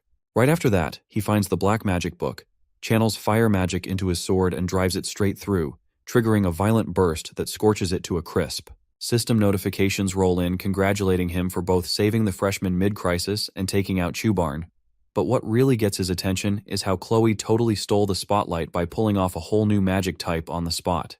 It turns out to be field magic, which is something he wouldn't even think about copying unless he suddenly lost all survival instincts. To his surprise, Chloe says she's planning to come clean and wants to risk it all, even if it means getting expelled. He reassures her right away that someone as amazing as her wouldn't get kicked out over one mistake, and that she's more likely to end up as a full-blown hero. Aaliyah and Dina rush over to the duo and hype them up with praise for their insane rescue, not holding back on how heroic they both looked. He returns the love and compliments their fearless energy, while Chloe hands Aaliyah her staff back and thanks her for it, saying it helped her tap into her real potential. But then Aaliyah throws a curveball no one sees coming and tells Chloe to keep the staff as a reward for saving them, while Dina hands her sword to Leo as a solid thank you gift. Our guy takes it with zero hesitation, and just as things start to settle, they hear voices from a rescue squad calling out that survivors have been located. That's when Albie shows up out of breath, dripping with sweat and pure panic for his little sister. Chloe nearly breaks down when she sees her professor looking like her classmate, and both of them get slapped by the fact that they're just trapped in an illusion from 30 years ago. They watch the big brother lose it over his sister, and Aaliyah tells him about the heroes who saved her, saying one of them is almost as cool as he is. That's when Albie's version of the world starts flickering and slowly fading out, and Chloe stands there feeling proud she gave everyone a second shot at life. Aaliyah tries to show her brother the mysterious hero who saved her, but by the time she turns around, they're already long gone. The hero dungeon crumbles bit by bit, and right before it all disappears, Leo catches a system window telling him he scored a new reward. The last thing he sees before blacking out is a young Albie breaking down in happy tears, thanking him for saving his sister. The scene shifts to a hospital room where our boy finally wakes up and sees Albie again, this time the real one. Cool as ever, the professor gives him a heartfelt thank you for saving his little sister and tells him to pass the message along to Chloe once she wakes up too. With that, he strolls out of the room like it's just another day, and right after, the headmaster steps in. The sharp-looking old man asks Leo how he's holding up, and then moves straight to the point, saying he already knows about the black magic book Chloe had on her. Leo is low-key stunned that this walking relic figured it out, and the man explains he's got receipts from the place where Senlu bought the summoning catalyst, and where Chloe ended up retrieving it later. The headmaster admits he was floored to learn that a sorcery machine somehow slipped into the academy unnoticed. These cursed devices are forged from pieces of Erebus, originally meant only for demons, and when anyone else uses them, their mind starts to rot from the inside like they are watching Coco Melon. Leo decides to lay it all out and gives him a full rundown of what went down, which makes the Grandmaster start wondering whether the Black Book itself caused the whole mess. Leo agrees, saying the world snapped back to normal the instant he destroyed it. At that moment, Chloe suddenly bolts upright in bed, totally thrown off by the sight of the headmaster standing there. He tells her to stay calm and then calls for Elena. His ever-efficient secretary walks in carrying a big and long object wrapped in a cloth, which turns out to be the sword and crystal Dina had handed over earlier as well as Aaliyah's staff. Chloe's eyes go wide as she watches Aaliyah's staff suddenly materialize in the real world, and the headmaster shoots Leo a suspicious look, asking how in the world he managed to receive a reward that shouldn't even be possible. Our guy realizes from Chloe's reaction that he was the only one who got rewarded and remembers how this is just like what happened during the entrance exam. Normally, it's supposed to be impossible to receive an attack reward from the world of a hero who's still alive, and that rule has never been broken since the beginning of forever. Leo wonders if this whole thing ties back to the Fairy King's pledge. He openly admits that it was, in fact, an attack reward, but the old fossil presses him again, asking if he's absolutely certain it came from Albie's world. So, our guy throws together an excuse that sounds just reasonable enough to pass, blaming the entire thing on how the black magic transformed the hero world into a dungeon. The excuse holds up for a second, until the headmaster hits him with a follow-up question why Leo got a reward while Chloe didn't. Thankfully, the new best girl candidate steps in and says maybe the system recognized Leo's role as the most critical in the mission, so he got all the loot. The headmaster accepts the logic for now and announces that he'll be starting a quiet investigation behind the scenes. He tells them they can hold on to the rewards for now, but adds that they'll be returned to the rightful families once the investigation wraps up, all to keep the sorcery machine under wraps. Chloe looks confused and shocked at the same time, asking why he's covering for her, to which the headmaster flashes a smile with his majestic mustache and says that not every threat comes from outside the academy. After dropping that subtle bomb, he tells them to get some proper rest and takes his leave for the time being.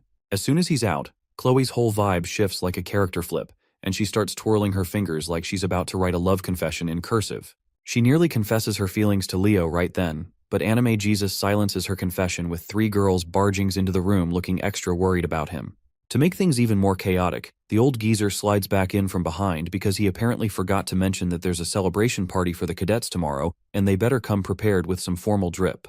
In celebration of everyone making it through the midterm exams alive, the academy decides to throw a party for the students. The announcer looks like he's living his best life as he hypes up the arrivals, and wonders whether it'll be more pretty girls or charming guys this time. What shows up instead are the NPCs from Class 5, who start acting like royalty the second they step in and act like the midterms were a breeze. As the crowd builds up, more people start pouring in to enjoy the food, and just as quickly, the gossip starts flying around from every corner. The duo attacks the food like starving orcs, but then Carr pauses between bites and wonders why their class hasn't arrived yet.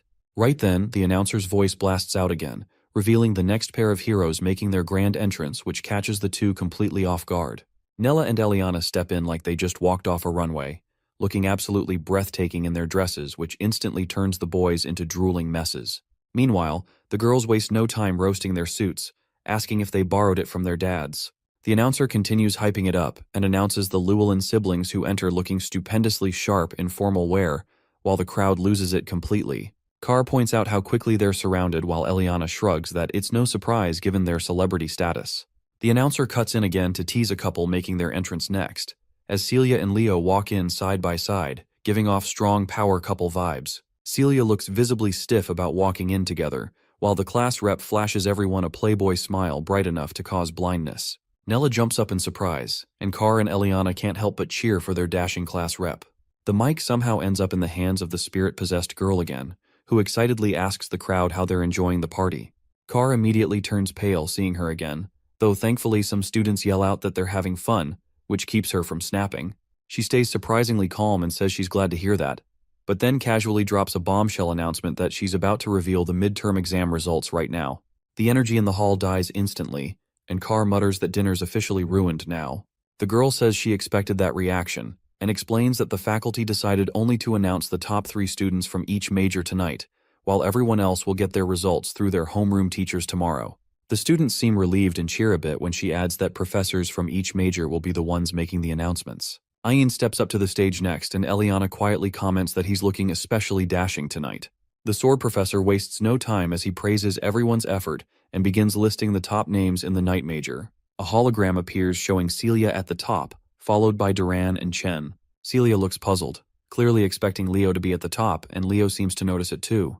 The professor from the magic major comes up next and announces Abud, Chelsea, and Emio as the top 3. Chelsea looks uneasy now that Leo's name still hasn't shown up, but Leo reassures her that stuff like this happens, and she shouldn't worry about it too much. Carr adds that it's odd Leo's name hasn't appeared even once, and notices that Chloe's name is also missing. Chloe tenses for a second but then manages to smile it off. The professor recalls that although she had to fail Chloe for using a spellbook, her passion and skill as a magician were seriously impressive. Sejin is also of the same opinion and stands up like a proud father, but Herod smirks and tells him to sit down, while Celia quietly comforts Chloe. Then the real star of the evening, Yura, takes the stage to announce the results of the summoning major, and the simps immediately yell out to be her summon pet. She starts calling out the names, and once again, Leo's name is missing from the list. Celia starts getting a little worried, while others also begin to whisper about how strange it is that he hasn't ranked once. The mic ends up back in the hands of the same chaotic girl who asks if everyone's still having fun, and immediately announces that it's now time to reveal the top scorer who will represent the academy next year. Letting the tension simmer for dramatic effect, she finally announces the name Leo Plav, which sends his classmates into a full celebration mode as they hype him up. The applause is short-lived though, as a student suddenly speaks up with an objection. Emio questions how Leo could possibly be the top scorer when he didn't even rank in any of the majors, saying the whole thing seems suspicious. Leo admits that he's just as surprised and turns to the announcer, who now starts fumbling over her words, trying to piece together some sort of justification. Then she snaps as her other personality kicks in and takes over and starts yelling at the students with insults that would get anyone expelled under normal conditions. She growls that she's only going to explain this once, so they better listen carefully and stop yapping. Herod watches amused and wonders if she's being possessed again, and Sejin nods in agreement that he finds this entertaining too. She launches into a rant explaining that students who have dual majors don't count in specific major rankings because their stats are spread between classes. She uses an example saying that a magical knight has a weaker aura than a pure knight and weaker magic than a true magician, but the combined strength is still far more powerful than either alone. She adds that Leo's joint practical exam scores were higher than anyone else's, though Emio still mutters something under his breath about the others having better theoretical marks. She roasts him mercilessly and reveals that Leo completed the mission in the hero's world, going so far as to exterminate Shubarn, which leaves everyone stunned into silence. Meanwhile, Leo tries his best to act chill and keeps aura farming like it's nothing. The other students just look at Leo in stunned silence, while Eliana and Carr both blurt out how in the world he managed to clear that dungeon with only one other person. Leo stays perfectly composed and does not even bother to respond as the announcer girl slips back into her awkward personality and begins stuttering again, though Sejin casually mentions that her part's done now anyway. She ends her speech by telling everyone to enjoy the party, which immediately shifts the mood as gossip fills the room. Yura takes a break from her meal and turns to Len, asking what the rankings would have looked like if dual-class students had been included in the major scores. Len answers without hesitation that the entire result board would have seen a massive shakeup. He calmly states that everyone's ranks would have dropped by 1, and when Yura asks if that means Leo placed first, the magic professor confirms that it was indeed our boy. Yura is visibly surprised and states that it would have been the same for the summoning major, while Ain also confirms that it applies to his department as well. Yura tries to wrap her head around it, though Ain mentions that Leo's all-class goals suddenly seem far more realistic now. Len cuts in again and declares that regardless of all this, Leo's future path will definitely be sorcery. Yura doesn't take that quietly and insists that she wants Leo in the summoning major instead. Meanwhile, the Glacial Knight listens to their yapping and calmly declares that Leo seems like a natural-born swordsman, making them yell out profanities, while the assistant professors exchange a very concerned glance in the background. The next morning, Carr is completely wiped out from overdrinking, and Chelsea mentions that she's never seen anyone chug 2 whole liters of orange juice before. Professor Herod walks into the classroom and tells everyone to quiet down. He brings up a world map and announces the destination for their upcoming class trip, revealing that they're heading to the land of the elves. The students instantly light up, knowing that this trip lets them choose where they want to go, and they start fantasizing about various destinations. But Herod quickly points to the map and announces they're going to El Salbecchia, which instantly crushes all their enthusiasm. The place is infamously cold, so it is no surprise that everyone starts complaining. He shuts them down by revealing that the decision was made by the class rep, which catches everyone completely off guard. However, Leo wears his most innocent face while Carr turns to him and demands to know why he picked such a hostile location. Leo simply tells them to quit whining and start packing already, so they better buy their supplies quickly. Eliana dramatically sobs and declares she's buying gloves, while Chelsea is just excited to try out all her winter coats. Meanwhile, Leo dives into deep thought and recalls that while people believe El Salbecchia is nothing special, it's actually the hidden home of the fairies. He gets a bit nostalgic as he wonders how Silrod has been doing all this time. When they arrive in the city, Leo tells Nella he'll take care of getting the food and equipment while she should handle the potions. After a bit of intense bargaining, he finally scores a solid deal and sets off with the supplies. Leo is completely worn out from the errands, but just then he snaps to attention when he senses something off in a nearby alleyway. He realizes this is the 13th block and heads toward a specific building, recognizing it as the same place where Sen Lu and Chloe had bought their sorcery machines. Dropping his bag, Leo steps inside and finds the shop completely empty, aside from one cute little teddy bear sitting awkwardly in the middle of the floor. Nothing seems out of the ordinary, which makes sense if the investigation team already swept the place. But something feels off. His mind catches up a moment later as he realizes that the teddy bear shouldn't be there at all because Lumerne should have collected everything, and the shop had been sealed. He immediately goes to slash it, but the bear suddenly spins midair and spits out some black goo that Leo instantly recognizes as a demonic entity. This one isn't a standard demon either, as it's dripping with high-level curses and foul energy. As the twisted lump of darkness begins solidifying into a form, it tries to speak. Leo narrows his eyes as the voice seems oddly familiar. The demon mocks his sharp senses for catching the curse so quickly, and locks eyes with him, and he finally recognizes that it is the witch Queen Salatna, who is one of the 3 Legion commanders the heroes failed to eliminate back then.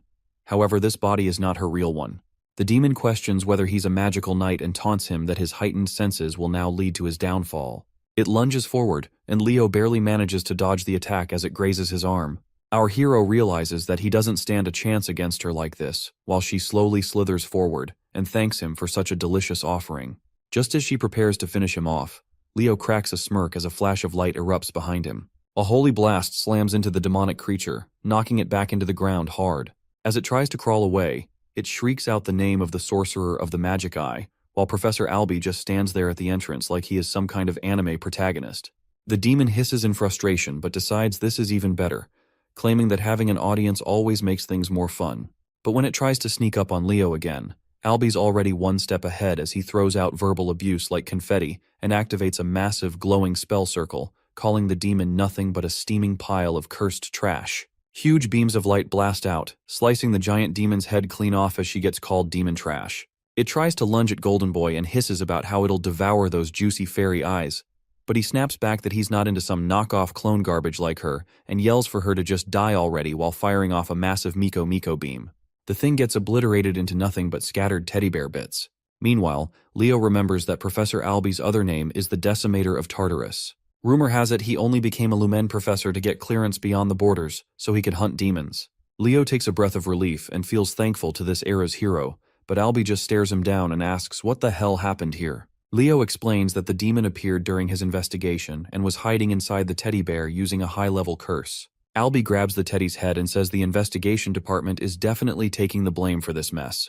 He turns back and says he'll let the solo investigation slide this time, but tells Leo to ask for backup next time if he needs it since he still owes him for what he did. That catches Leo off guard, and he picks up his supply bag as he quietly thinks that House Zeron is one of the 3 great families, so he might just lean on Alby to access the Forbidden Library. Heading back, he finally spots Nella, who looks thrilled to see him, only to instantly panic when she notices he's injured. She hurries over and casts healing magic while asking what went down. However, Leo is lost in thought that this incident pretty much confirms Salathna's the one behind the demonic beast and that cursed book of sorcery, but he still can't figure out what their endgame is. A week passes, and the students gather before a massive gateway portal as Leo goes over the checklist with his class to make sure they've got all the essentials. Celia strolls over and asks why his group's headed to El Salbekia, and he tells her it's like a summer vacation to escape the heat. She grins and says she hates the cold, then tells him to have fun before leaving with her own class. He sees her off and then turns back as he tells the students it's time to move. Chelsea looks fired up while Carr groans that he hates the cold too. Leo turns around to check if everything is set, and finally steps through the portal into the Elven domain. Meanwhile at Siren Academy, 2 elves are ganging up on another student, mocking his outfit and questioning how someone like him could belong at the Great Siren Academy. They call him a half-blood while the boy just lowers her head in shame until someone else steps out and tells them to quit bullying and act like actual students. The bullies try to twist it and ask if she's not bothered by a half-breed dressing like that, but she's already had it and starts cursing them out. She yells that if they don't like his clothes, they can strip and give him theirs instead. The 2 are stunned by the language and tell her to act dignified, but she fires back, asking if they're not ashamed to gang up on one innocent kid. She tells them to scram while they grumble about her acting like a rabid dog. Turning to the boy, she asks why he's dressed so thin. He says someone stole his clothes and introduces himself as Luca Inaris. Runia instantly starts fuming at the guys, while Luca keeps trying to give her the scarf back, feeling a bit shy, but she brushes it off and tells him not to worry. He notices she seems weirdly happy, and she admits her contractor finally hatched. Luca lights up and congratulates her, and she flashes a grin before heading off. Runia races straight to her dad's office, who quickly reminds her not to call him that at the academy.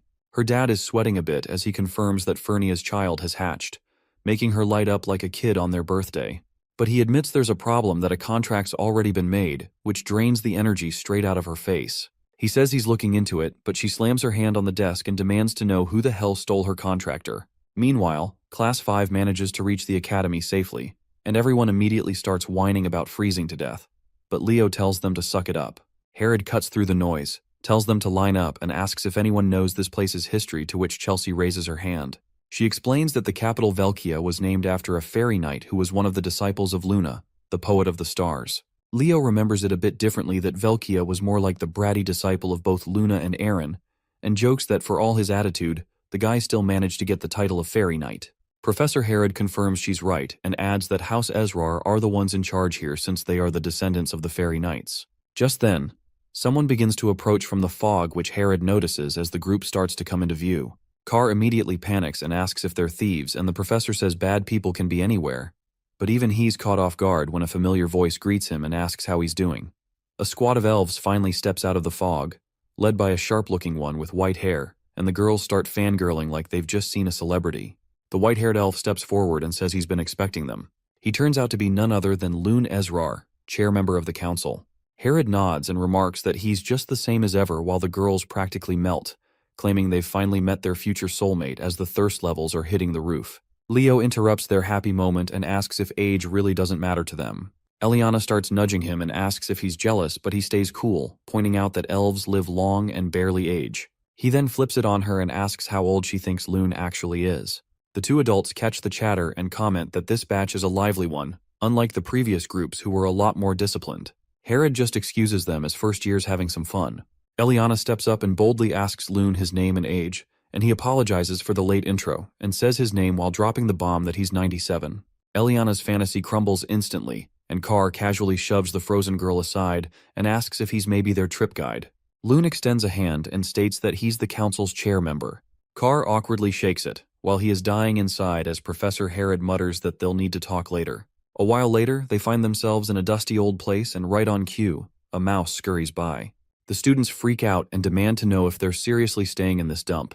Leo shrugs and offers them a backup spot to crash, and Eliana immediately starts buttering him up as their respected class leader. Leo offers them the tent he set up outside, but Carr suddenly changes his mind and announces they've got a lot of unpacking to do. After cleaning the place up a little, some boys sneak toward the stairs as Carr gets that mischievous grin and says the best part of school trips is sneaking peeks at the girls.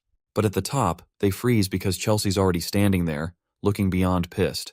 She doesn't waste a second and launches a gust of wind magic that blows them off their feet as they scream for mercy. Leo watches in amusement and says it seems like everyone's enjoying the trip and figures he might look around too. Before he gets far, a voice refers to him as Lord Leo as he turns around to an elf in uniform who informs him that the head of the house wants to speak with him. Moments later, Leo steps into Loon's office, and the chair member barely glances up from the mountain of paperwork and tells him to come in.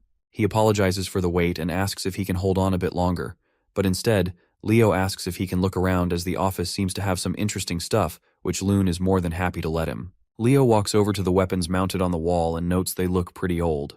His eyes narrow when he spots one in particular, Urquint, as that name instantly draws a reaction. Loon looks surprised and asks how Leo could possibly know about it, since its history is only passed down to the heads of House Ezrar. Leo starts sweating but plays it off by saying he read about it in the ancient library of Lumerne, which Loon eats up without question. As Leo touches the blade, he senses the infusion of stellar mana, but quickly realizes it's not the original and is just a copy. His thoughts drift into a flashback from his past life as hero Kyle. His companions had been hyping up a new weapon back then, and Luna proudly showed it off to Kyle as she asked his opinion, but roasted her instead that she looked like a goblin thief, which set her off instantly. The real Urquint had originally belonged to Luna, but was later handed down to her student Berkia. However, it was lost before the expedition to Tartarus. Loon comes up behind him and explains that Urquint was retrieved by his ancestor who conquered Berkia's hero world. But weapons from hero worlds can't be used by anyone except their original conqueror. That clicks for Leo that no wonder it felt like an empty shell, and Loon gestures for him to sit. He says Herod told him Leo is an all-class student and also the first-year rep, which Leo confirms. Loon then says he has an odd request that he wants Leo to speak with his granddaughter. She's a top-tier student at Seirun Academy, but ever since entering school, she's lost all motivation. Loon figures that someone like Leo, being of a different race, might shake her up a little. Leo walks up to her room, questioning if it was really okay for Loon to hand him the key, but he still knocks and enters, only to be met with what he calls the mother of all messes. He coughs and comments that the room's dusty as hell, then starts noticing the posters and figures that she must be a fan of the great heroes. He's seen kids collect this stuff before, but this is next-level obsession. He spots a uniform hanging up and guesses it belongs to Seirun Academy, but just then, the girl walks out and assumes it's her grandfather in the room. She starts ranting about how it's not okay to barge into a grown girl's room, only to freeze in pure shock when she sees Leo standing there instead. Her face turns bright red as she screams that there's a human in her room and immediately dives under the covers. Leo introduces himself and says her grandfather wanted him to meet her, but she stays silent, wrapped like a burrito in her blanket.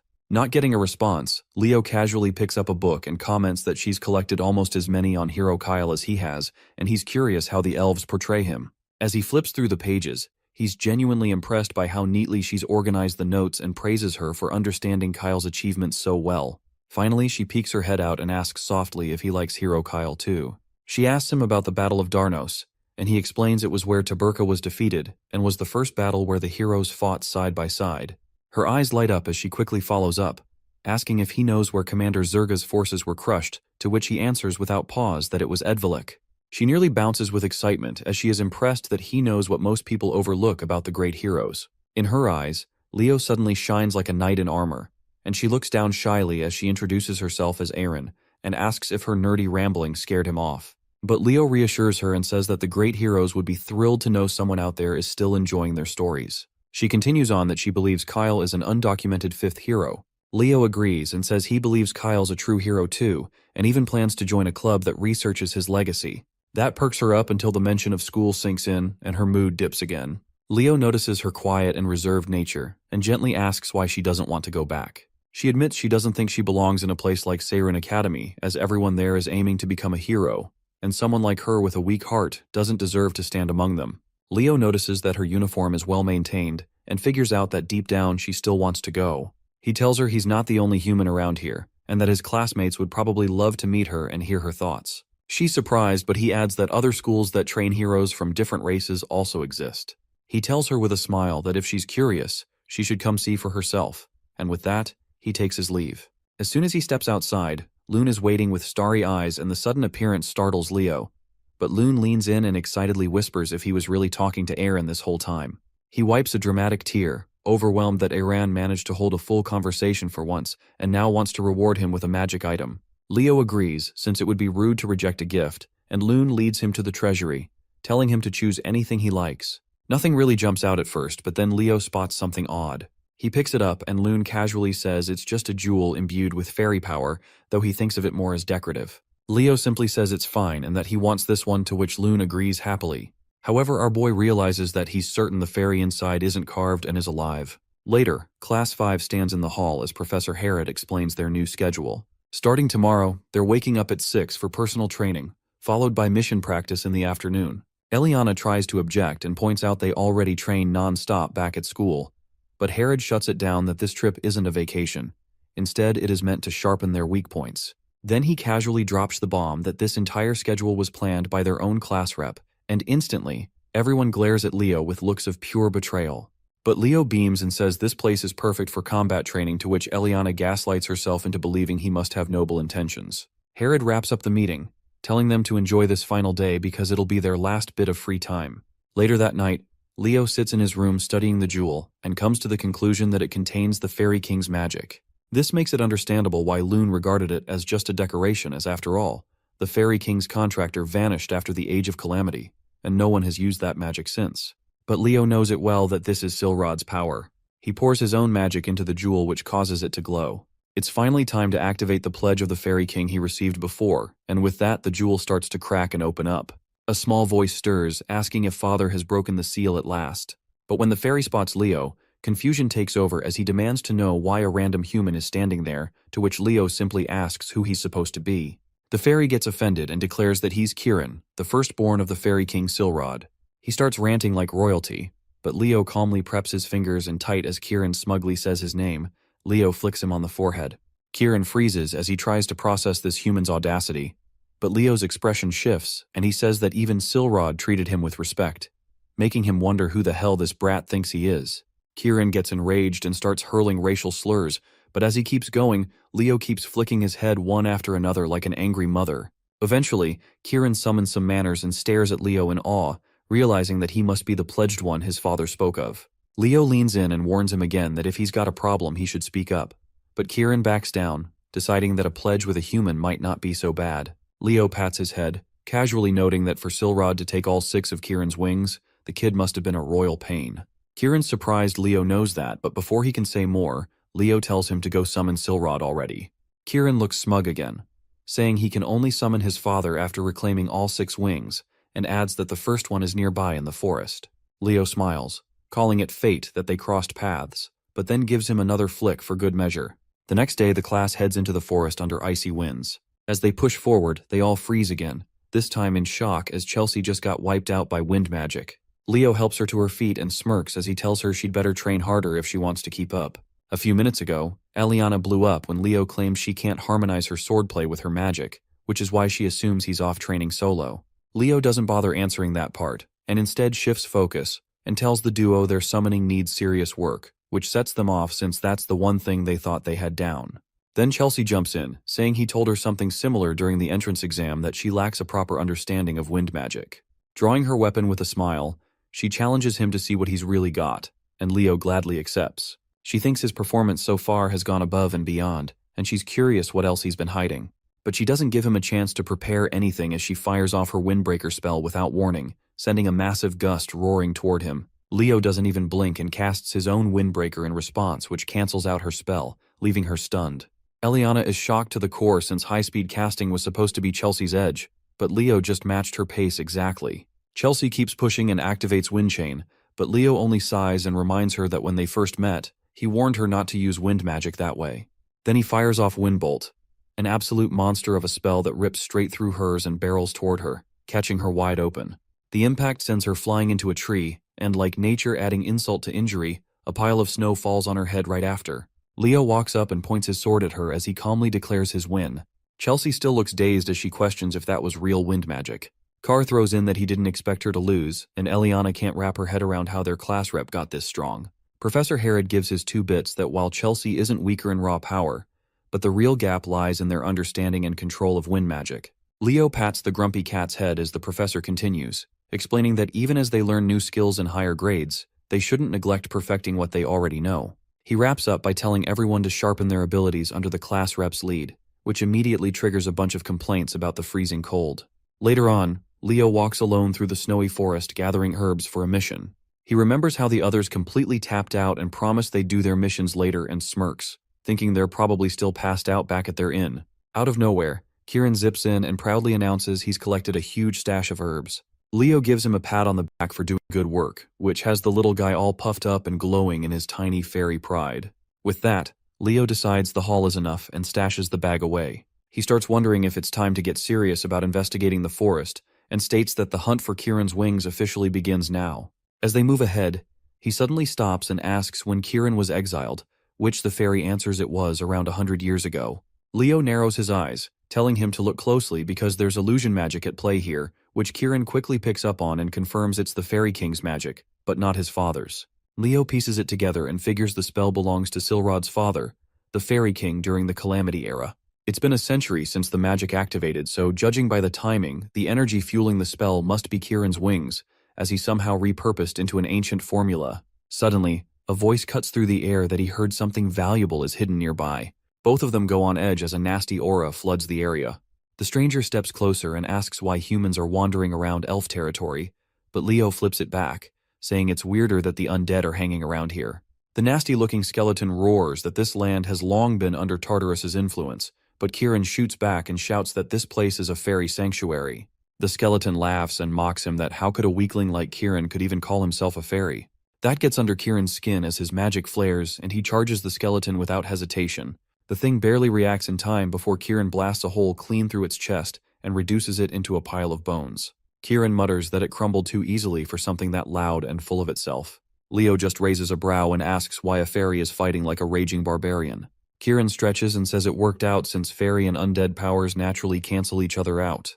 But then he freezes as the skeleton starts speaking again, admitting that while Kieran may be low level but he's still a fairy and begins reforming right in front of them. Kieran holds his nose at the rank stench and charges in again, vowing to crush the thing properly this time. But mid-attack, something feels off and Leo yells at him to get out of the way.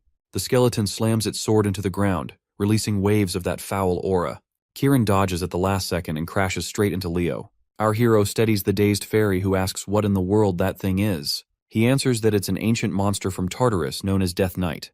The skeleton stands tall and finally introduces itself as Kargor. It declares its loyalty to the Lich King and just like that, it lunges toward them again. Leo steps up and tries to counter with his blade, but Kargor vanishes and reappears behind him like Houdini. The Death Knight lifts his sword and coldly announces that he's here to lead Leo straight to his end.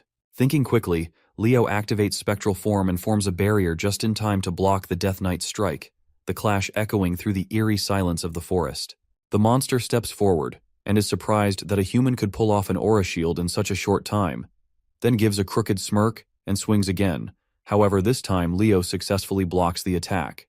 The Death Knight mocks his efforts and calls it futile as he begins to press Leo back with brute strength. Kieran panics and rushes in to help but gets blasted into the ground without effort, groaning as he rubs his forehead and mutters that he is already drained of power and bitterly wishes he had his wings back. Without wasting another second, Leo begins chanting and is soon engulfed in red flames which catches the Death Knight off guard. Suddenly, phoenix wings burst from his back and their brilliance lights up the dark woods. Kieran watches in awe as he realizes Leo must also be a contractor. Our hero then delivers a swift and precise strike that slices the Death Knight clean in two. The tiny phoenix lands proudly on Leo's shoulder, followed by Kieran who immediately starts fussing over the fiery fluff ball. Kieran tries to shoo it off and the annoyed bird puffs up, But before the squabble escalates, the Death Knight's voice bellows once again as he swears that none of them will leave this place alive.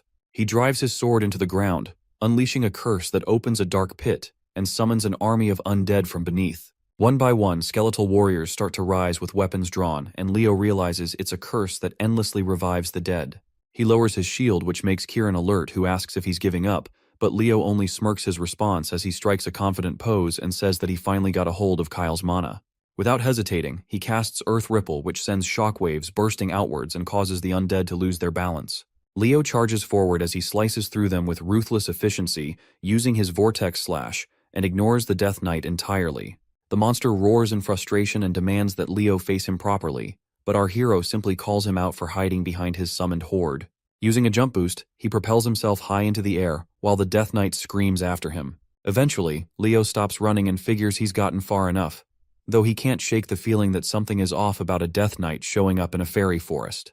As he tries to make sense of it, a skeleton stumbles out of the trees. He readies his blade and assumes it's a straggler, but before he can act, the creature is shredded into pieces. An elf appears who raises his sword to Leo and demands to know if Leo was the one who summoned it. Leo calmly explains that he's just a Lumern student with no involvement. Leo identifies him as a Seiren student as he recalls Aran's uniform, but the elf doesn't buy it and lashes out. Leo sidesteps with ease and knocks him down using the base of his sword. A voice interrupts and asks him to stop as a red-haired elf steps in and apologizes for the other's rudeness. She introduces herself as Runia and assures Leo that not all Seiren students behave like that trash bag. He accepts the apology and asks what brings her here, to which she replies she's on field training, while Leo explains that his class is here on a school trip. He excuses himself to report the incident to his professor, and Runia sees him off, though he pauses for a moment as he tries to remember why her name sounds familiar. Meanwhile, she's already yelling at one of her students for messing up and calls her an idiot sandwich. Back at the academy, Loon seems sus about the whole Death Knight situation, and says while monsters have been appearing, things haven't gotten that extreme. Professor Herod backs Leo that he wouldn't lie about something like this. Just then, someone calls out to them and states that misunderstandings can be caused by ignorance. A dark-haired elf steps out and scoffs at the idea that a first-year candidate met a Death Knight. He introduces himself as Professor Herdium, and Loon motions for him to speak. Herdium goes on to suggest Leo likely mistook a skeleton knight for a Death Knight since the real thing would have killed him instantly. He questions if Herod genuinely believes such a story, but Herod firmly replies that he does because Leo is the all-class representative. That surprises Herdium, who now considers that Leo might be worth keeping an eye on if he can really change the way Seiren students see things. He then asks Leo if he's skilled in magic as well, and proposes a joint class between Lumern and Seiren. Sometime later, all the students are enjoying themselves at a party, while Carr wonders how grand this event is, but Chelsea adds that it makes sense since the Emperor himself is hosting it. Eliana and Nella buzz with excitement at the thought of experiencing Seiren's teaching firsthand, though Leo remains a bit sus, and figures Herdium is the type who only believes what he sees with his own eyes. His thoughts are interrupted when Runia shows up again and asks if he wants to dance. They move in sync as if they've done it for years, and she gets thrilled to learn that he knows the elven dance to which Leo tells her he learned it long ago. She realizes that she never asked his name and asks what to call him. The moment he introduces himself, her mood completely shifts, and she grabs him by the collar and yells that he's the one who stole her contractor. Her grip tightens on his collar as she declares that she is going to end him on the spot, though Leo doesn't even flinch. Just then, our hero recalls what the Phoenix Lady said about someone else being chosen to become Fiora's pact bearer before him, and figures Runia is that person. Her body starts trembling with rage as she glares at him and calls him a shameless thief, but Leo only smiles and tells her that Fiora is doing well, which pushes her further over the edge. She screams at him to die and lunges forward without thinking. Sometime later, Runia lowers her head and apologizes for her outburst, while Leo doesn't make a big deal out of it, and forgives her on the spot before walking off with Professor Herod. Meanwhile, Herdium immediately begins scolding Runia and warns her never to make such a careless mistake again, especially since she is the first-year representative. Runia looks dejected and nods that she understands, but the professor continues that they now have to prove Seiren's superiority over Lumern, and starts shaking her like a blender. He loudly declares that they must rise above all other hero academies, but then suddenly panics that maybe he overdid it. However, Runia starts yelling with renewed fire that she will absolutely crush that nasty thief for the sake of Seiren's pride. The next day, the joint class finally begins, and Professor Herod introduces himself to the students from Seiren while explaining that today they will get a first-hand taste of how things work at Lumern Academy, which instantly sparks their curiosity.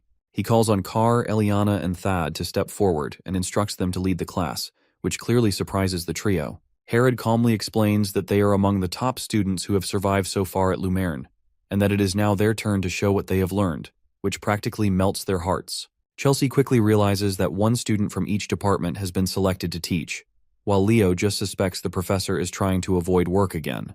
The three begin teaching everything they know about their respective magics, and their enthusiasm easily captures the attention of the elf students, while Professor Herdium smiles faintly and notes that exposure to other races can sometimes unlock entirely new approaches to magic.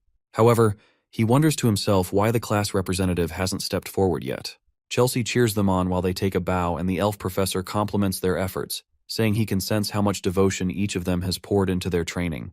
Picking up the chalk, he begins explaining that at Cyrun they follow a different teaching method, and though elves naturally use magic as a foundation, they make sure not to rely solely on it in order to maintain balance. Leo immediately calls him out in his mind because even though they pretend to teach everything, the curriculum is still soaked in magic. He thinks elves have always been pretentious and nothing really changes.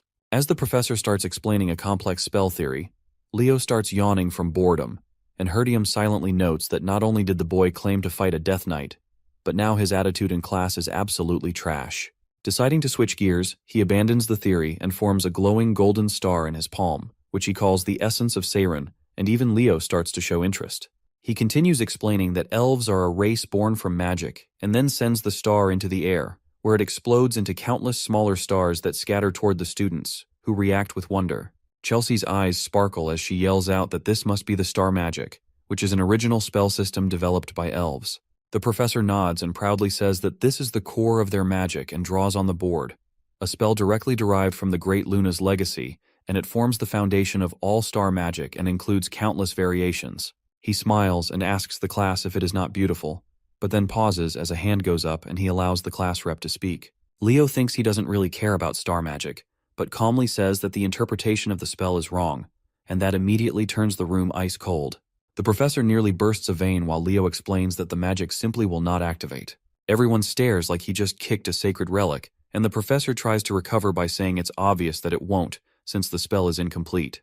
He explains that their ancestors deciphered the progenitor's records and managed to restore the spell to its current version over time. Leo quickly pieces it together that this is one of Luna's lost spells and figures that most people wouldn't know, because Luna originally created this magic just for Kyle when she developed the star magic system. The professor doesn't take the comment lightly and throws down a challenge, asking Leo to demonstrate where their interpretation went wrong. Professor Herod tries to step in and defuse the situation, but freezes when Leo actually walks forward. Meanwhile, Leo is already thinking that the magic elves are using now is just a watered-down replica, because he received the complete version directly from Luna, but died before he ever got to pass it on. He stares at the board and wonders if fate brought them back together like this. Herod starts sweating bullets since he knows how important star magic is to the elves, and tampering with the progenitor's legacy could be a disaster. However, Leo moves without hesitation and begins rewriting the formula using his own magic, while the elf students whisper in confusion since none of them have seen anything like this. After a few moments, Leo announces that it is ready, and the newly formed formula begins glowing intensely. The professor stares at the magical pattern with teary eyes, softly asking what kind of spell this is, and if Leo has used it before. Leo is suddenly pulled into a flashback as he stands on the edge of a cliff, where Luna calls out to him and proudly says that she has completed the magic. She smiles warmly and tells Kyle that she will now teach him this spell, which can make flowers bloom as he stands there holding a golden glowing flower in his hands. Leo repeats the magic Luna once taught and releases a wave of glowing flowers across the lecture hall, instantly lighting up the room as the students grow even more excited. Eliana turns to Nella and wonders if the class rep just pulled off something wild again, and Nella nods without saying a word. What grabs Runia even more is the professor's stunned reaction, and she starts to question if Leo really just cracked the founder's legacy in front of everyone. The professor drops to his knees in disbelief as he holds a golden flower in his hand, and mutters that he can't believe the magic they've all been using is just a flower-blooming spell. Leo calmly corrects him and says it's not that simple. He explains how flowers nearly vanished during the Age of Calamity, and suggests that they probably meant something important to the founder of the nebula. Back then as Kyle, he remembered once telling Luna that this kind of useless magic wouldn't help them survive battles, but she told him that flowers were beautiful, and that someday she wanted to see a world blooming with them. The professor agrees that the founder must have embedded a deeper truth in the spell, and as the flowers start fading, the students begin whispering as they try to figure out who this guy even is. Leo quietly tells the professor that he learned the magic on his own through ancient texts, and that he's a dual-class natural-born mage, but has no elf blood. Professor Herod steps in to apologize for Leo's behavior and offers to end the joint class for the day. He reasons that it's still too early to judge Leo without any official stance, but before he can finish, Professor Herdium interrupts and grabs his hands out of nowhere. He asks directly if Leo can be transferred to Siren Academy, completely catching Herod off guard as the whole class erupts in chaos. Later on, they return to their lodgings where Chelsea proudly serves a mysterious soup that looks more like a one-way ticket to the afterlife, while Eliana presents a risotto that's just as lethal. The boys immediately start weighing which dish will end them faster, but Eliana doesn't wait and force-feeds Carr a spoonful. He freezes for a second before barfing it up with no hesitation. Loon walks in and finds the whole thing hilarious, but Herod doesn't waste time and pulls Leo aside for a private talk. Loon informs him that the Grand Assembly has reached a decision regarding the Death Knight incident. Meanwhile, Nella sneaks off to eavesdrop as Loon reveals that there have been multiple sightings of undead creatures and even a Death Knight within the fairy forest. He says a formal investigation is being planned and a joint search party will be formed. As the others secretly listen in, Loon adds that the mission will be too dangerous for first years, so they'll be teamed up with Seirin seniors, but Leo then asks if that's the only reason Loon showed up. Loon shakes his head and says he actually came for Leo since his granddaughter wanted to see him. Erin steps forward shyly, asks how he's been and says she came because he said she could. Leo turns to introduce her to the others, but the girls immediately dive in and start fangirling over how adorable she is. Erin gets overwhelmed and runs upstairs while apologizing to everyone. The girls wonder if they messed up somehow, and Loon informs Leo that he's counting on him. Without a word, Leo heads upstairs and finds Erin curled up silently on the balcony. He puts his jacket around her, which surprises her, and she quickly tries to hand it back, but he tells her not to worry about it. He asks why she left Seirin, and she answers that she did it because she thought she was not suited to become a hero, which Leo is already getting tired of hearing. She explains that when she was struggling, she met someone who shone like the sun and then states with admiration that it was Runia, who seemed like a real hero in every sense. From then on, she began watching her from afar and realized that Runia was everything she wasn't, so she decided to follow in her footsteps. She even made it to the top of the class, but something must have gone wrong during the duel assessment because after that, Runia started to hate her. Leo finds it a bit strange since Runia doesn't come off like that, so he decides to ask her about it later. He thinks Erin reminds him of Verkia and asks if she knows her story. She perks up right away since it's her ancestor's tale, so Leo tells her that Verkia followed in the path of the great hero mentors, and that's how she became a hero. He reassures her not to worry about what others think, and that she should walk her own path, which instantly lifts her mood. With a smile, he invites her to come back down, and assures her that his class is filled with kind and fun people. Sometime later, as everyone gathers for the expedition, Runia storms up and demands to know how Leo won Aran over like that. Leo answers that he just told Aran there was no need to be afraid of Runia, which clearly throws her off. He adds that Aran told him Runia had given her a terrifying look which made her believe she was hated. Runia says she was just focused since Aran is genuinely talented, and Leo tells her to look out for the girl because she probably needs her. Just then, Professor Herdium calls out to someone who grabs their attention as a group of third years approaches. Lauder steps up to greet him, and the professor says he's impressed with the work Lauder submitted before. Leo glances at Runia and asks who that guy is, and she says he's her senior who suddenly jumped from 0 to hero this year, which Leo finds a little suspicious. Professor Herod then gathers everyone and announces that it's time to assign teams. He says each team will have 3 members, and right after, Herdium reveals that the first team will be Leo, Runia, and Lauder, which doesn't feel like much of a coincidence at all. Runia starts complaining the moment they leave as she grumbles about the professor's suggestion to use this as a chance to grow closer. Leo throws in a jab about the thief comment, which instantly sets her off again as she snaps that she still hasn't acknowledged him, but he just ignores her like he's tuning out background noise. Instead, she looks around and wonders where Lauder went since they're supposed to be moving in teams, and Leo recalls that Lauder said he'd go separately, guessing he must have something else in mind. Placing his hand on the ground, Leo suddenly senses that something feels off, and Runia comments that for all the ground they've covered, they haven't seen a single undead yet. But Leo is caught up with something else as he notices the surface around them doesn't seem any different from before, and remembers the conversation he had with Kieran. There's a curse of the dead laid over this land, but only someone like him who lived through the age of catastrophe can feel it. The Death King Hellkaiser was Erebus's most loyal follower and the Legion commander of Tartarus. Leo doubts he came personally and believes that instead he sent Kargor, the Death Knight, as his agent. Standing up, Leo figures out that beyond this point lies something inside the fairy lord that Silrod is desperately trying to guard. Runia looks at him in confusion and asks if he sensed something, but before he can answer, the sound of footsteps breaks the silence as they realize someone is heading their way. Leo instinctively points his sword forward, only to be met by Lauder, who casually asks how the investigation is going. He checks if they've run into any undead, which they deny, and then asks if Leo was the one who first reported the presence of a Death Knight. Leo confirms and shakes his hand, though he notices something strange about the black ring Lauder is wearing. Lauder then claims Leo may have jumped to conclusions and suggests that he might have gotten too hyped up as a first-year student. He asks if they're aware that high-level undead like Death Knights can't stay summoned without a necromancer feeding them mana, which is why demonic summoners usually accompany them. Runia realizes that if that's true, there must be a demon hidden somewhere in the forest. But Lauder argues back that this is the capital of El Salbekia and reminds her that as a Seiren student, she should know about the star magic that surrounds Berkia. Runia agrees, but Leo cuts in with a firm tone and says, "There's no rule that states the necromancer must be a demon. Other races are fully capable of using dark magic, including elves." Lauder laughs and fires back that elves are way too prideful to stoop that low. He drops the argument there and tells them to just finish the investigation, though Leo can tell he's searching for something. Even Runia starts picking up on how off his behavior feels. Later that evening, the students gather to compare notes, and everyone agrees they didn't even spot a single undead, let alone a Death Knight.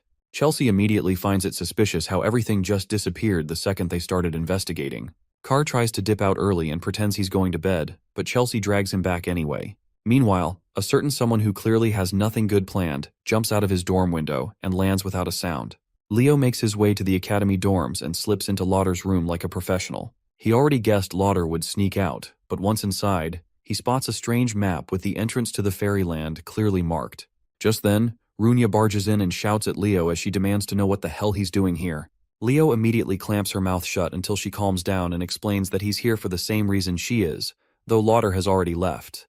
Before they can argue more, voices echo from outside asking if Lauder's asleep, and Leo grabs Runia without warning as he jumps straight out the window. Aaron hears a noise and peeks out just in time to see Leo holding Runia in his arms. Her face turns crimson, and she drops her book in a panic as her brain fills in every possible romance scenario. Meanwhile, the two disappear into the woods, and Leo finally asks how long Runia plans to tail him.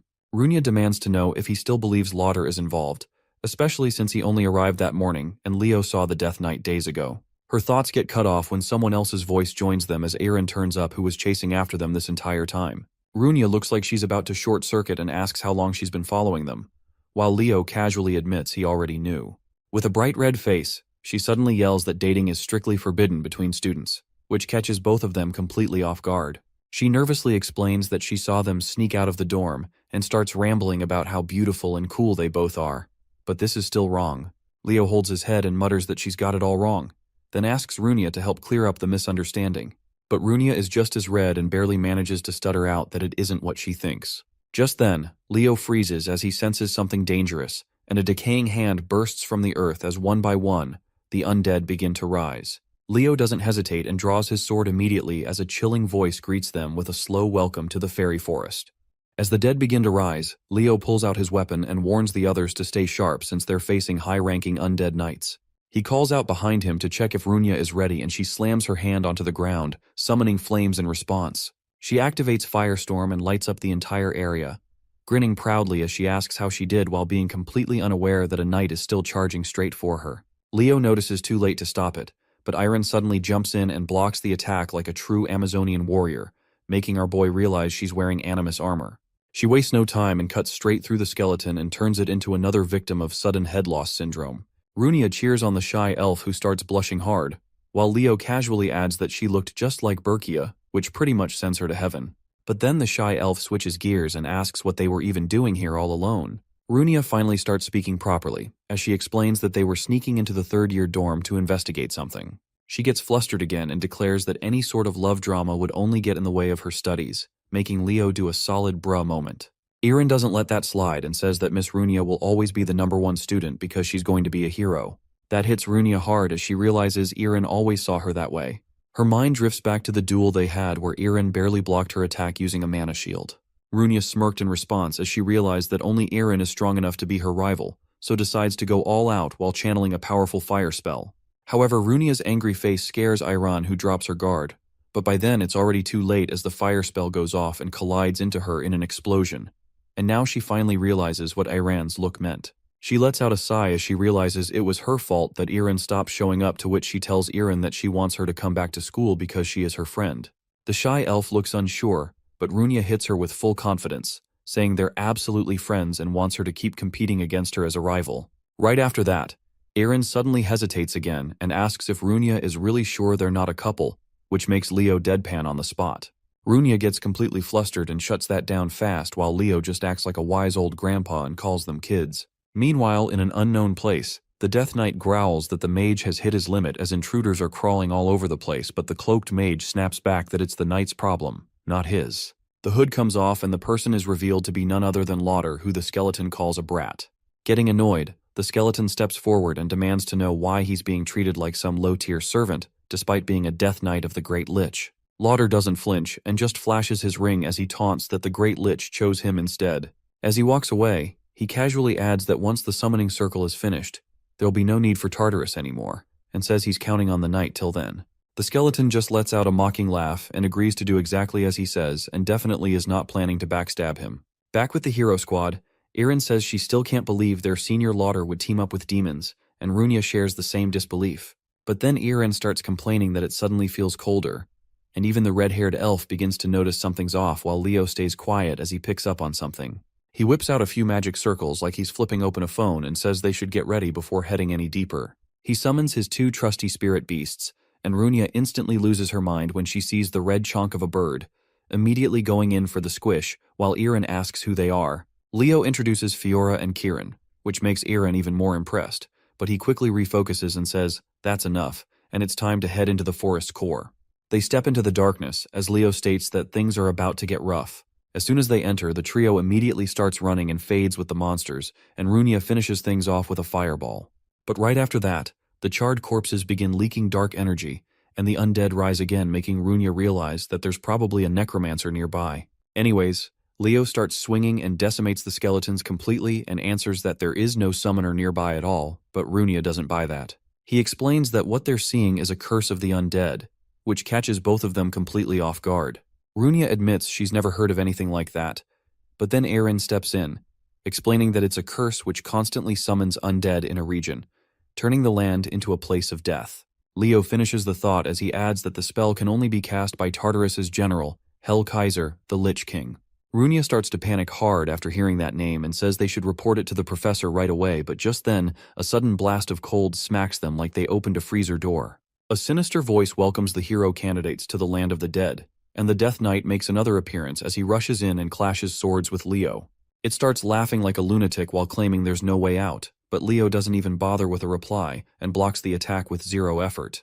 The Death Knight starts taunting the students while the undead march toward them. Leo steps forward and declares that he will take care of the Death Knight while the girls handle the undead. The monster laughs at him for actually fighting this time as they clash swords. He blocks another blow and activates his family's secret technique called Providence. With the technique, he forces the knight back with ease and cuts off one of its horns. The skeleton retreats and asks if that was Phoenix Fire, but Leo keeps the pressure on and adds that he mixed it with Zerdinger's Flame Aura. The monster looks shaken as it studies the melted blade in its hand. Another strike sends the knight flying back where it lands among its undead soldiers. The Death Knight stares at him, wondering how a kid could become this strong and have such a wild look in his eyes. Before it can react, a massive flaming ball drops from the sky. Runia smirks as she activates her blaze skill and roasts the entire group of skeletons like nothing. She throws a proud victory pose while Iron is too stunned to speak since the girl just scorched half the forest without blinking. Sometime later, Kieran asks Leo if the redhead is really an elf because she acts way too violent to be considered one. Leo stops walking when he sees a track in the ground and says that the battle is not finished yet. As they walk through the ruined forest, the girls feel overwhelmed by the thick death aura floating through the air. A voice calls out from the side, asking what they are doing in a restricted area, and Runia nearly jumps when she recognizes Senior Rauda. He says he is investigating the appearance of the undead in the forest. The redhead replies that the cause is a powerful curse, but Rauta looks doubtful. She is in shock since the curse energy around them is way too powerful and might choke anyone. Leo taps into his inner Sherlock and recalls that some Lumerne students recently touched objects that came from Tartarus and unknowingly used the dark arts. He raises his hand and activates a reveal spell that shows the trace of dark magic, which leaves the girls horrified. Looking at the exposed remnants, he calls Rauda out and says that he willingly used black magic and worked along with Tartarus. The senior clenches his fist and mutters that Leo is annoyingly persistent. He then announces that Lady Luna's hero record fragment is buried somewhere nearby, which sends another wave of shock through them. Rauda mocks the council, saying they do not even know it exists, and claims it is his right to reclaim the artifact. Irin shouts that it is offensive to the great hero and that Rauda plans to keep it for himself anyway. Runia gets fired up and tells Leo that they should beat this guy up and drag him to the teachers. He draws his weapon and warns the two that the fight from here is life and death. Rauda suddenly launches a deadly lightning spell which catches everyone off guard. Leo reacts instantly and copies the spell, which cancels out the attack. He tells the girls to get ready because this is what a real fight with evil looks like. Rauda laughs in amusement that a human can use original elven magic and asks who he really is. Deep down, he feels a crack in his confidence because the kid not only countered him expertly, but also saw through his plans. He realizes that if the girls join the battle, things will get messy, so he raises a finger and releases a dark aura around him. Leo notices something wrong and yells at the girls to get down, as the senior unleashes another devastating spell. Irin activates her animus armor and shields Runia as the blast dies out. She cannot believe the basic spell was that strong, but her shock turns to panic in an instant. Leo lies on the ground with Rauda walking toward him like a predator. She shouts that they need to help him, but just then, the Death Knight suddenly appears again. He blocks their path and tells the two girls that this is their end, which only pumps Runia up even more. She tells Irin to keep the knight busy while she prepares a spell. Rauda stands over Leo and asks if he has any final requests. Leo fires back that he seems way too overconfident and signals Kirin.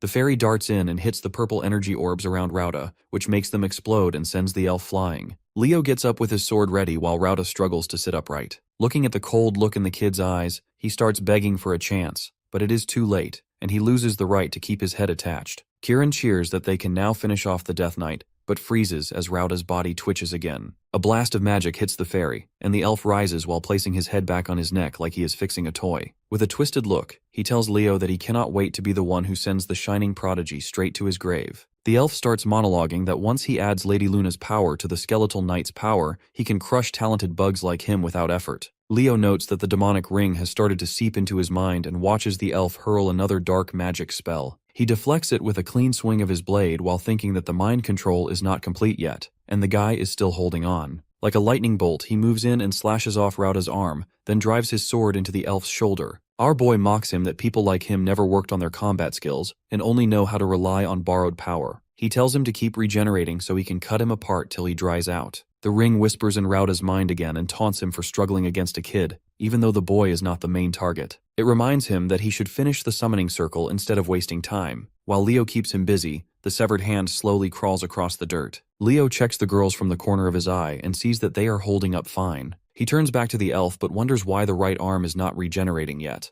which makes his spidey senses tingle. Kirin suddenly points at the ground in panic as the severed hand finishes the summoning circle. Rauda coughs up blood and announces that it is too late for them to stop him as his body glows red. The girls freeze as the circle lights up, and even the Death Knight looks back at the scene. Leo jumps back as he senses something dreadful rising from below. The ground shakes and cracks open as a giant hand pulls itself out. Kirin asks what this nightmare is, and Leo answers that it is a skeleton king, and that they are facing a truly formidable monster. Rauda laughs like a lunatic as he feels new strength rushing into him and wonders if it belongs to Lady Luna. Leo realizes that the senior has fully given in to the black magic and rushes forward. He leaps into the air and yells that such vile and disgusting power could never belong to the founder. Rauda smiles in amusement as the skeleton king raises a massive hand to strike. Leo barely dodges the hit and lands a few feet away. The senior laughs even louder and says that he now controls the skeleton king completely. Kirin asks if they should retreat, but Leo says something feels off about the monster king. While dodging the monster, he explains that the summoning was rushed and Rauda cannot maintain it forever. He recalls that the most basic rule in summoning is to have enough mana to support the creature. He tells the fairy that they only need to stall it till the power burns out. He pushes some mana into the fairy and asks him to back him up. Kirin shoots off to distract the creature while Leo blasts it with a light spell. The skeleton king barely shows damage, and its eyes glow red as it raises its sword for another attack. Leo jumps again and thinks that the gap between their powers is massive, but he only needs to buy some time. Rauda does not stay idle and fires another spell at Leo as he lands, catching him off guard. Just then, Runia leaps in at the perfect moment and raises a wall of fire that blocks the blast. She says she will keep the senior busy while Leo finishes the skeleton king. He asks if Aaron can handle the Death Knight alone, but she reassures him that Aaron is not some fragile girl. The scene shifts to the shy elf as she blocks the knight's sword with her shield, but the force sends her sliding across the ground. The monster mocks her for choosing to fight him alone. Kargor swings again, sensing her presence approaching him, but she ducks and avoids the blow. She tells herself that she must push through or her friends could get hurt, and drives her sword through his body. The Death Knight laughs as the blow does nothing and sends her flying with a brutal kick. She struggles to stand while he taunts her that she is a beginner noob, and that he will take her skull as a trophy. She counters the monster, saying that great heroes were always supported by people who believed in them, and then stands back up. Irin taps into a power inside her and says that her ancestor Berkia also followed the hero's path and made a vow to never waver in her belief. She then raises her sword with renewed resolve. The Death Knight starts sweating since the energy looks like fairy magic and charges at her. She grows confident and tells him that this is a secret technique passed down to the fairy knights. As the Death Knight closes in, she activates the skill Evergreen and slices through the skeleton with fierce determination. After taking the full Gojo treatment, the Death Knight starts fading away, unable to accept that it was a kid who defeated him. Irin tries to stay on her feet and tells herself she has to help the others, but her vision turns blurry and she drops to the ground. Back to the main fight, Rauta asks Runia if she is ready for some more. He fires a lightning dragon spell, determined to end her right there and then. Runia summons her fire turtle at the last moment and uses its shell to deflect the spell. The senior's eyes stretch open as the lightning shoots straight back and drills through him. Runia mocks him and asks if he thought she would just stand still. She fires another blazing strike that engulfs him in flames. Rauta drops to the ground, smelling like charred meat, while the redhead turns away. Her expression twists in shock as he suddenly fires an attack that sends needles through her body. Leo calls her name and breaks focus, letting the Skeleton King close in. The monster slaps him so hard that he gets blasted away in an explosion. Far from the battlefield, Leo drags himself out of a cracked tree trunk and holds his arm while Kieran circles him in panic. The fairy asks if he is alright and points at the injury. Leo tells him to calm down since he is still breathing, then starts walking back. He stops mid-step as the Skeleton King unleashes a curse skill that makes the whole field spin. To counter it, Leo summons Fiora and tells her to make some noise. The baby phoenix lets out a sharp cry that breaks the curse and heals both Runia and Iran. Asking for her help again, Leo lights up like a Super Saiyan and focuses on the enemy. The Skeleton King swings with another massive strike, but Leo pulls back right in time. Watching him fight, Runia realizes the boy has zero fear of death and moves with the heart of a real hero. She recalls the flame turtle and praises it for doing well. She then fires another burning attack that hooks onto Rauta's hand. He mocks her again and says her flames are as useless as she is. She reminds him that her house has always been linked to the phoenix, and her ancestor swore to reduce Tartaros to ashes, along with every demon in it. Rauta tells her to stop spouting nonsense, but then senses something wrong. The flame on his hand refuses to die, which puts him on edge. Runia continues that as long as she lives, the oath lives with her. She reminds him that his left eye is demonic, so the flames will not stop till he is a charred brisket. She closes the distance and tightens her grip on his arm, making the flames rise even higher. She reveals that the technique also burns the caster. Rauta calls her insane, but she has already decided to take him with her. Out of nowhere, the flames vanish without warning, which makes him relax for a heartbeat. He tells her he will return the favor, but his ring goes berserk. A vortex opens and starts dragging him in while he screams at it to stop. The ring devours him whole, and he disappears from sight, leaving Runia collapsing in disbelief. She wonders why the Skeleton King is still here even though its summoner is gone. The ring then starts glowing with a different aura, and Leo tenses up as he senses a familiar, terrifying presence. The Demon King orders the Skeleton King to continue the mission, and the monster raises its sword again. Leo braces himself while thinking that the energy feels exactly like Hell Kaiser, who is now using the ring as a vessel. He guesses that the Demon King is aiming to break the barrier protecting the zone. Leo rushes in and yells at Kieran to cover him. The Skeleton King slams its blade down and Leo intercepts it with everything he has. He realizes he is losing ground fast as the barrier cracks behind him. The monster then launches him away and sends him crashing through the collapsing shield. Kieran screams his name as Leo flies across the battlefield and smashes into a distant building while the barrier finally shatters. After some time, Leo's eyes slowly open, and his two familiars rush over, but they have been reduced to tiny little orbs. He stares at his hands and realizes that his spiritual energy has run dry. Pulling himself up, he starts checking the ruined landscape around him and feels his chest sink as it hits him that fairyland has really been reduced to this miserable state. Just then something catches his eye. He turns toward a knife resting on a slab. His eyes widen in recognition as he recognizes the weapon. A memory from his former life hits him, dragging him back to the day he handed that dagger to Berkia. She fired back instantly, asking if he was trying to get rid of it. She threw a whole tantrum and said that it looked like something useless, while our boy roasted her that this thing carried him through countless battles. His old party called out to him right then, and he realized it was time to leave. Berkia looked crushed, but he only patted her head and told her that he had to go. He walked into the portal while she stared at him the whole time. Snapping back to reality, our hero picks up the dagger and calls Berkia a gremlin. He remembers perfectly how she said she never needed the stupid weapon. Suddenly it glows bright, which catches him by surprise. A ridiculous amount of mana bursts out of the dagger, and it responds to its true owner, Leo. Feeling the charge shoot through him, he wonders what spell he should throw at the Skeleton King. He then looks at a fire spell that smacks the monster in the face and realizes the girls are still fighting. Runia and Aran can barely stand as the creature focuses on them. Iran's eyes widen when she senses a massive shift in magic somewhere behind them. A bright golden light blasts out of a nearby building and they brace for impact. Runia then states that if the guy really did make a contract with the Phoenix, then he should be able to pull something like this off. Changing into a Temu version of Alien X, Leo claims that the spell is still nowhere near the original version, but it should do fine. He figures the girls will enjoy it, and quite literally makes stars rain from the sky. The duo is thrown into shock while Iran instantly turns into a walking Wikipedia and explains that she read about this in the ancient texts. This is Finale, the strongest spell ever recorded. The raining stars crash into the Skeleton King and wipe it out of existence. Leo strolls out like he is just taking a walk and summons Kieran. The fairy pops up ready to fight, but Leo breaks it to him that the battle is already over. He then tells Kieran to go get his wings back, and the fairy zooms away instantly. The girls call out to him and he asks how they are holding up. Runia starts yelling that he is supposed to be the injured one here, while Aran is just relieved he is still standing. Runia then asks about the spell, and Leo explains that it was only possible because of the dagger. Aran lights up since this is a great hero's artifact, while Runia wonders if Tartarus was aiming for this the whole time. Kieran then reappears and proudly announces that he found the wings his dad stashed away. He asks Leo to help him get the bandages off while Runia stares like her brain just blue-screened. She then blurts out if that object is a hero fragment as it starts glowing. The hero record unfolds and the whole group suddenly gets sucked into another world. Runia spins around wide-eyed, but then a voice calls out and asks if they really plan to defeat Erebos. The voice calls them stupid for even attempting such a thing, but then casually agrees to tag along since she likes the idea. Leo turns around slowly and sees her introduce herself as Luna, the one who shines stars in the night sky. Only then, Leo finally processes the fact that this hero fragment belonged to him back when he was Kyle. Meanwhile, the two teachers rush to the scene, worried sick for the students. Runia calls out to Professor Herdium and shows him the hero's fragment they managed to recover. He stares at it in disbelief while Professor Herod tells Leo he did well and asks if anyone else is missing.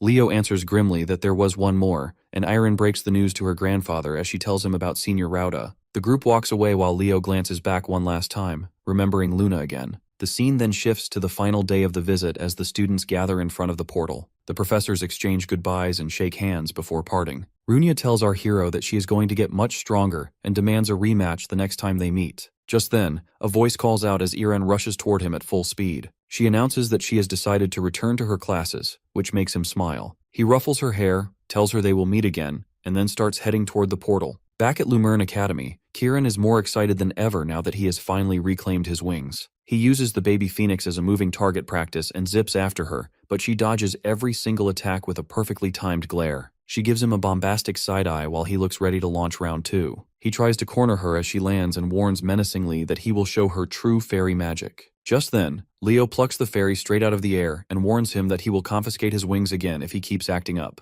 A voice calls out, and Fiora's form begins to shift. She transforms into a young girl and introduces herself properly. Our boy figures that it is Kieran's magic causing the change. He crouches down and tells her there is no need to act so formal. Meanwhile, the fairy immediately tries to attack her again, which only irritates her further. She grabs him tightly in her fist and tells Leo she wants to show this form to her mother. He agrees and opens a portal, telling her to take the fairy along. Kieran protests with everything he has, but it is useless, and the two vanish into the portal. Our boy finally relaxes on his bed for the first time in a while. He had to hand the dagger and the hero fragment over to Siren Academy. First, it was the Queen of Monsters at Lumerne, then Hellkaiser at Siren. He thinks that it seems pretty clear now that Tartarus is trying to wipe out every trace of the great heroes. There are still hidden moles inside Lumerne Academy that need to be rooted out. Just like Rauda, there must be direct traitors lurking within the academy. He figures Lumerne needs to identify them as fast as possible. The scene then shifts to the main academy hall as the night department's head announces that the headmaster will arrive shortly. Meanwhile, the students whisper among themselves, confused as to why everyone was gathered according to their field. The headmaster steps onto the stage and asks if they enjoyed their vacations. He then announces that he gathered them here for the upcoming event, the department tournament.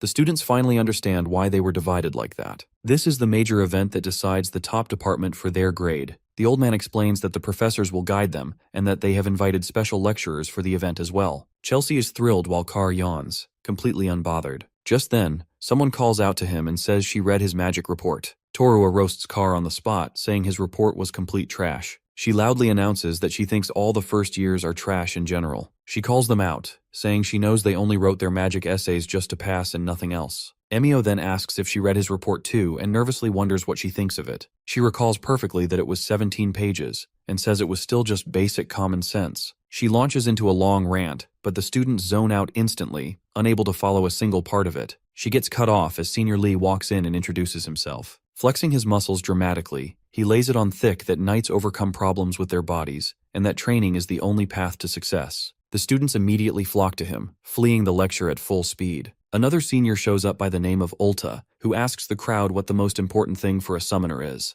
The students try guessing one after another but fail miserably. Ulta then reveals that the most important thing for a summoner is love, which earns a collective deadpan stare from the room. The principal continues and announces that these top students of Lumerne will guide everyone for the upcoming event. The old man then suddenly freezes in confusion and asks why Leo is standing there all alone. Everyone turns toward him, not understanding what is going on. However, Leo just smirks and declares that he is standing in the all-class zone. Meanwhile, Torua asks what he means by that and if he is feeling all right in the head. The principal explains that this is an interdepartmental competition. All the departments immediately try recruiting him one by one, but the old man smiles and says that maybe he is right. He then tells him that this is a rare chance to get special teachers, to which our hero answers that he does not plan to waste the opportunity. He continues, explaining that he intends to take all the classes. However, the principal grows serious and asks if he realizes that he will have to face off against all the departments alone, but Leo does not back down. After a brief standoff, the old man admits defeat and asks for a little time. Meanwhile, Torua and the magic professor focus intently on getting him on their side.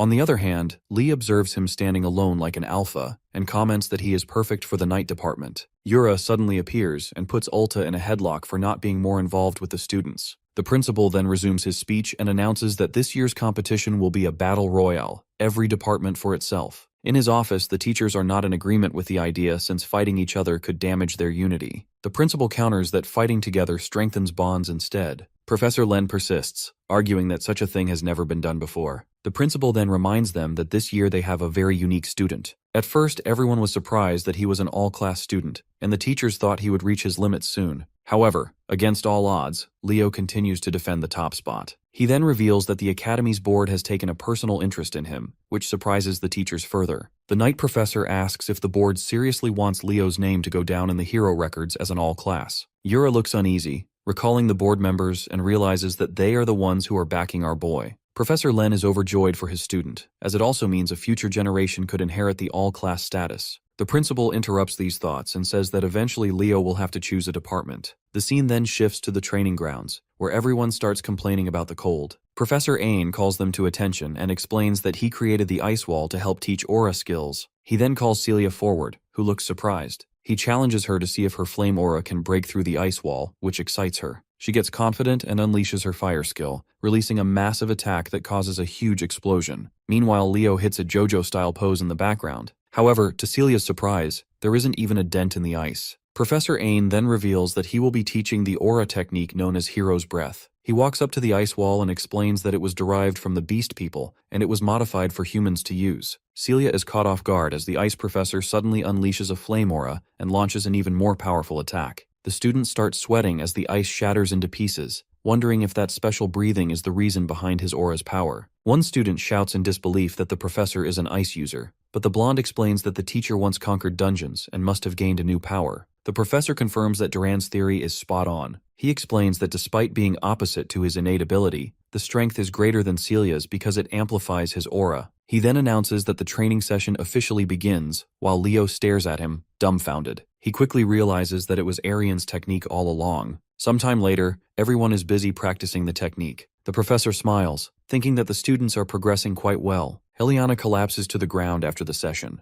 Chen offers her a tissue and she lights up, saying that she really is a good person. They then notice Leo, who is deep in concentration, and wonder why he is struggling. The professor smirks, thinking it is rare to see Leo like that since he hasn't manifested the skill yet. He figures that this is a perfect opportunity for him to focus more on his night studies. Just then, Ain's eyes widen in surprise as he realizes something about his breathing. He then walks up and asks the boy who taught him that breathing technique. The professor reveals the truth that Hero's breath originally came from a beastkin who studied at Asnia Academy. He modified it so humans could use it, but Leo's breathing style closely resembles how a beast person would wield it. Our hero confirms that this is correct. Professor Ain then asks if Leo can shift the point in his body where aura manifests, and charge mana from there. Guided by the professor's advice, Leo ignites his aura in an impressive flame that rises sky high. Duran is blown away by the power of that ability, and the students start gossiping, wondering what has just happened. The teacher smiles and compliments him, saying that he is unlike anyone he has ever seen before. Leo just smiles back and thanks the professor for his words. The scene shifts to the hallway, where Chloe is carrying a pile of books, struggling with the weight. Leo shows up and comments that those look heavy, then offers to accompany her since they're both headed to the magic class presentation. She turns red for no reason, wondering why she can't maintain eye contact with him even though he isn't doing anything special. Just then, Tarua appears and immediately starts teasing the poor girl. Chloe is shocked that the senior even knows her, but Tarua explains that she read and enjoyed her paper on Northern Magic. She then bluntly asks our boy when he plans to join their department. He counters that forcing him to pick is literally against the rules and thinks that she really is way too forward with her approach. The group heads up toward the clearing and Torua suddenly freezes. A second later, she rushes ahead, demanding to know what Professor Albie is doing here. He explains that he's been hired as a special lecturer starting today, which shocks her even more. She immediately starts throwing a fit about how he never agreed to give their batch a special lecture, while the students behind them enjoy the display. Leo watches her lose her mind and thinks that any student would want to take the professor's classes since the man uses fairy magic. Professor Len finally shows up and announces to the class that the Golden Professor will conduct the class. He then notices a strange-looking first year lurking around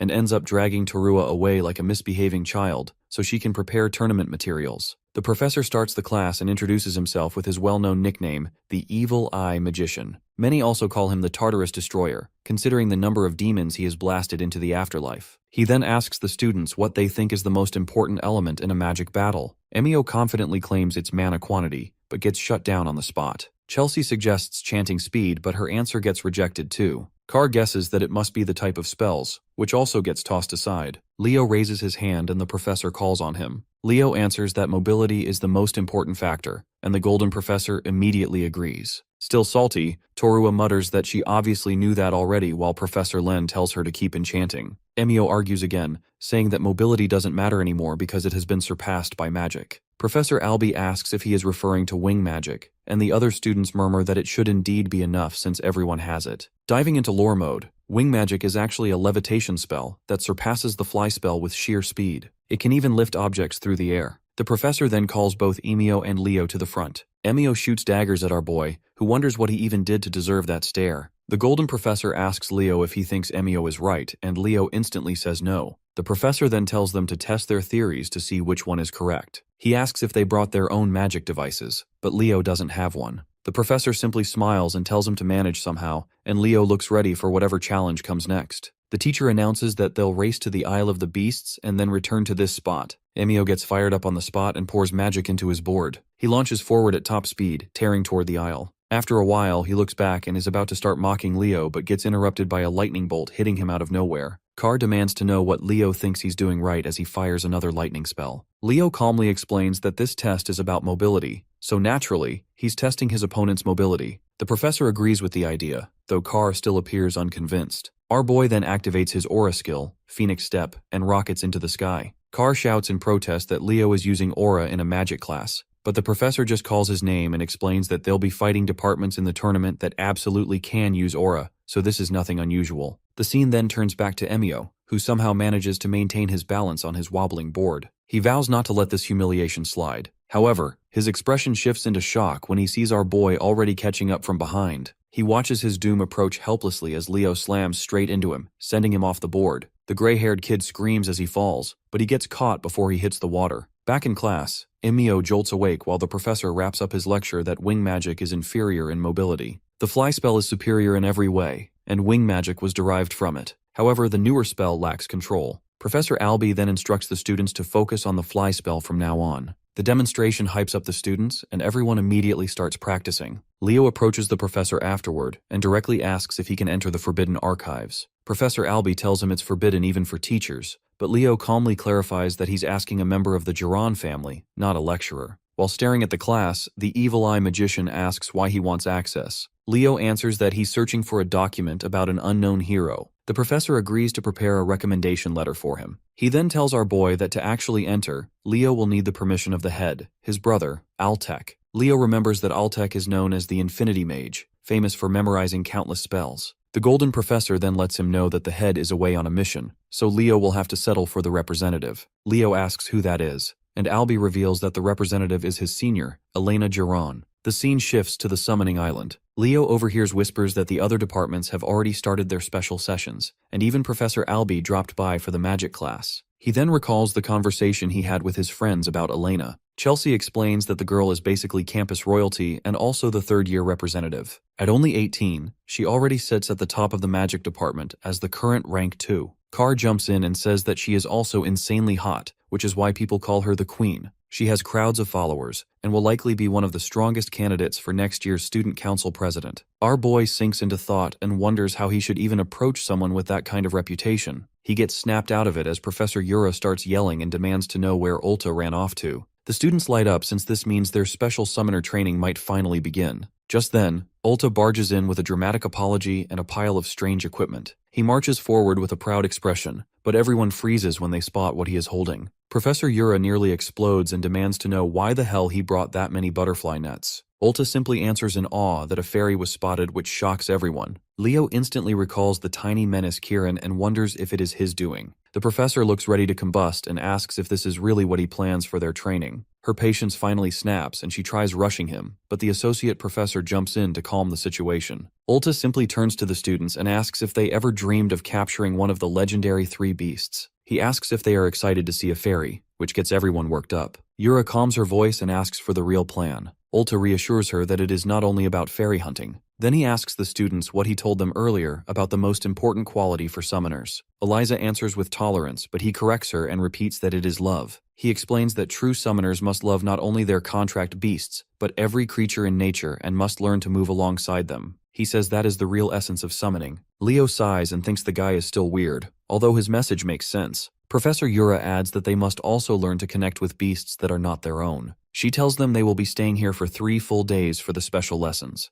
Ulta adds with a threatening smile that he already submitted their dorm papers, so they have no reason to leave. Students panic at the idea of surviving out here and complain that they had other plans. Eliza is not that bothered by the situation, but Ulta quietly puts a butterfly net into her hands, which makes her surprised. The twist then lands that they are forbidden from using their summons, aura, or magic. They must survive the forest with their own strength, which makes the entire class panic. Ulta then leaves, but students create a ruckus that the forest is full of danger. One of them tries to reason with the professor, but she tells him that summoners are different from the other departments. They are humans who form bonds with other beings, and that is why they must learn to adapt and understand nature on its own terms. She continues that this is why Ulta focused on love and asks how many of them have seen a true summoning. She points out that many of them rely on their family's mediums instead of witnessing a beast's real form. She then smiles and tells them she will see them in 3 nights and wishes them luck. The days pass as the students learn basic survival while sharpening their instincts through different activities. The story then shifts to Leo, who is gathering berries. He admits that the summoning classes are way more challenging than the others in a good way. Suddenly, someone screams that they found a fairy. Our hero turns toward the sound and sees one unfortunate student swallowed halfway by a massive plant. The others stare at their classmate without rushing to help. Instead, they roast him for charging ahead without checking his surroundings. Leo then spots the little troublemaker watching from a tree branch and decides the fairy needs a lesson. Kieran takes off and wonders which student he should torment next. However, he gets caught completely off guard when a trap springs and a butterfly net captures him. He cannot believe he got caught by such a cheap item. Leo picks him up and reminds him that he warned the fairy to behave. Kieran claims that he was not causing trouble and says he is just investigating the weird changes happening in the forest. Leo is not convinced, but the fairy swears that something strange is going on. A while later, the two sit next to a fire and Leo asks what he knows. Kieran explains that the beasts on the island have started behaving violently. During his search, he ran into the students, which then led him to become instantly famous. Leo then points out that this territory belongs to the phoenix Purina, who would have normally reacted if something was wrong. Kieran then reveals that Purina is not even on the island, which catches him by surprise. The fairy explains that when they arrived, Fiora found a message saying her mother had gone to visit the Oathbearer. This made the baby phoenix sad since she wanted to see her mom. Then they both noticed the forest beasts acting odd and decided to investigate. Fiora ventured deeper into the forest, and Kieran followed behind her. The story makes Leo think that Fiora is the second strongest beast here, so she should have noticed something serious.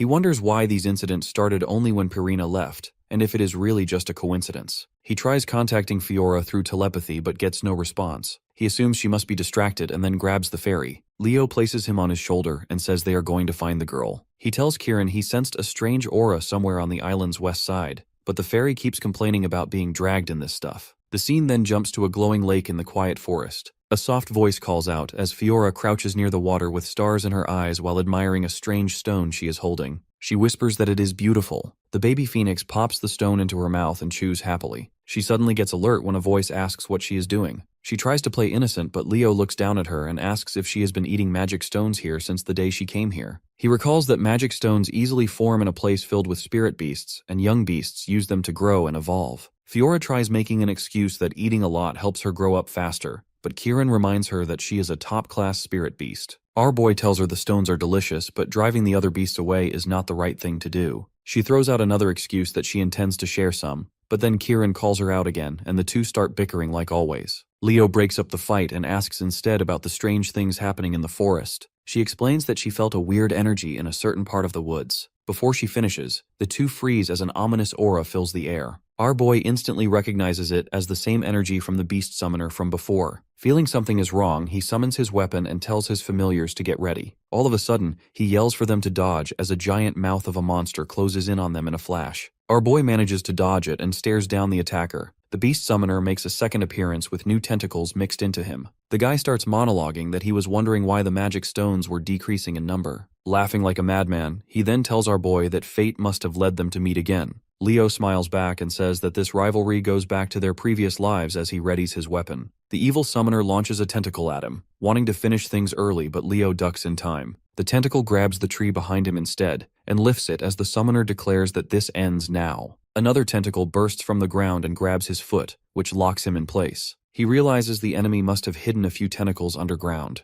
It managed to catch him off guard since he did not sense anything at all. The summoner then launches the tree at him full speed. Leo closes his eyes for a second and lets out a powerful scream, releasing his phoenix aura in a blazing shockwave. The blast cuts off one of the tentacles, but it grows back almost instantly. He turns to the summoner and says he has a question. He asks if the tentacles at his feet belong to a gorgon and if this is a chimera hybrid. The evil summoner smirks and asks Leo who he really is to figure that out so quickly. Our boy smirks back and says he is just a first-year hero candidate. He then commands Fiora to charge. She rushes at the summoner at full speed and the hit causes a massive explosion. Kieran compliments the baby phoenix's attack power, but Leo warns them the fight is far from over. The beast summoner throws a tantrum that his beast got destroyed, but then decides he will return the favor. He dips his hand into the water and summons a giant death slime like he is some kind of Pokemon trainer. Kieran complains about the sewer smell rising from it while our boy summons a windshield. He finds it thrilling since this is one of the strongest slime monsters out there. The evil summoner smirks and says that this battle is as good as over now. A voice suddenly calls out and demands to know what the evil man is doing with his junior. A bolt of lightning drops from the sky and strikes the summoner, who lets out a high-pitched scream. Ulta swoops in on his majestic Pegasus, while the enemy is left smelling like burnt brisket. The thug finds it unbelievable that his beast armor got destroyed so easily. He then admits it is to be expected from the strongest summoner in the department. Kieran focuses on the winged horse instead,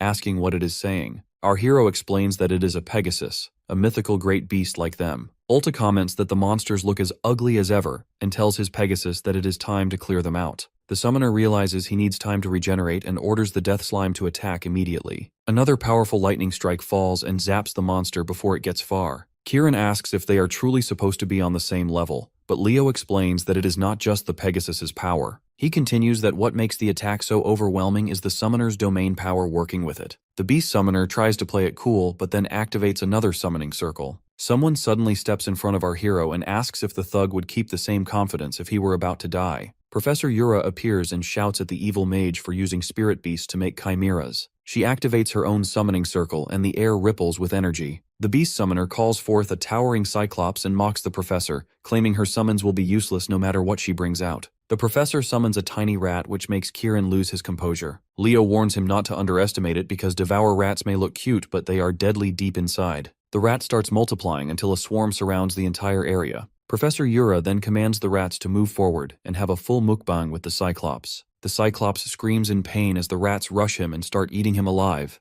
The summoner begins sweating hard, realizing this is not looking good. He pulls a scroll through a portal, but Ulta orders him to stop and fires another lightning bolt. Even while getting hit, the beast summoner manages to rip the scroll and vanishes in black smoke. The senior looks at the fading smoke and wonders if his attack did not reach in time. As the area grows quiet, Professor Yura begins lecturing Leo for entering a restricted zone. He explains that he was following Fiora, who was the one eating the magic stones by the lake. That calms the professor down and Ulta starts crying tears of joy that our hero loves his familiars so much. The professor gets serious and says the beast summoner was most likely trying to corrupt the magic stones here. She mounts her black wyvern and says she will report this to the headmaster immediately. Yura then asks Ulta to continue the training, but to be careful. After she leaves, the senior then turns to Leo and comments that he is the Phoenix's contractor. He even notices Kieran, who is invisible, but chooses not to say anything. Our hero changes the subject and asks if the small Pegasus belongs to him. Iria walks up and introduces herself politely. Leo pats her head and she melts under his touch. This surprises Ulta since the Pegasus do not usually like being touched. He then asks if our boy has ever handled one before, which he denies. Leo recalls his previous life, where he handled a Pegasus, and the memory brings him a warm feeling. The senior tells him to continue the training, but notes that he will consider the fact that he used his powers. Leo agrees without complaint. He then goes deep into thought that since the beast summoner is that strong, the enemy hiding within Lumerne is likely a professor. A few days later, the entire class gathers for the first time in a while. Carr asks his friend about the summoner training, but the guy is too tired to reply properly. Eliana asks where the class president went, but Carr reminds her that all the representatives were summoned separately. Meanwhile, Leo walks into a large tent, and Reese greets him immediately. Luce, the second-year representative, is head over heels for him, while Hark, the fourth-year rep, sleeps soundly in his seat. Our hero looks around, searching for someone, when a hand touches his cheek and calls him cute. He recognizes the voice as the girl asks if he is the shining first-year rep. He realizes it is Elena, the one with access to the archives, and she asks him straight up if he wants to be her boyfriend. Leo rejects her immediately while Luce enjoys the scene with popcorn. The senior leans closer and says that big sister will take good care of him. Being a true man of culture, he tells her she is too young for him. His comment catches her off guard and she bursts into laughter, saying that this is going to be fun. Luce finds it amazing that Leo is as dashing as the rumors and that he is not backing down against Elena. Reese then asks the third-year rep how her mission went, but she dismisses it as boring. He moves over to the fourth-year rep and shakes him awake. Hark gets up and immediately challenges Reese to a fight. Reese just smiles and tells him he will deal with him later. Elena begins trash-talking him for wanting to fight the moment he wakes up. The fourth-year rep fires back that a faction mascot like her would not know what a real fight is. The two begin bickering non-stop until Luce interrupts them and warns that they will get in trouble. Reese asks Leo what he thinks of the representatives, and he nervously replies that they seem like good friends. Fast forward to the gathering. The principal enters and greets all the students before explaining why they were summoned. He announces that from today onward, all academy staff and students will be cut off from the outside world until the competition ends. Everyone will be placed under strict lockdown without further notice. Leo grows tense and realizes the principal must be planning to catch the traitor. The scene shifts to the classroom where Eliana and Chelsea complain about being cut off from the city. A student suddenly calls out that the location for the battle royale has been chosen. It is a restricted place named Negrang. Carr looks up the details in a book and reads that it is a city in the southeastern area that was destroyed by a stampede from the hero dungeon. Even though the dungeon was conquered, the land became cursed and no one could live there afterward. Nella looks worried about going to such a place, but Chelsea reassures her that the rumors say it is not that dangerous. She brushes it off and reveals that only mid to low tier monsters are scattered around, but that still frightens the students. Leo studies the pictures and realizes the place looks familiar. He starts sweating a bit as he recalls that this is where he teamed up with Lycinas to defeat a Legion commander for the first time. Going to the library, Leo digs through documents like a man on a mission. He finds out there are 5 lakes inside the restricted area, and starts wondering which one is Erdia. He wants to find the lost Oathkeeper of Lycinas, the Spirit of Radiance, Luminous. The scene then jumps straight to the day of the tournament. The announcer starts his dramatic speech about the first years while parents in the stands worry about their kids. Meanwhile, the principal and Yura overlook the whole place and talk about how dangerous it was to invite a crowd this big. The professor wonders if the lockdown should have stayed longer, but the principal reassures her that their defensive forces are back. Purina flexes her flames in the background while Yura silently fangirls over the Phoenix, dying to talk to her. Just then, Sejin steps up on stage and announces that he will be the overseer of the competition. He confirms that the battle royale will proceed as planned. The students will put everything on the line until one emerges the victor, and that student's department wins the whole thing. He then reveals that each student gets a bracelet that monitors their body. If it senses that a student might die, it will teleport them to safety immediately. Sejin then drops the bigger news that this tournament also serves as their final exam, which shocks everyone. He explains that surviving the longest won't be enough because if they hide the whole time, they get low marks. All their actions will be recorded from start to finish by the bracelets. The professor continues that a person who fights early and gets eliminated can still score higher than someone who camps throughout the match. He then wishes them good luck. Leo smirks, thinking that if someone takes one for the team, then that student's exam score is basically toast. The announcer declares that the department tournament starts now as a golden light wraps around every student. Carr opens his eyes and realizes they have been thrown out of the Fortnite battle bus and are now free falling. Students panic as they fall victim to gravity, but our boy doesn't react at all. He assesses the area and sees curses spread all over the land, activating and dispersing on their own. Leo senses the only clear spot devoid of curses sits at the center of the map. He figures everyone will rush to that safe zone, which makes it perfect for him to slip away and search for the lake. Students start adjusting to the fall and begin activating their powers. Suddenly, Prince Duran and Eliza come face to face and size each other up. They decide to fight right there, but then out of nowhere, Leo flashes past them with his Phoenix aura. He ruins their aura farming moment, which ticks them off. They yell his name out in unison, but he is already too far to hear them. Landing beside a wrecked building, he remembers that Lycina's sealed luminous somewhere around this area. Then, a curse washes over him and dulls his senses. However, he manages to overpower it.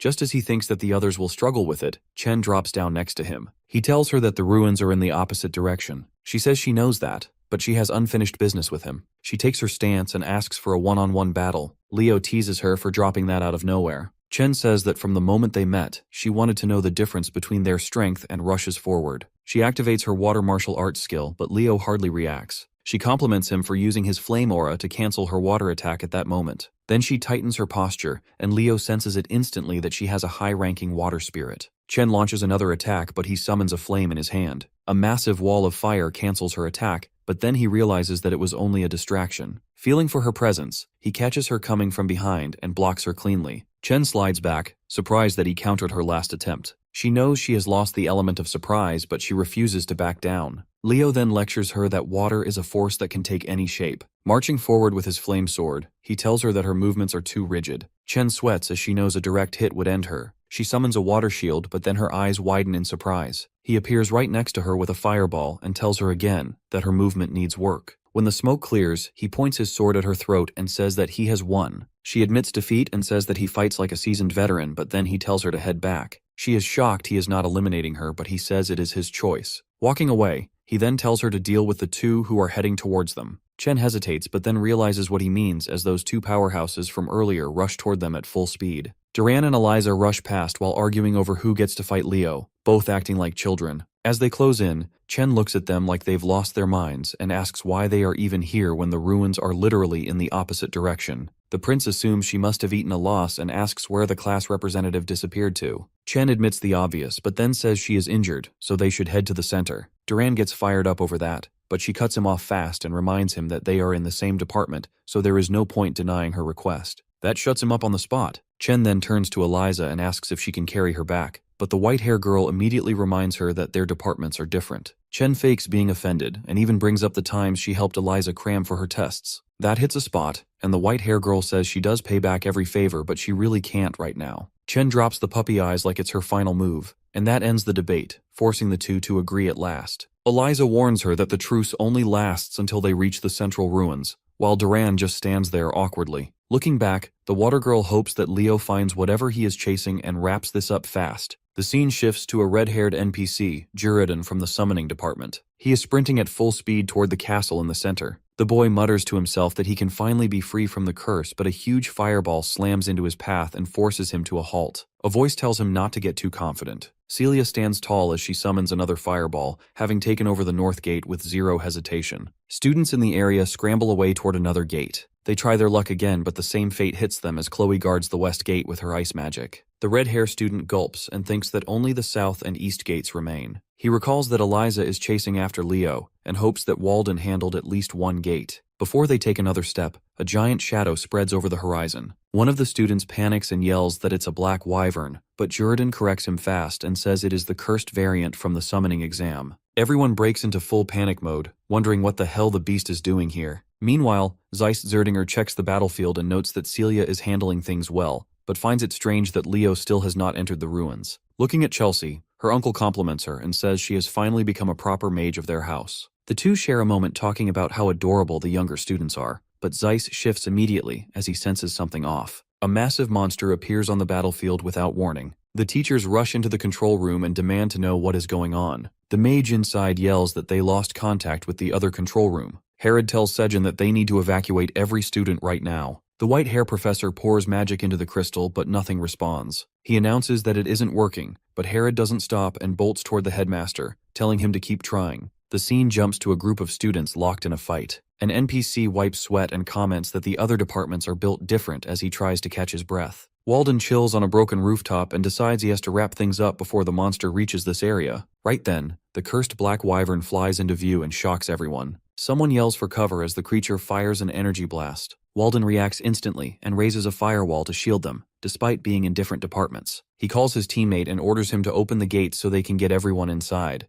The guy gets cocky and says he doesn't take orders from him. Walden casually chokes him out with one arm and says that time is limited. He declares himself captain and repeats the order to open the gate with no room for debate. Somewhere else, Leo is busy crossing out lakes one after another as his search still comes up empty. He figures that everyone must be fighting by now and thinks he should join them soon. Just then, his eyes widen as a nasty aura spreads across the land. He notices that this curse of severance doesn't match anything in the local area. It hits him that he last felt this curse during a fight against Tartarus. He activates his Phoenix aura instantly and rushes forward at full speed. Leo recalls that the curse doesn't attack people directly, but it cuts off every form of outside communication, trapping them in a giant net. He wonders if the traitor inside the academy finally made their move. Zipping across the terrain, he tells himself he needs to find the others as fast as possible. In the central ruins, Nella tries to heal Carr while telling him not to fade on her. Another NPC trembles and asks why the bracelet didn't activate to teleport them away. Meanwhile, Chelsea refuses to back down and takes on the Minotaur at the east gate alone. Out of nowhere, the monster swings its axe down on her and catches her off guard. Someone blasts the Minotaur back before it can land another hit. Her brother, Abad, appears and reminds her that she can use multiple spells at the same time and tells her to focus. Chelsea struggles to get up and tries to figure out what is happening, but a roar shakes the ground and cuts her off. Her brother locks in and announces that the department competition is cancelled for now. He adds that everyone needs to join forces now if they want to deal with these monsters. He assumes that the smart students will head toward the inner castle and says that their job is to prepare to hold down the fort.